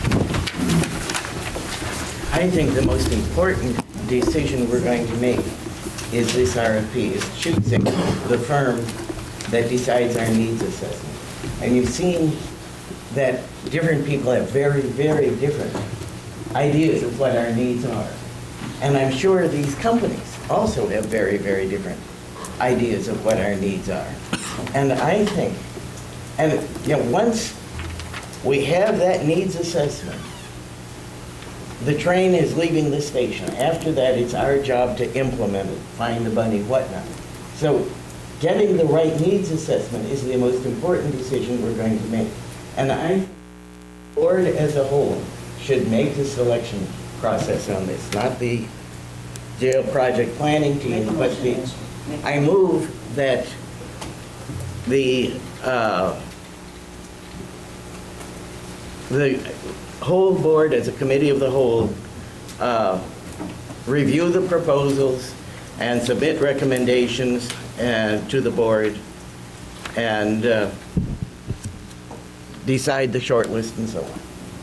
Clarification. There's a second by Mr. Rosales. Go ahead, Mr. Chairman. Under the current process, I know that the project team does the shortlisting. But then who does the final selection for the top firm? County board. Pardon? The county board. County board. So Shortlisting. So my question is, you want the county board to do the shortlisting also? Yes. Okay, that's fundamentally, that's your change.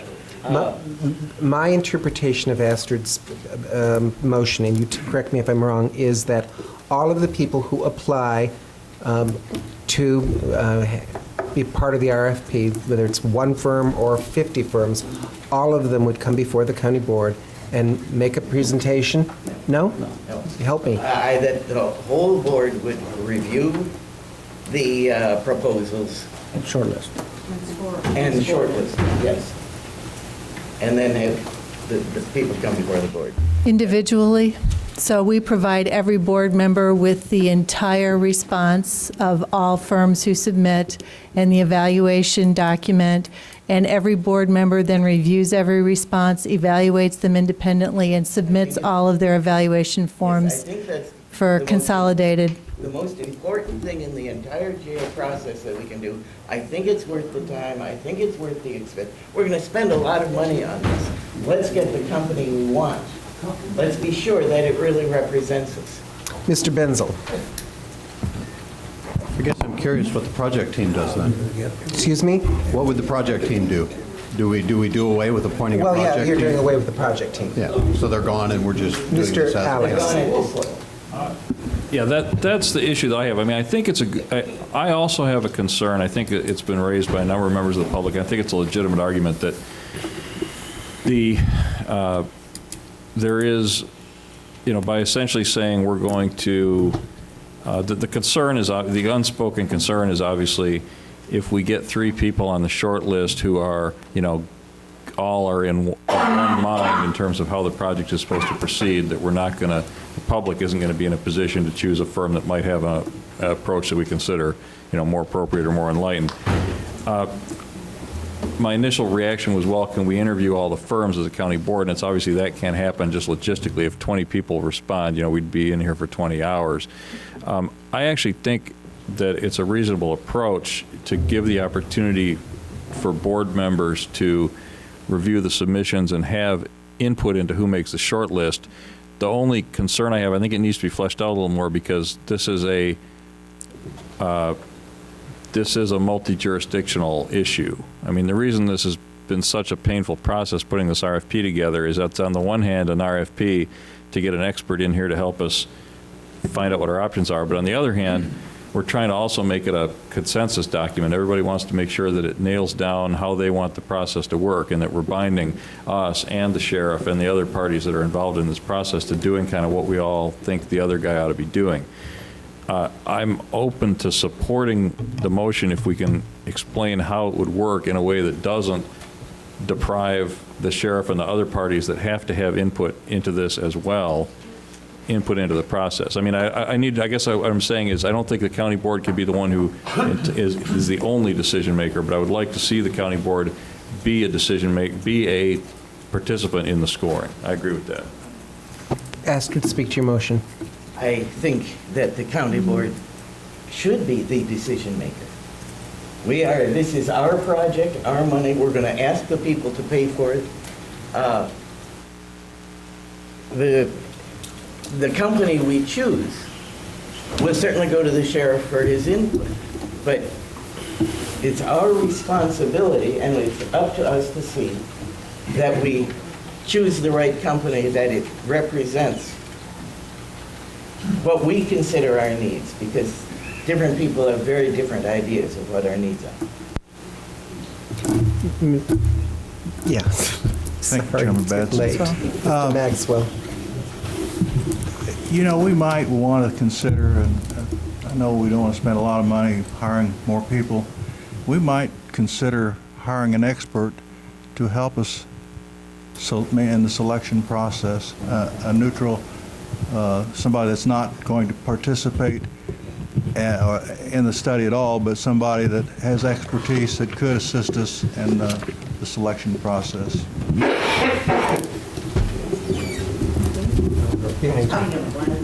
Carol, or me? Okay. Oh, thank you, sir. In some ways, I understand what Ms. Bergson is saying, but then I also hear what Mr. Alex is saying, and I think, yes, the county board is responsible, but you also have to have the input of the people that are working in those facilities and are going to be responsible for those type of things that we're trying to put into place. So I do think that it's important to retain, part or all of this project planning team, because they are the ones that deal with it day in, day out, and they probably know a little more of how things would function, maybe a little better than we would in some cases. So I don't want to completely eliminate them from the process. Carol? Thank you, Mr. Chair. As I understand it. It's Carol. Carol, then I you, know Ralph. we can't sit there again. One of my initial changes that I really wanted to make early on was to include the Justice and Social Services Planning Team in that process. That adds a little bit of dynamic for review process, because they're not going to select and they're certainly not going to negotiate in contract. But that group could assist in this process of the review. But I don't disagree with Ms. Astrid that this is the most important part of this whole RFP process. And we've been here before that we didn't get to see all of the possible participants, and then later we wish we had. And so I think this is where we get to change that right now. And it is the responsibility of the county board. And I just want to add just one last little comment that in the selection process, it almost, the planning team, I think, did a generally good job putting the RFP together, listening to the public comments, because we can see them reflected here in the RFP. But I think that there's a little bit of a slight, not conflict, but I don't have another word at this point to describe what I'm about to say, which is almost the next step, so to speak, really needs to be another body to do the next step in the process. So the people who wrote the RFP and have their own personal desires involved in that RFP process should certainly not be the same people reviewing the selected people people who respond, and then the same people who negotiate, and then the same. So it closes the whole process down to a very small group of people, even though the county board gets involved at the kind of end of the process. And I think that's the concern here. Patsy. Then Well, Ralph. I was going to offer a compromise, and that is these things, it could be really an interesting dynamic that we have three groups that do the scoring of this, and we can do it in sort of a rotation so you don't have to produce 100,000 documents. But there is the project team, and they have a certain focus. We've set up the task force on social justice, and then we have our own county board. And each of these will bring interesting dynamics on how they judge however many get submitted to us. And why not let us all score and look at what comes up of it? And if you rotate it, I can see Miss Busey just dying there because she's thinking of how many packets would have to be made. But if we rotate it, first A gets a set of the packets and they pass them to B and so forth. Mr. Langenheim. Finally. Let's get to the logistics of this. As we did with the nursing home and the other buildings that we've put up in the last decade or so, we had a set of firms that presented their arguments. And in some cases, we had more than one meeting. So we saw a pre-selected group. Now, wouldn't it be perhaps possible to take the other submissions which were rejected by that pre-selecting group and make them available to any county board member who wished to look through them, and make arrangement that if a county board member decided that one of those should be presented to the group as a whole, then it would be presented to the group as a whole. I think that might cover some of this concern about narrowing the choice without burdening us with an awful lot of submissions. Now, of course, we may not get more than 2 or 3 or 4 submissions, in which case we might as well see them all. Mr. Quisenberry. Yes, I was going to say something else, but I kind of like Ralph's idea. My alternate suggestion, which is not quite as extreme in the number of people involved as Patsy's, but does address some concern of Astrid's, would be to have a few, maybe 4, county board members assigned to participate in the scoring process, which I think we've done similar things in the past, and they'd be part of the team in that effort. They would be the people who are hopefully the most interested and the most motivated to do the best job at it, as far as looking at the details. Although, again, Ralph's idea has merit as well.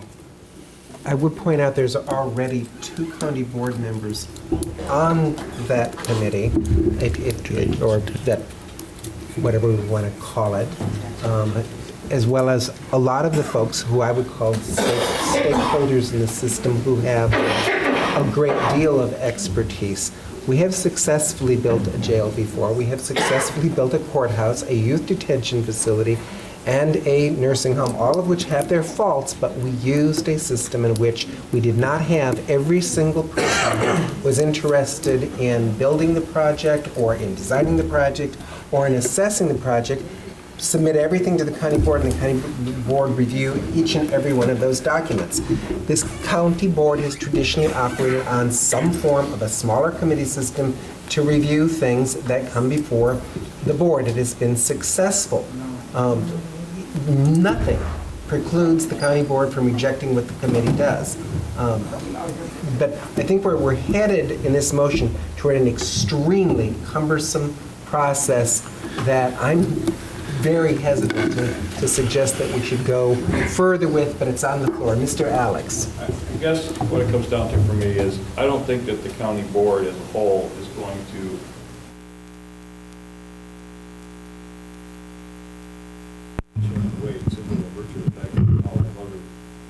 responsibilities that the project planning team is going to give it. I mean, there's only one person in this room who's running jail, and it's not a county board member, it's a sheriff.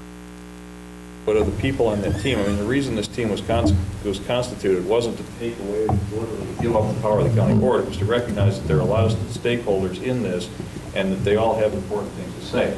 That being said, I think what we're trying to avoid, the risk that we're trying to avoid here is that that team, for whatever reason, picks a short list that excludes one or more respondents that the county board feels should be short list by virtue of having a different approach, by virtue of some dispute that we have with the team. Along those lines, I think Mr. Langenheim's suggestion is good in that there be a mechanism by which a county board member or a group of or some number of county board members can say, we want to add this group to the short list. And I'm wondering if anything like that has been done before. Sure. You could make an amendment to that motion saying that all county board members, of course, get to look at the documents, which they do anyway because they're all fairly open, and that any two county board members with a motion and a second can bring that entity before the board. I have an inquiry. You could do that. I have a question. Do the proceedings of this selection committee come under the Open Meetings Act? No. No. No? They don't on any contractual matter. It is not a question of problem. They don't. If this were a committee of the board, it would, but it is not a committee of the board. Mr. Kibler, you've been patient. I'd like to make an alternative recommendation. There's like 10 out there right now, but there's already groups that have come to us and asked, we'd like to have a little bit more participation. Some of us would want more participation. Why can't we simply, and I don't know if I'll fully motion it yet, but take the proposals that we get, put them online, let anybody download them, play with them, do whatever they want with them. Come, bring it to public participation if they feel they want to come and bring something to the county board. And any county board member can go and download it and look at it online. Saves us time, saves Mrs. Busey a lot of money in terms of paper costs. I think it's just a very easy and simple solution. Can it be done legally? That's the first question. And That's two. the question I have. Mr. James and Mr. Jay. I'm hearing all this, and we've had this process for some time, and now it's almost like we're going to restructure how we do things. Instead of, we're going from one item to another, and the county board wants to get more involved. And I agree with Alex and some of them. We have people that do this for a living. I trust those folks. They're in office. They've done the right thing. We're going to have our input. I look at logistically, how are we going to meet with these folks? Because let's face it, there's a few in here that don't show up all the time anyway. We really need to be fair about it, stay with our process within limits. It's a needs assessment. It isn't like, by the time I'm hearing all these comments about hiring an outside expert or another panel of people, we're going to have $20 million spent before we even put up a building. That's politics at its best. So let's not just keep beating everything up. The process has its merits, and we're tweaking the document, but now we want to tweak the whole process. And I think we're just going down the wrong path totally. Mr. Jay. I concur with Mr. James, believe it or not, but one of the things we need to keep in mind is that I've been through the process a few times, and it's not as pleasant as you all might think. Actually, it's a lot of work. And there is some confidentiality. Mm-hmm. When we bring those folks in and they make their presentation, nobody else is in this room except, in this case, it'll be the project team. And if somebody wants my place on the project team and thinks that they really want to be part of it, that's on the county board, you can have it. I've been there, I've done it, and it's not that I wouldn't do it again, but I don't think any of you have a clue what you're arguing about here tonight. But anyway, I got off a track. There is some confidentiality because we're going to start with the top team, and we don't want all of the rest of them to know what the second, third, and fourth, or however many have presented us. That's not fair. No. So there has to be confidentiality. The project team is by far the best idea and probably the only one that will work efficiently for this project. And I think it is important that we have people that's concerned with the jailing process on the project team. Ms. Cowart.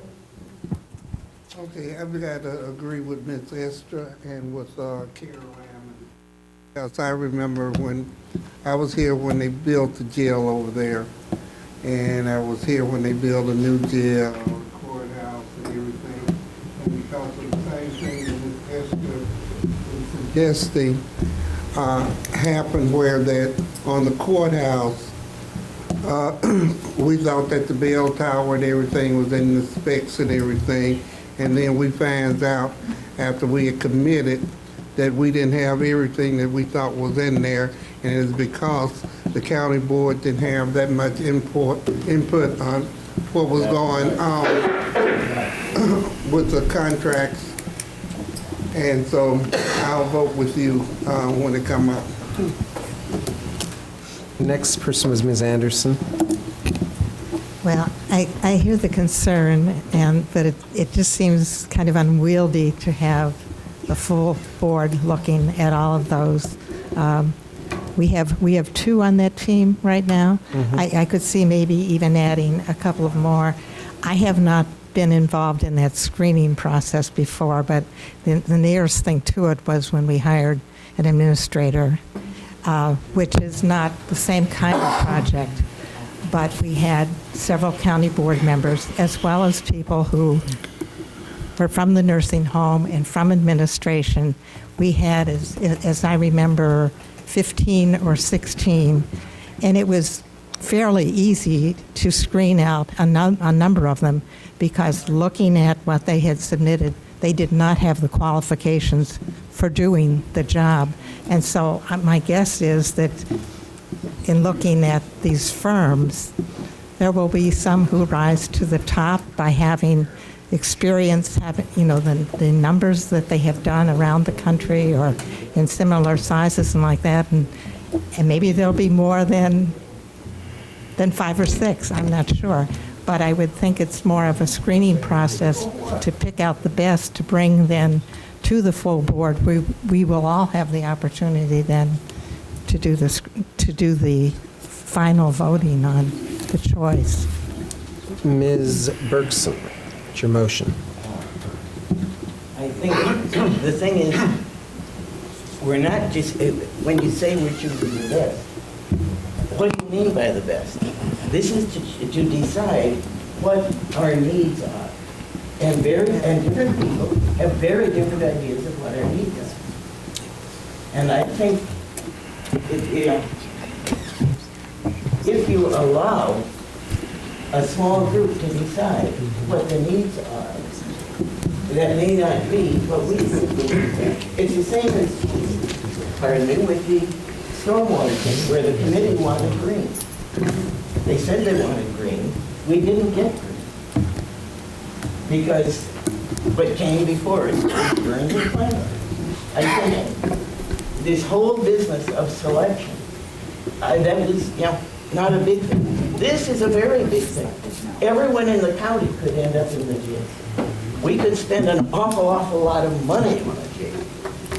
I think everyone is a stakeholder in this. And I think as representatives of the voters, we should make the selection, not about the bidding or the architects or anything else, about the needs assessment. That's the whole ball. This is for a consultant, not Ms. Holderfield. To determine. Ms. Holderfield has the floor. I understand everybody's concern, but we're not all experts in this field, and I think that what's important is that we get this written the way that we want. We get the RFP written the way that we want. I think that's probably one of the most important things that we can do, and we do have a task force that is in place, and this is what they do. This is what they work with. I agree with Diane. This is what they work with every single day. We do not know. We will never know. We are not experts in the field.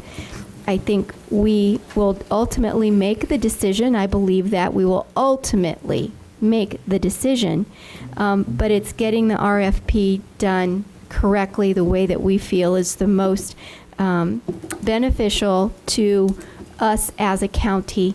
And when we want to start getting into making all of these different selections, you cannot, no one here works in that jail. No one works with the justice system.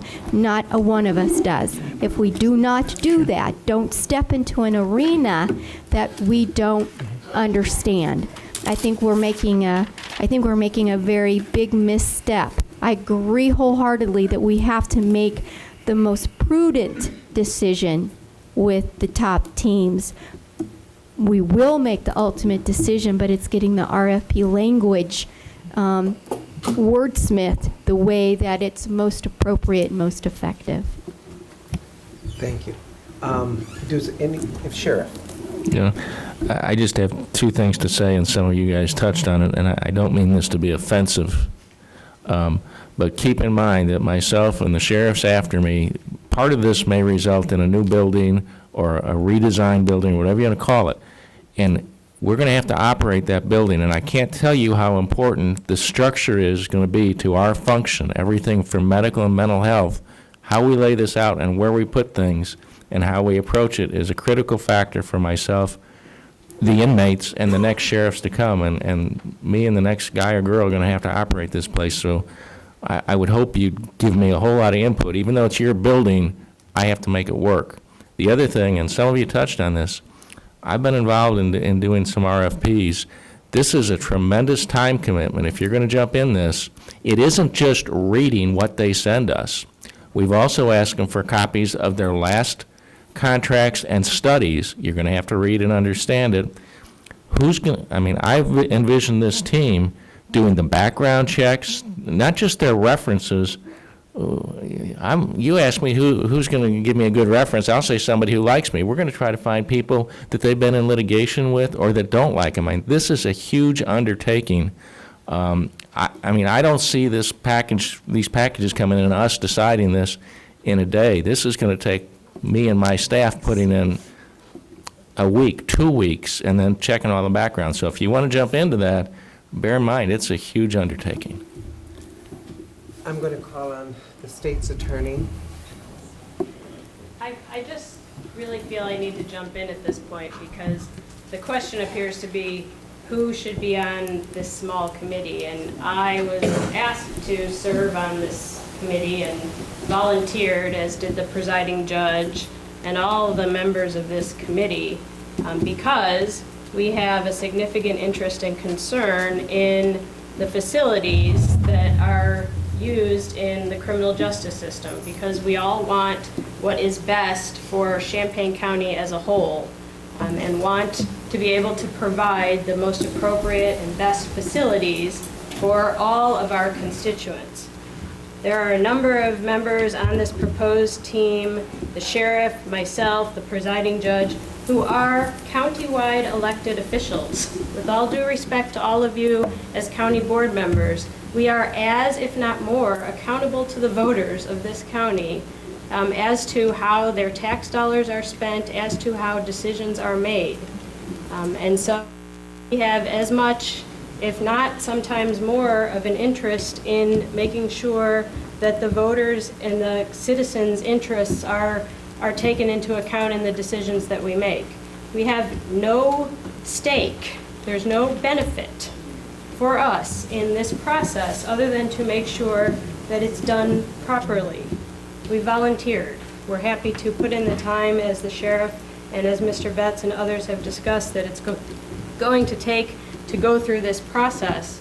And I just really felt it was necessary to stand up and make that clear, because there's been so much discussion about interests and biases and all of that sort of thing. I want to put out on the table what my interest and my bias is, and my willingness to put in the time to do this job, in addition to all the other jobs that I have.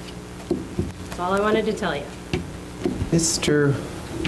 You know who hasn't had a chance to talk is Mr. Benzel. Let him talk. Thank you. Needs to be silent. Yeah, I like it that way. I like following that because that's exactly how I feel. I mean, I'm not the smartest guy in here. I'm not the smartest guy in any room, anytime. I'm usually at the bottom end of that. But I'm smart enough to know when I'm not smart enough to make those decisions. And that's now. I mean, there's nothing probably more glaring or more telling to me about this than the fact that we're talking about potentially major renovations, or really more likely tearing down a building that's 30 years old that shouldn't be obsolete already. So I don't want to be looking at this 30 years down the road saying we made the same mistake again. So, and to keep from doing that, we need to have the right people doing it. Not to mention the fact I personally am a firm believer in smaller groups. I mean, we're going to beat this thing up for 3 to 3.5 hours to put an RFP together. We're talking about a week-long retreat to go through all of these proposals. If we try to do this as a 27-member board, it would just be absurd. So I absolutely cannot support it. I think that we've got the right people on the team. We've got the right people to do it, and I'm happy to work from their recommendations. I think everyone has had a chance to speak except Mr. Richards and Mr. Rosales and Mr. Kurtz on this issue.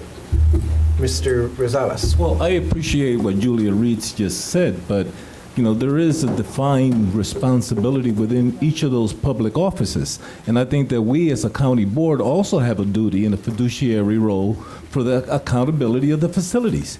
And I think that the committee that was created by our board is an advisory, a consultative committee. And I'm not talking about dissolving that committee at all. I'm talking that it is in place because it has the best interest of all the parties involved, as well as it's a consultative committee to us. As to the selection process, I don't think we're going to get 140 applicants for an RFP. I would imagine that we probably get maybe 10, 15 at most. I don't think that's too impossible to look and review at, but I think that the advice and the recommendations of this team is very important and it's crucial, just as well as the Social Justice Committee consultation is also important in this crucial point. That's why we have a Social Justice Committee. And I think the input of this board is just equally as important. So I see 3 parallel roads towards the same ending, not just one. The consultative committee, or the team, the county board, and the Social Justice Committee should all have equal aspects or parts in the decision making. And then upon review of all of that, I think then we will reach a consensus and make the best decision for the county, for the safety and health care of the people that work in the building. Mr. Richards and Mr. Kurtz haven't had a chance to speak, so I'm going to try to give them a chance. Mr. Kurtz. Well, thank you for me volunteering. There are numerous different aspects of this. I'm hearing so many different opinions on how we go about this portion of the RFP. First, I think we need to get an RFP out tonight. I think we've done an awful lot of discussion. We've done a lot of changes. I think we've satisfied most of the concerns of this board and those who bring this really good discussion, hopefully to an end tonight, so we can issue this RFP. I personally feel that we need the best people who understand this jail situation from a lot of different aspects, from the social justice side, from the social services side, the sheriff, the state's attorney, the court system. We have no authority to tell them how to run these facilities. We have no authority on how the court system places people into this situation. But it's, I'm not finished. It comes down to the end that we need all of this input, and then it needs to come to us for a final decision. But I don't see us being able to spend the time. I mean, this is a huge, huge operation of time and effort. I'm willing to put in the time. I have the time. A lot of board members here don't. They have other priorities in their lives, their families and their jobs. But my personal opinion is that I think we've made some major progress here tonight, and then I think we need to put out the RFP this evening after this final discussion on how we want to finally decide on who makes the final decision for this firm to move forward. Okay. anyone who hasn't spoken on this issue? Mr. Richards. I'm a little bit concerned about having a 27-person free-for-all on this RFP. However, I do appreciate the suggestion that it be opened up to a motion for any of these RFPs to be brought up. And I would like to have us opened this up beyond the project team and have the jail task force involved with this RFP and looking at these and advising the county board on these. Although I don't think that the 27 of us are going to be useful at coming up with an RFP on this. But I do agree that we could use some second looks on this when this does come back to the county board. Mr. Esri. Yes, thank you. I guess I too would have a problem with the whole 27. Just a little bit of a variance, I guess, if the team gives us their preferred short list, but yet we're able, if we want to look at all the different rejected, I guess you'd say, for lack of a better word, proposals, maybe just ask the team to have not 20 for each of them, but maybe a few comments as to why they were rejected, but maybe a few positives too, just so that you could look through and just a quick summary of the reasons why maybe they thought this one was okay, but it just wasn't the best. I mean, to just write a few comments down for each one if they rejected them, and that way you could just skim through and see their thought process a little. And you know, certainly in that comment that you just made, it's certainly possible for the board to have this committee appear before the board and in executive session, because there are confidentiality concerns. They certainly could say this is what their individual concerns, this is why they ranked the firm or didn't rank the firm. I think we're also under a false assumption that we're going to have 10 or 15 applicants. I think we are going to have, in this economic climate, it is going to be very, very large. Just based on what I saw in Colorado, there are so many of these firms and they are nationwide.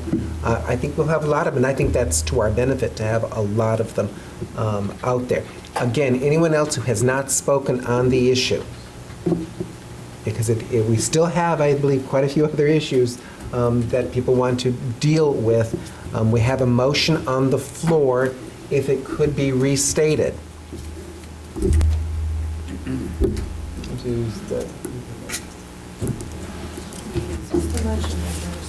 This is the motion.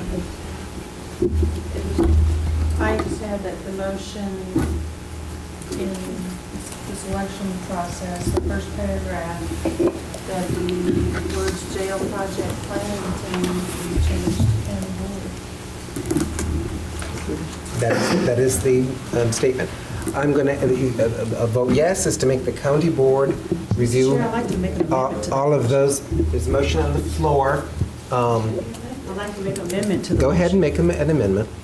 I would like to ask Ms. Astrid to consider an amendment to that motion to incorporate what Ms. Busey just described, is that all of the, and Mr. Esri, I'm sorry, all of the responding firms that respond, that all of those be made available to the county board in closed session, and that the shortlisted items be provided at that same time. That's the amendment that I'd like considered to the motion.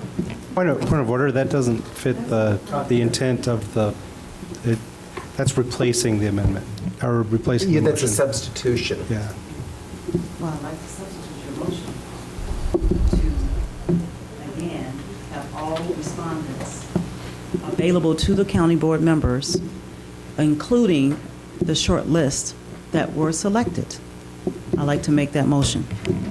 That they all appear before you, or the documents? Sir, the documents. Just what Mr. Esri just said, I'm making it in a motion. That all documents be made available to all county board members for review of those documents, and including the shortlisted items when we review those shortlisted items. I second. Seconded by Mr. Carter. I have a few concerns, but Mr. Quisenberry? So I'm going to ask a question to make sure I understand. Motion to substitute. What it sounds like you're saying, Carol, is that instead of all the county board reviewing all of the proposals, that there be a point in time where the committee comes and the county board gets a chance to review all those proposals and in executive session, review the shortlisted proposals and give feedback before that short list is finalized. Yes, sir. Thank you. Is that your intent? Yes. Because I actually believe that I would be supportive of that option as an alternative to everybody going through and reviewing everything. It gives an opportunity for people to identify one that may be slipping through the cracks, but it does not necessarily require that everybody get into the process. I'm going to have Mr. Alex address, and then I'm going to have Deb Busey address her concerns. The county board has 2 members on the project planning team, right? That's correct. Okay. Are the submissions, at what point do submissions from vendors cease to be confidential to the general public?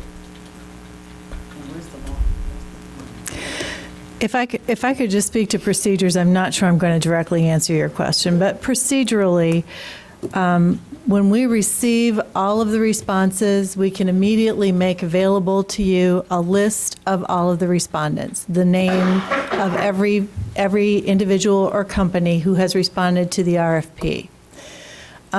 When we go through the process of creating a short list, we will use evaluation criteria. We consolidate the evaluations of all the evaluators, and you will automatically see where one firm scored fewer points in one criteria area than in others, and that information in itself we will share with you. We'll provide you with a great deal of information in addition to background checking, which the sheriff's office will provide assistance in doing, which we will also be able to report to you. That's how the process typically works. Procedurally, you heard earlier tonight in the QBS portion demonstration that you had that you can designate a selection committee.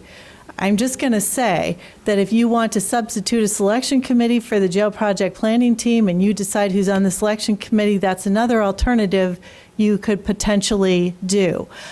I honestly believe you could get 20, 25 responses to this RFP. It takes at least 2 hours to give full due diligent review of an RFP. Do I think it's feasible that 27 county board members are going to spend somewhere between 30 and 50 hours reviewing and evaluating RFP responses? It's never been done before, I can tell you that. In terms of publishing the RFPs, these are private business entities, and they're going to be telling us things about how they propose, how they're going to do this work for us, and they're not going to want it published because that's giving away their own, operational strategies. Well, that's my question. In the past, when this similar process has been done, at what point does what become public? I mean, are the shortlisted submissions considered? The shortlisted presentations, you know what, They're actually done in public generally.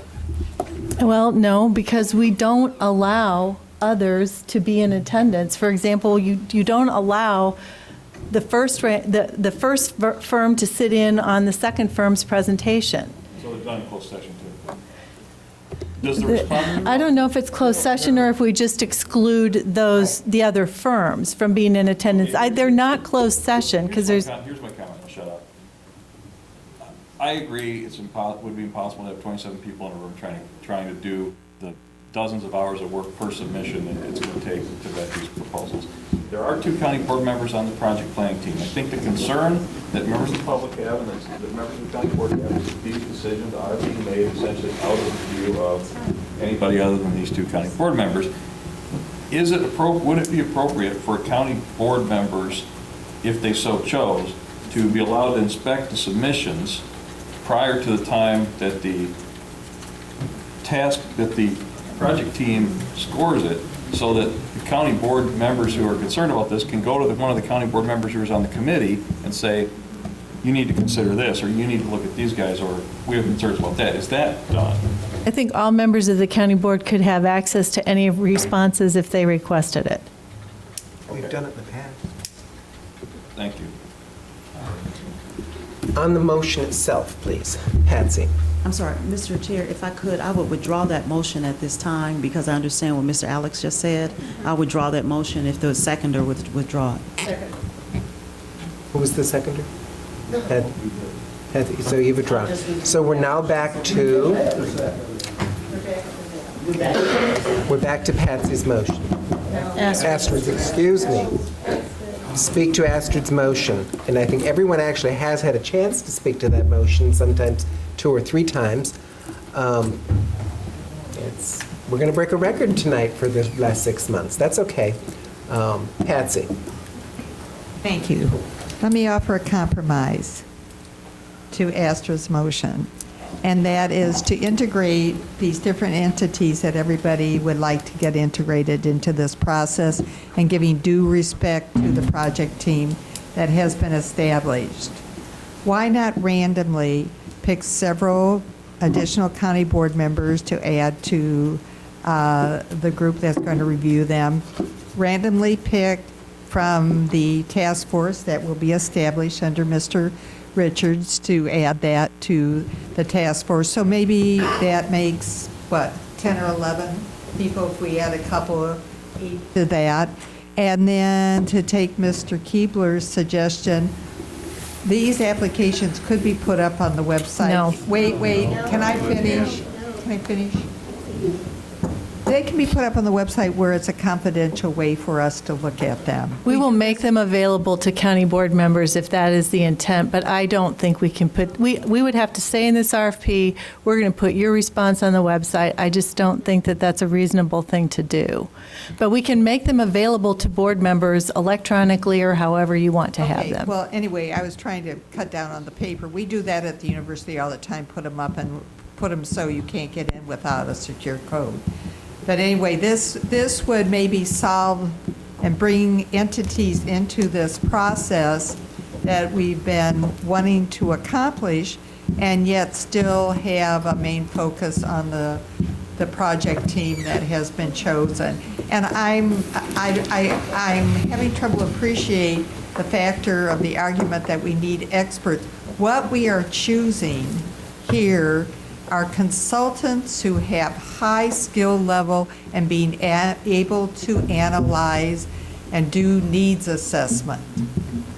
We can read their qualifications and make that judgment. That is the key here of what we're choosing. And so other people outside of running the jail have those kind of skills to choose consultants to do that. Mr. Benzel. I'd like to call the question, please. I recognize the call, and I recognize the second. The question is all those in favor of calling the question signify by saying aye. Aye. Those opposed? Aye. Motion carries. The question is called. Now we're going to have a roll call on the question. Those voting yes, support to, yes. The question that you're voting on right now is that, and I'll have the clerk reread it once again.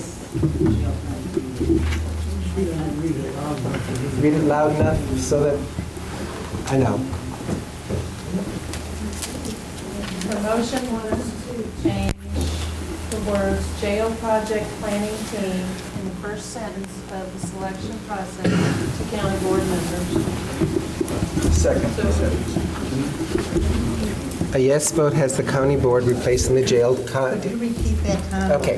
A yes vote has the full 27 members of the county board replacing the jail project team for purposes of submission of the proposals and evaluation.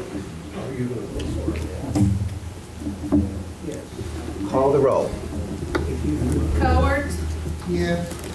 Esri? No. Boulderfield? No. James? No. Jay? No. Kibler? No. Kurtz? No. Langenheim?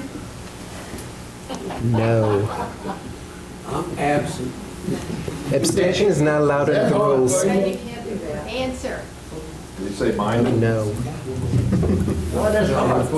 No. Maxwell? No. Michaels? No. O'Connor? Yes. Petrie? No. Quisenberry? Richards? No. Salas? Yes. Schrader? Weibel? Yeah. Hammond? Yes. Anderson? No. Bergson? Yes. Yes. Betts? No, motion fails. Do you have more substantive motions, Astrid? Okay. Carol did hers. Does anyone else have a substantive motion? I do. I'd like to make a motion, actually.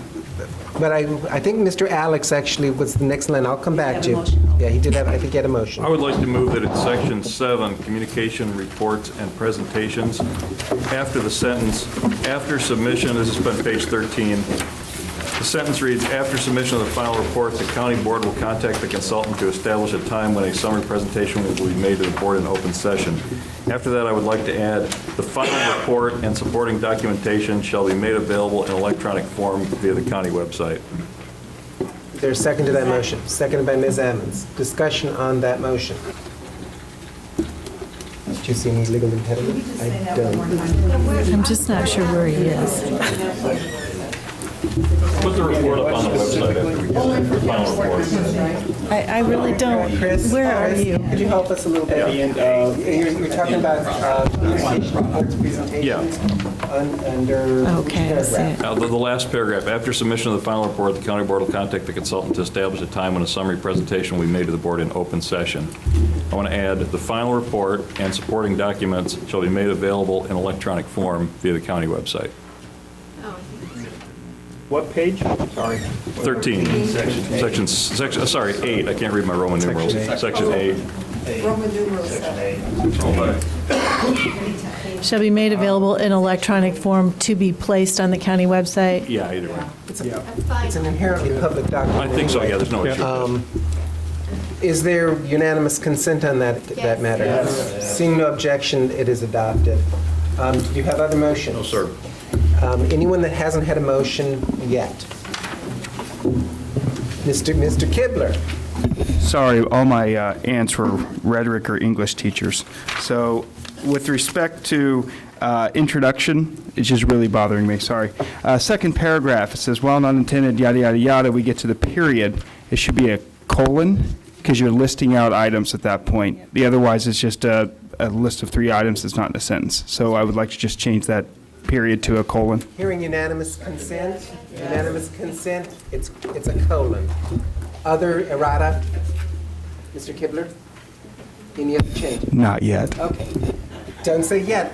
Going once. Ms. Holderfield, you have a substantive motion? I'd like to make a motion that we approve the RFP. Point of order. That's already on the floor. I call the question. I haven't recognized the call of the question. Carol? Thank you. I know people want to go home, as I do, but I have to go back. The failing of the motion from Ms. Astrid is making me make this second motion. I am going to move the selection process again to include members from the Justice and Social Services team on the review process of the applicants that respond. That is my motion. I so move. You may speak to the motion. Thank you, sir. I am suggesting for a couple of reasons that are written in the scope of this RFP. In scope item number 1, 2, let's see, 4, these items are dealing with larger institutional issues that are not just facilities. And on the Justice and Social Services Committee, which is why that came to be in the first place, was to include expertise in the social services arena, i.e. the mental health professional, community elements applied to be on that committee, including Professor Brenham, who does this for a living through the University of Illinois and has a lot of research in this area. To not include people from the Justice and Social Service Planning team makes me to believe that we created that as a diversion to this team. And I'm saying that this selection process must include other than the stakeholders that are inside of the criminal justice system. Mr. James? Yes. Well, I disagree with that because they're an advisory committee to this board. They are not a voting membership that's going to tell us how we should or should not proceed with this needs assessment. They can sit there and be talked to just like the sheriff, the state's attorney, and everybody else, but they're not going to have any say-so in how we decide we want to proceed with this. And Carol, I again will say, that's fine, and those folks may bring something to the table, but just like you and I, we're not involved in this every day. We base our feelings on the rhetoric we hear and what we want to promote. Let the people who are doing their job do their job. Mr. Richards. I'm in favor of what Carol said. I think it spoke to what I said earlier. My questions for Ms. Ammons would be how many members and who would put them on there? Certainly in line with the process that we've seen so far, the planning team is just a team that was put together by Mr. Betts, Ms. Busey, whomever, who decided who was going to be on that team in the first place. And so I just suggest that that group, including yourself, get together, look at your, the people who have volunteered, who have background in the area of criminal justice on that team that you have, and select a couple of members from there to be included on this review process. I'm not asking for 15 members, because we don't have 15 members to select, but this really raised a real red flag for me. If we have no selection process outside of the same people who wrote the RFP, who suggest we need the new jail, I think it's pretty clear where this is going. Mr. Alex. I like the idea of adding to the perspectives, but I don't see how we could do it legally. I mean, I don't, because of the confidentiality of the responses, I don't think we can put somebody who's not a county employee or an elected representative on the committee. I mean, You gotta show me some law on that one. well, that's what I'm asking for. I'm not an attorney, but my understanding is confidential means we probably can't have members of the public looking at that. Order, please. I'm not the county's attorney, so I'm not going to say one word about it. Mr. Richards. I guess I have no idea how this body's going to vote on this, but I guess I would add 3 amendments. One, that there would be 2 members of the committee put on there. 2, that they would be appointed by the county board chairman. And 3, that the members of this committee, which has not been picked, by the way, that were put on there, must sign a confidentiality agreement. You have the ability to establish a selection committee, which means you could appoint someone else. We can appoint people who aren't elected officials or county employees to a selection committee? Yes, you can. Has it ever happened? I know that, I mean, when Mr. Maxwell spoke about an expert yeah, and I think you can appoint members of the public to a selection committee if that is your desire. This isn't a conspiracy, Patsy. I'm trying to make sure we follow the law, and if a confidentiality is sufficient. Sorry. I think this proves why having meetings that run till 11 o'clock, we all become very exhausted and we start complaining about one another, and we're not entirely productive under these circumstances. Ms. Astrid? Mr. Richards' amendment. There was not. I will second it. Okay. Ms. Berkson, speaking to the amendment that's on the floor. I have been surprised by how many decisions binding on the board are made by people who are not on the board, and this committee is another one of them. And I think that the board should have more representation on the committee, even be a majority of the committee, because Point of order, the board we're is discussing an amendment. responsible. Again, we will discuss the amendment on the floor, which is by Mr. Richards. Diane. Just kind of a question, if you will, or whatever. First off, I'm really not in favor of changing that up much. However, you have a committee that I don't believe has been picked yet. That also could delay this even longer, and I would think that that needs to be taken into consideration with people's votes. Mr. Carter, speaking on the amendment on the floor. Yeah, we, You know, I would appreciate it if we gonna go by rules, as a county board member just mentioned. Why is it that some people speak 20 times, some of them don't even get 3 times to speak? We sat up here, we showed disrespect all over by the law. That's what's wrong. We don't follow the law. I've been here, I was here before they bought this bill. The new jailhouse, the new courthouse. I never heard anybody say that they had members on this county board that didn't know how to do their job. Only time things went bad when you went outside of this board, around the point committee, and did these little deeds and come back with it. That's where you went wrong. When you followed the law, everything went smooth in this county board. And you taxpayers don't say, the state's attorney, or the sheriff, the county board is who they look for to do right. They can do all the wrong they want to, but you know who takes the blame? The county board.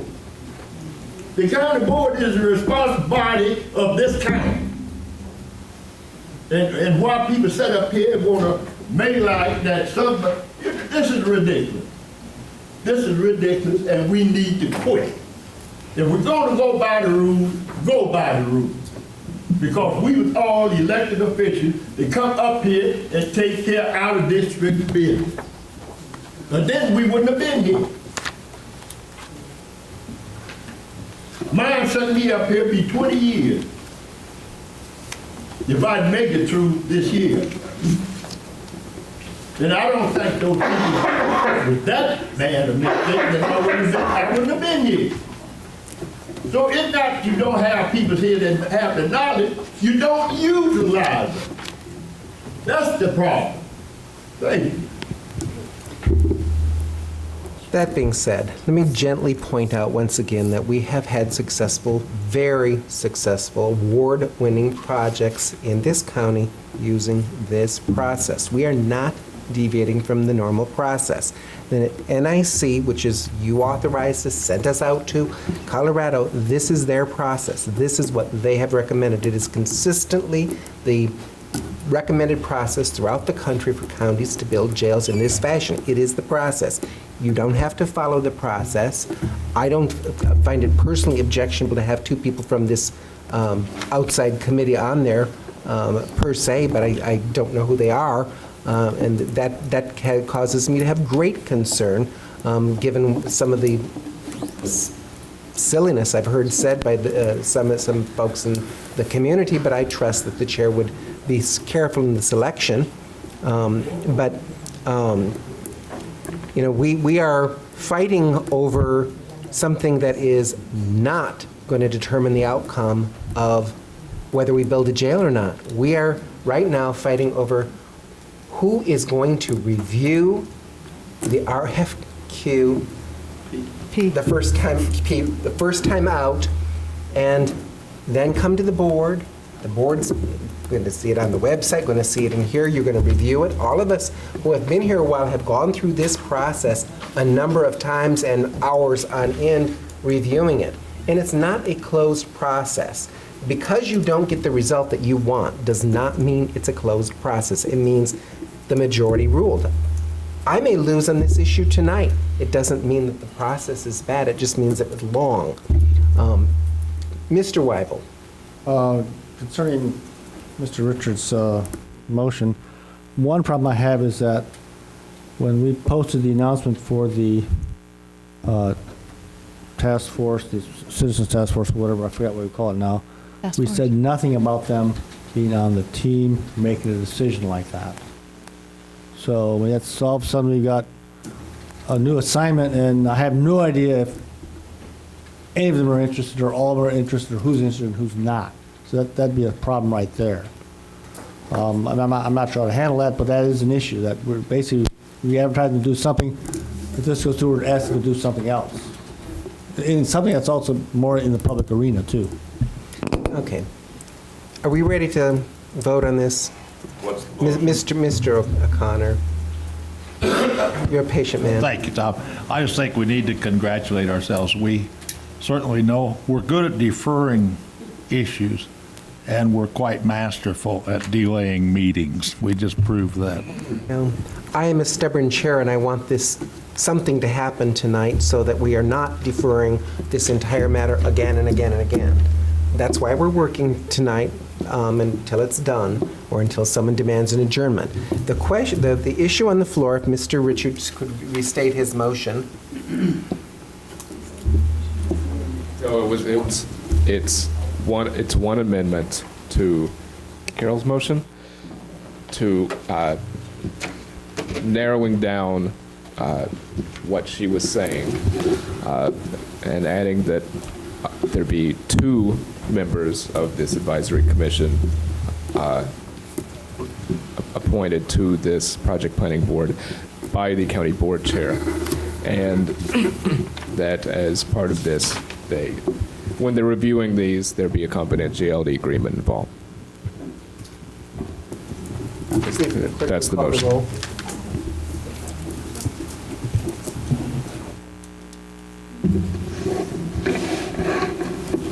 Howard? Esri? No. Alderfield? No. James? No. Jay? No. Kibler? No. Kurtz? Langenheim? No. Maxwell? No. Michael? No. O'Connor? No. Petrie? Yes. Quisenberg? Yes. Richards? Yes. Gonzalez? Weigel? Gave up. No. Alex? Ammons? Yes. Anderson? Yes. Bensel? No. Bergson? Yes. Carter? No. Betts? No.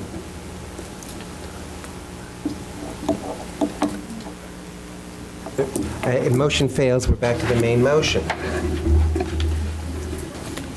If the clerk could restate the main motion. Sorry. It was Ammon's last motion. Carol, could you restate your motion? The motion was to add members from the Justice and Social Services Committee to the project planning team for review of the selection process. Again, because we just voted on one where it was 2, and this is an abstraction of just members, do we need to have a full discussion on this again? I just have a clarification from the Chair Weigel. You mentioned that you found it problematic that it wasn't in the description of the roles for these people who are applying for this task force. I mean, is that so prohibitive that it can't be asked as you interview them?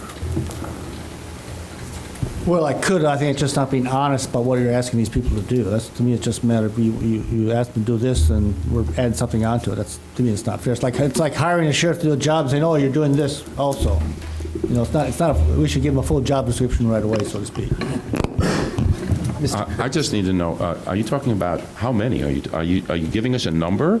Or are you saying we already 5, voted 6, on the 7? number. How many? We tried to give a number, but in this case, I'm not giving a number. I'm suggesting that the project planning team who also designed the RFP should not be the same persons only or solely reviewing in the selection process. I was trying to add people to that process. I participated tonight.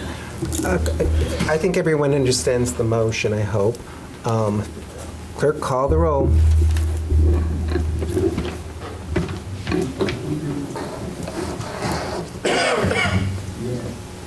Howard? Yes. Esri? No. Alderfield? No. James? No. Jay? No. Kibler? No. Kurtz? No. Langenheim? No. Max? No. Michaels? No. O'Connor? No. Petrie, Yes. Quisenberry, Richards, Yes. LaSalle, Weibel, Ammons. Yes. Anderson. No. Bensel, No. Ferguson, Yes. Carter. No, motion fails. Any other substantive motions before we go to the main motion that's on the floor? Ms. Emmons. Yes, I'd like to make another motion to add one additional county board member to the project planning team from one of the districts, the minority districts of color. That's my motion. Second. I think that's technically out of order.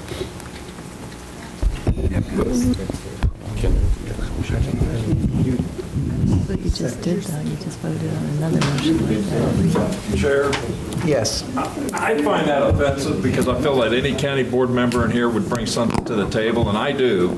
Every time I hear the There's no racial or people the of color color come on this up, committee. we're all here to represent, as Al Kurt says, and everybody else. Yes, we I are. represent a minority district. There's no people of color on this committee. But anyway, Chair, I just feel that's offensive. I think it's uncalled for. I think that's where we're starting to split hairs here. That should not even come up in a discussion such as Then vote it this. down. I will. The motion's Point of order. Your point? Does this duplicate the motion that we just defeated? No. Agreed.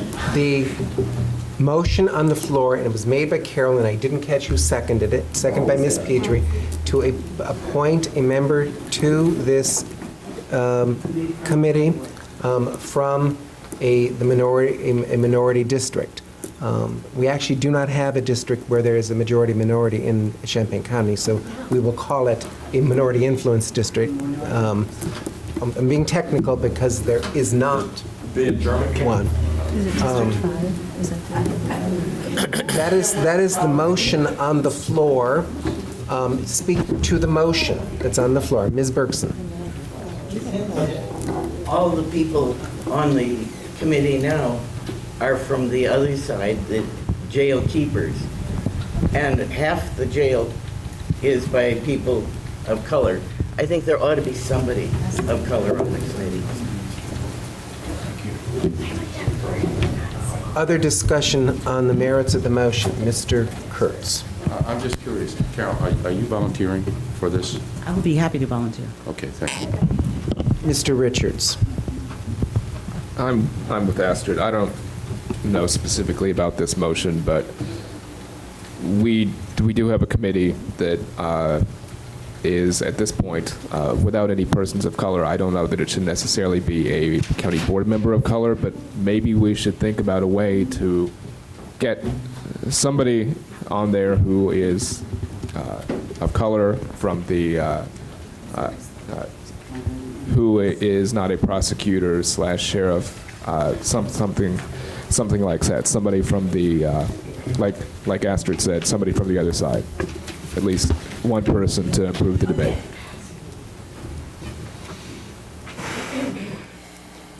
Discussion on the merits of the motion. Madam State's Attorney. I have to reiterate, I've heard now I'm on the other side, now I'm a jail keeper.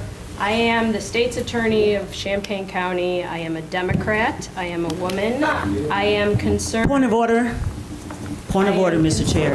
I haven't recognized the Point of order has to be recognized It does according to not have Robert to be. Go rules. ahead. I am Proceed. concerned about the best interests I'm raising a point of order. Champaign County as a whole, about the facilities that we provide to our community as a whole, to our citizens, to those who are in our county jails, to our employees. I agree with those who have said I find this whole discussion offensive. Those of us who have volunteered to serve on this committee, to be part of this process, have the best interests of the county and the system as a whole at heart. Absolutely willing to hear from everybody who has an interest and wants to say something, but I do not think there needs to be a token person of color on the committee in order for us to be able to do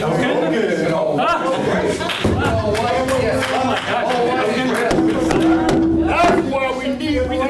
It is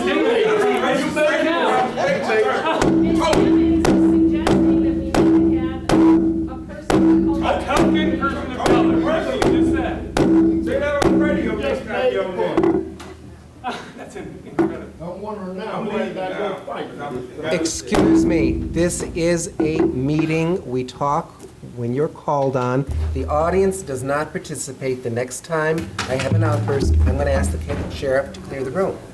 It is not acceptable.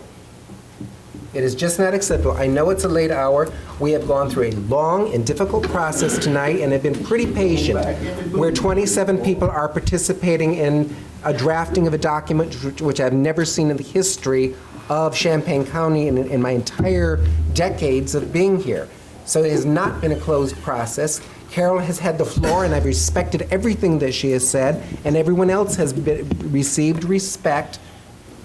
Didn't always win, but 90% of what you proposed tonight, Carol, you did win. And other folks did as well. We can conduct ourselves with respect, without yelling at each other, without being mean. We are all neighbors in the end, okay? Now, we have a proper motion on the floor.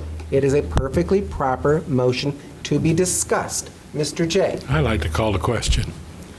Second. All further discussion, all those who wish to call the question signify by saying aye. Aye. Those opposed, the same. Motion carries. There'll be a roll call vote on the motion, which is to appoint a member from, yes. Is it possible for this board to appoint ourselves to? No, it's only, on this committee, it's only possible. Without balanced representation? This board can't actually make the appointment to this committee. I notice that everything we do, we put a Democratic County board member on there. Point of order, Chair. I thought once the question was called, it's called. It is. He's right. I'm just trying to be advised if what we're doing is actually In compliance with county board rules. In compliance with rules and with state rules. Is it a point of order, Mr. Point of order. The rules on the county board says that when you appoint people, you strive for gender and racial balance. And in certain cases, there are rules where you want certain party balances too. It does vary, but there's no rule saying it has to be that way. So the rule says we strive for that. Okay, we're to the main motion, which is to appoint a member of the Minority Influence District to this project planning team. I'm going to ask that the clerk call the roll. Howard? Yes. Esri? No. Holderfield? No. James? No. Jay? No. Kibler? No. Kurtz?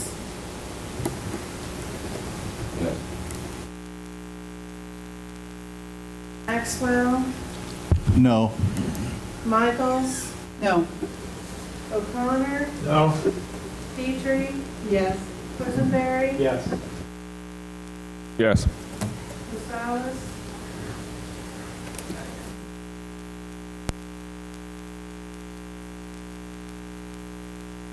Yes. Ammons? Yes. Anderson? Yes.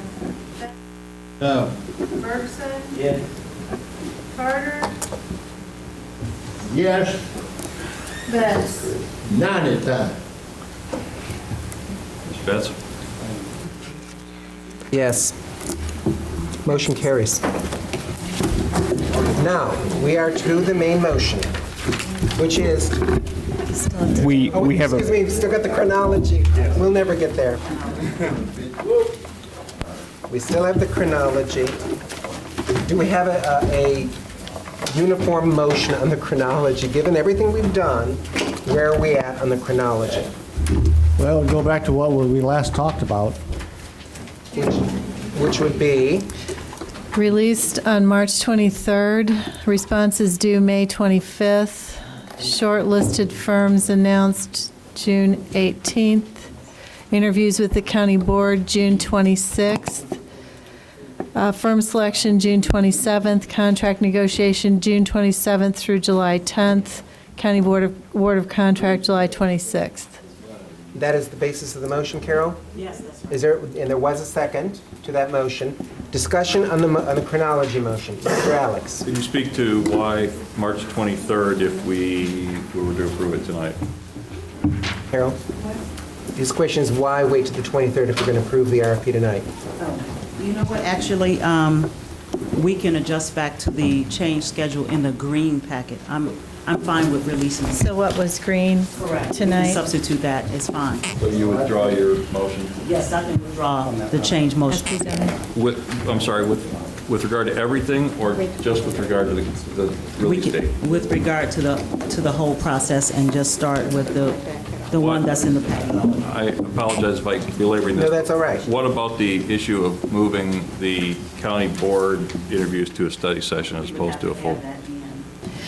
And so do you want to extend the time frame to allow more time? I'm just asking what you're proposing to do. So can we release the RFP and leave all the other dates as Carol had previously recommended, which just gives a longer time for vendors to respond? Hearing Patsy.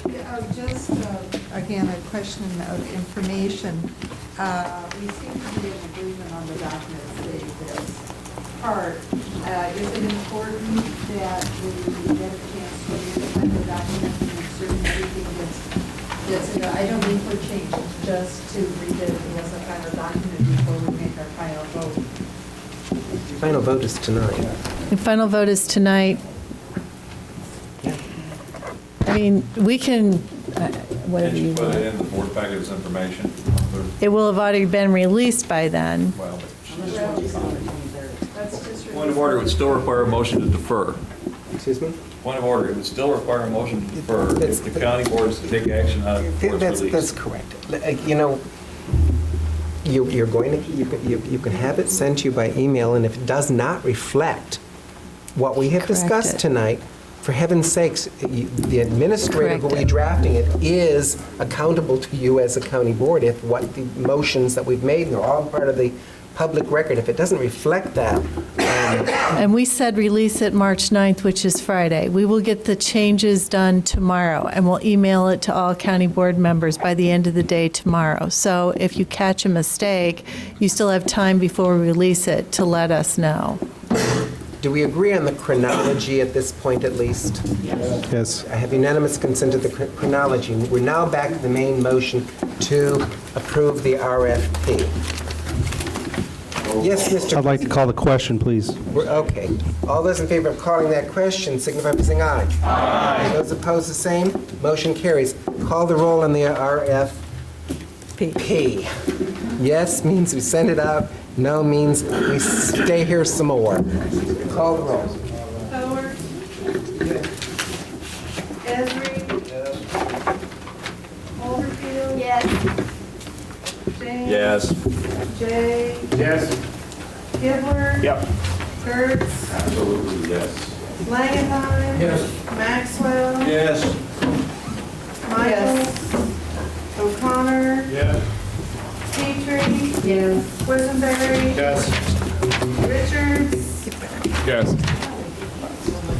Weigel? Yes. Alex? Yes. Ammons? Yes. Anderson? Yes. Bensel? No. Bergson? Carter? Yes. Beck? Yes, motion carries. Under other business, I think we've more than covered all sorts of things. Designation of items to be placed in consent agenda. I really don't think there are any that have to go to full board. Ms. Ammons, Policy, personnel, and full funds. come on up. Mr. Chair, if I could ask the board if we could move our agenda to next week's meeting, if that's okay. I would rather actually do these appointments, get them out of the way, so. You want to do the appointments? Chair overrules, guys, we gotta do it. Okay, let me see if I can find my packet now. Take it back.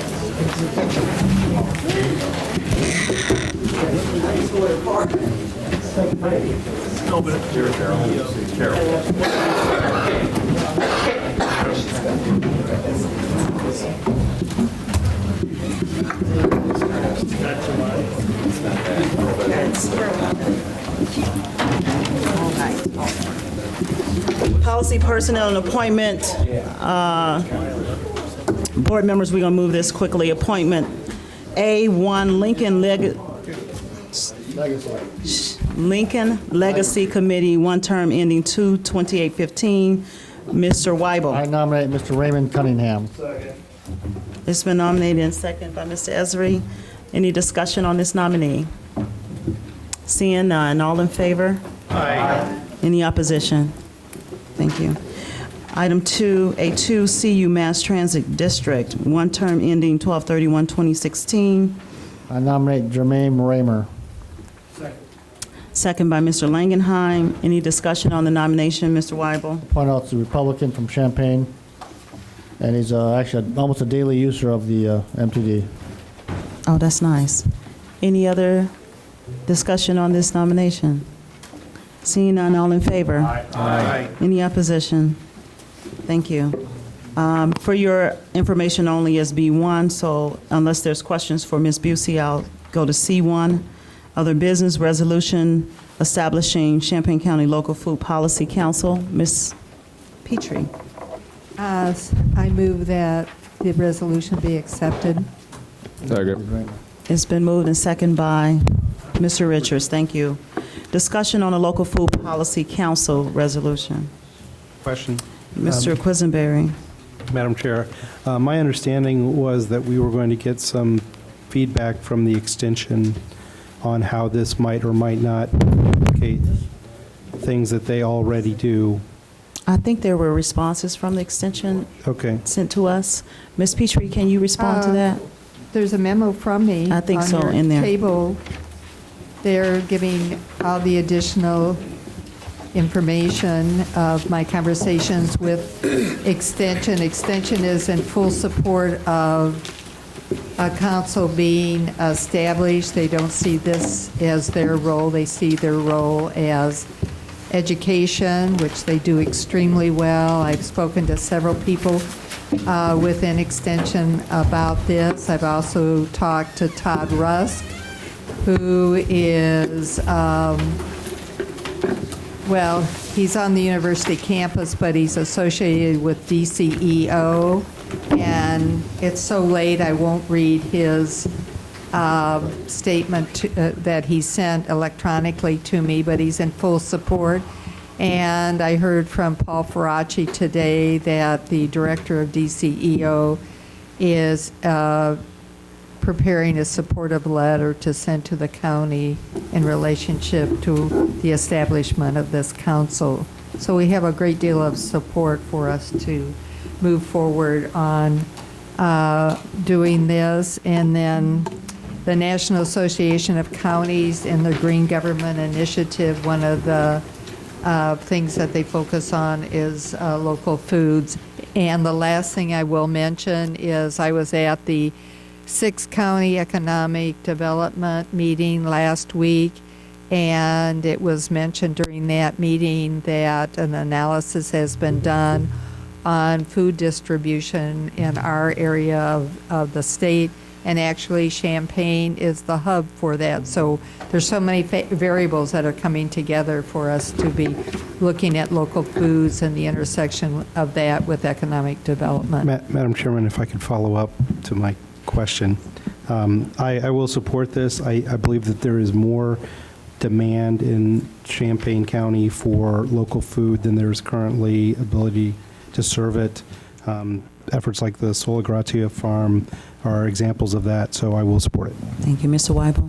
I'd like to make a small amendment to the resolution to be pasted on page 83, be on the paragraph before the now therefore it be resolved. So the paragraph above that. And in addition, the council will review available options where the council could/should be centered or housed and evaluate each option in terms of relationships to the local food market, financial backing, and member appointment process. Want me to read it again? Oh, she has a. In addition, the council will review available options. Where, Pius? The last whereas? The last whereas, at the end of the last whereas. Thank you. In addition, the council will review available options where the council could/should be centered or housed and evaluate each option in terms of relationships to the local food market, financial backing, and member appointment process.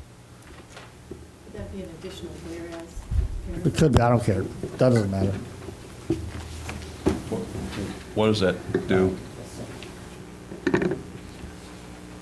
Second. What does it do?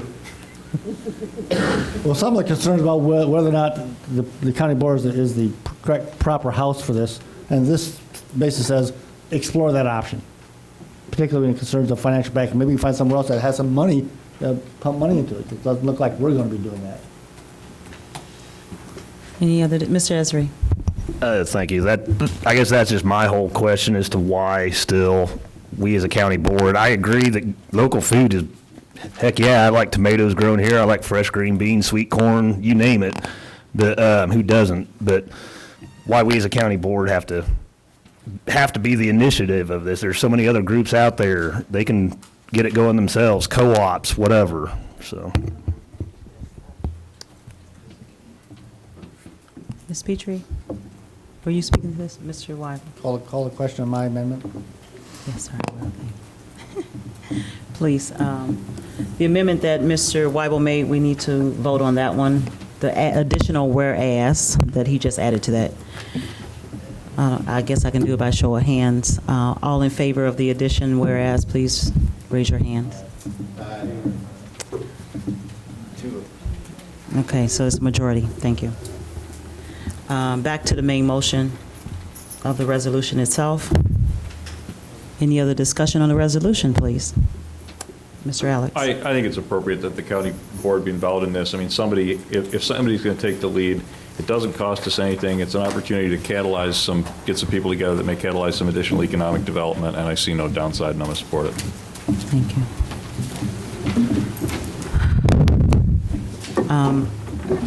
Clerk, if you could call the roll on this one so we can have a clear vote, yes or no on it.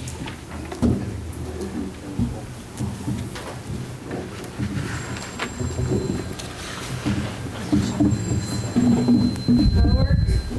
Yes. Esri? No. Overfield? Jane? Lapen? No. Jay? No. Kibler? No. Kurtz? Langenheim? Yes. Maxwell? Yes. Michaels? Yes. O'Connor? Not today. Petrie? Yes. Quisenberry? Yes. Richards? Yes. Rosella? Whitehall? She just called you one. Alex? Yes. Ammons? Yes. Anderson? Yes. Bensel? No. Bergson? Betts? Yes. Carter? Yes. Motion carries. Item C2, consideration of position in opposition to HB 5252. What's that about, Carol? You got me on that.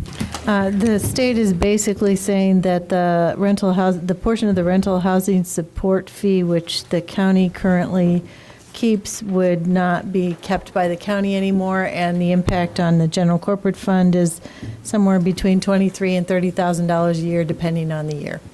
I so move. How do we come about? Second. Thank you. How do we come about that fee?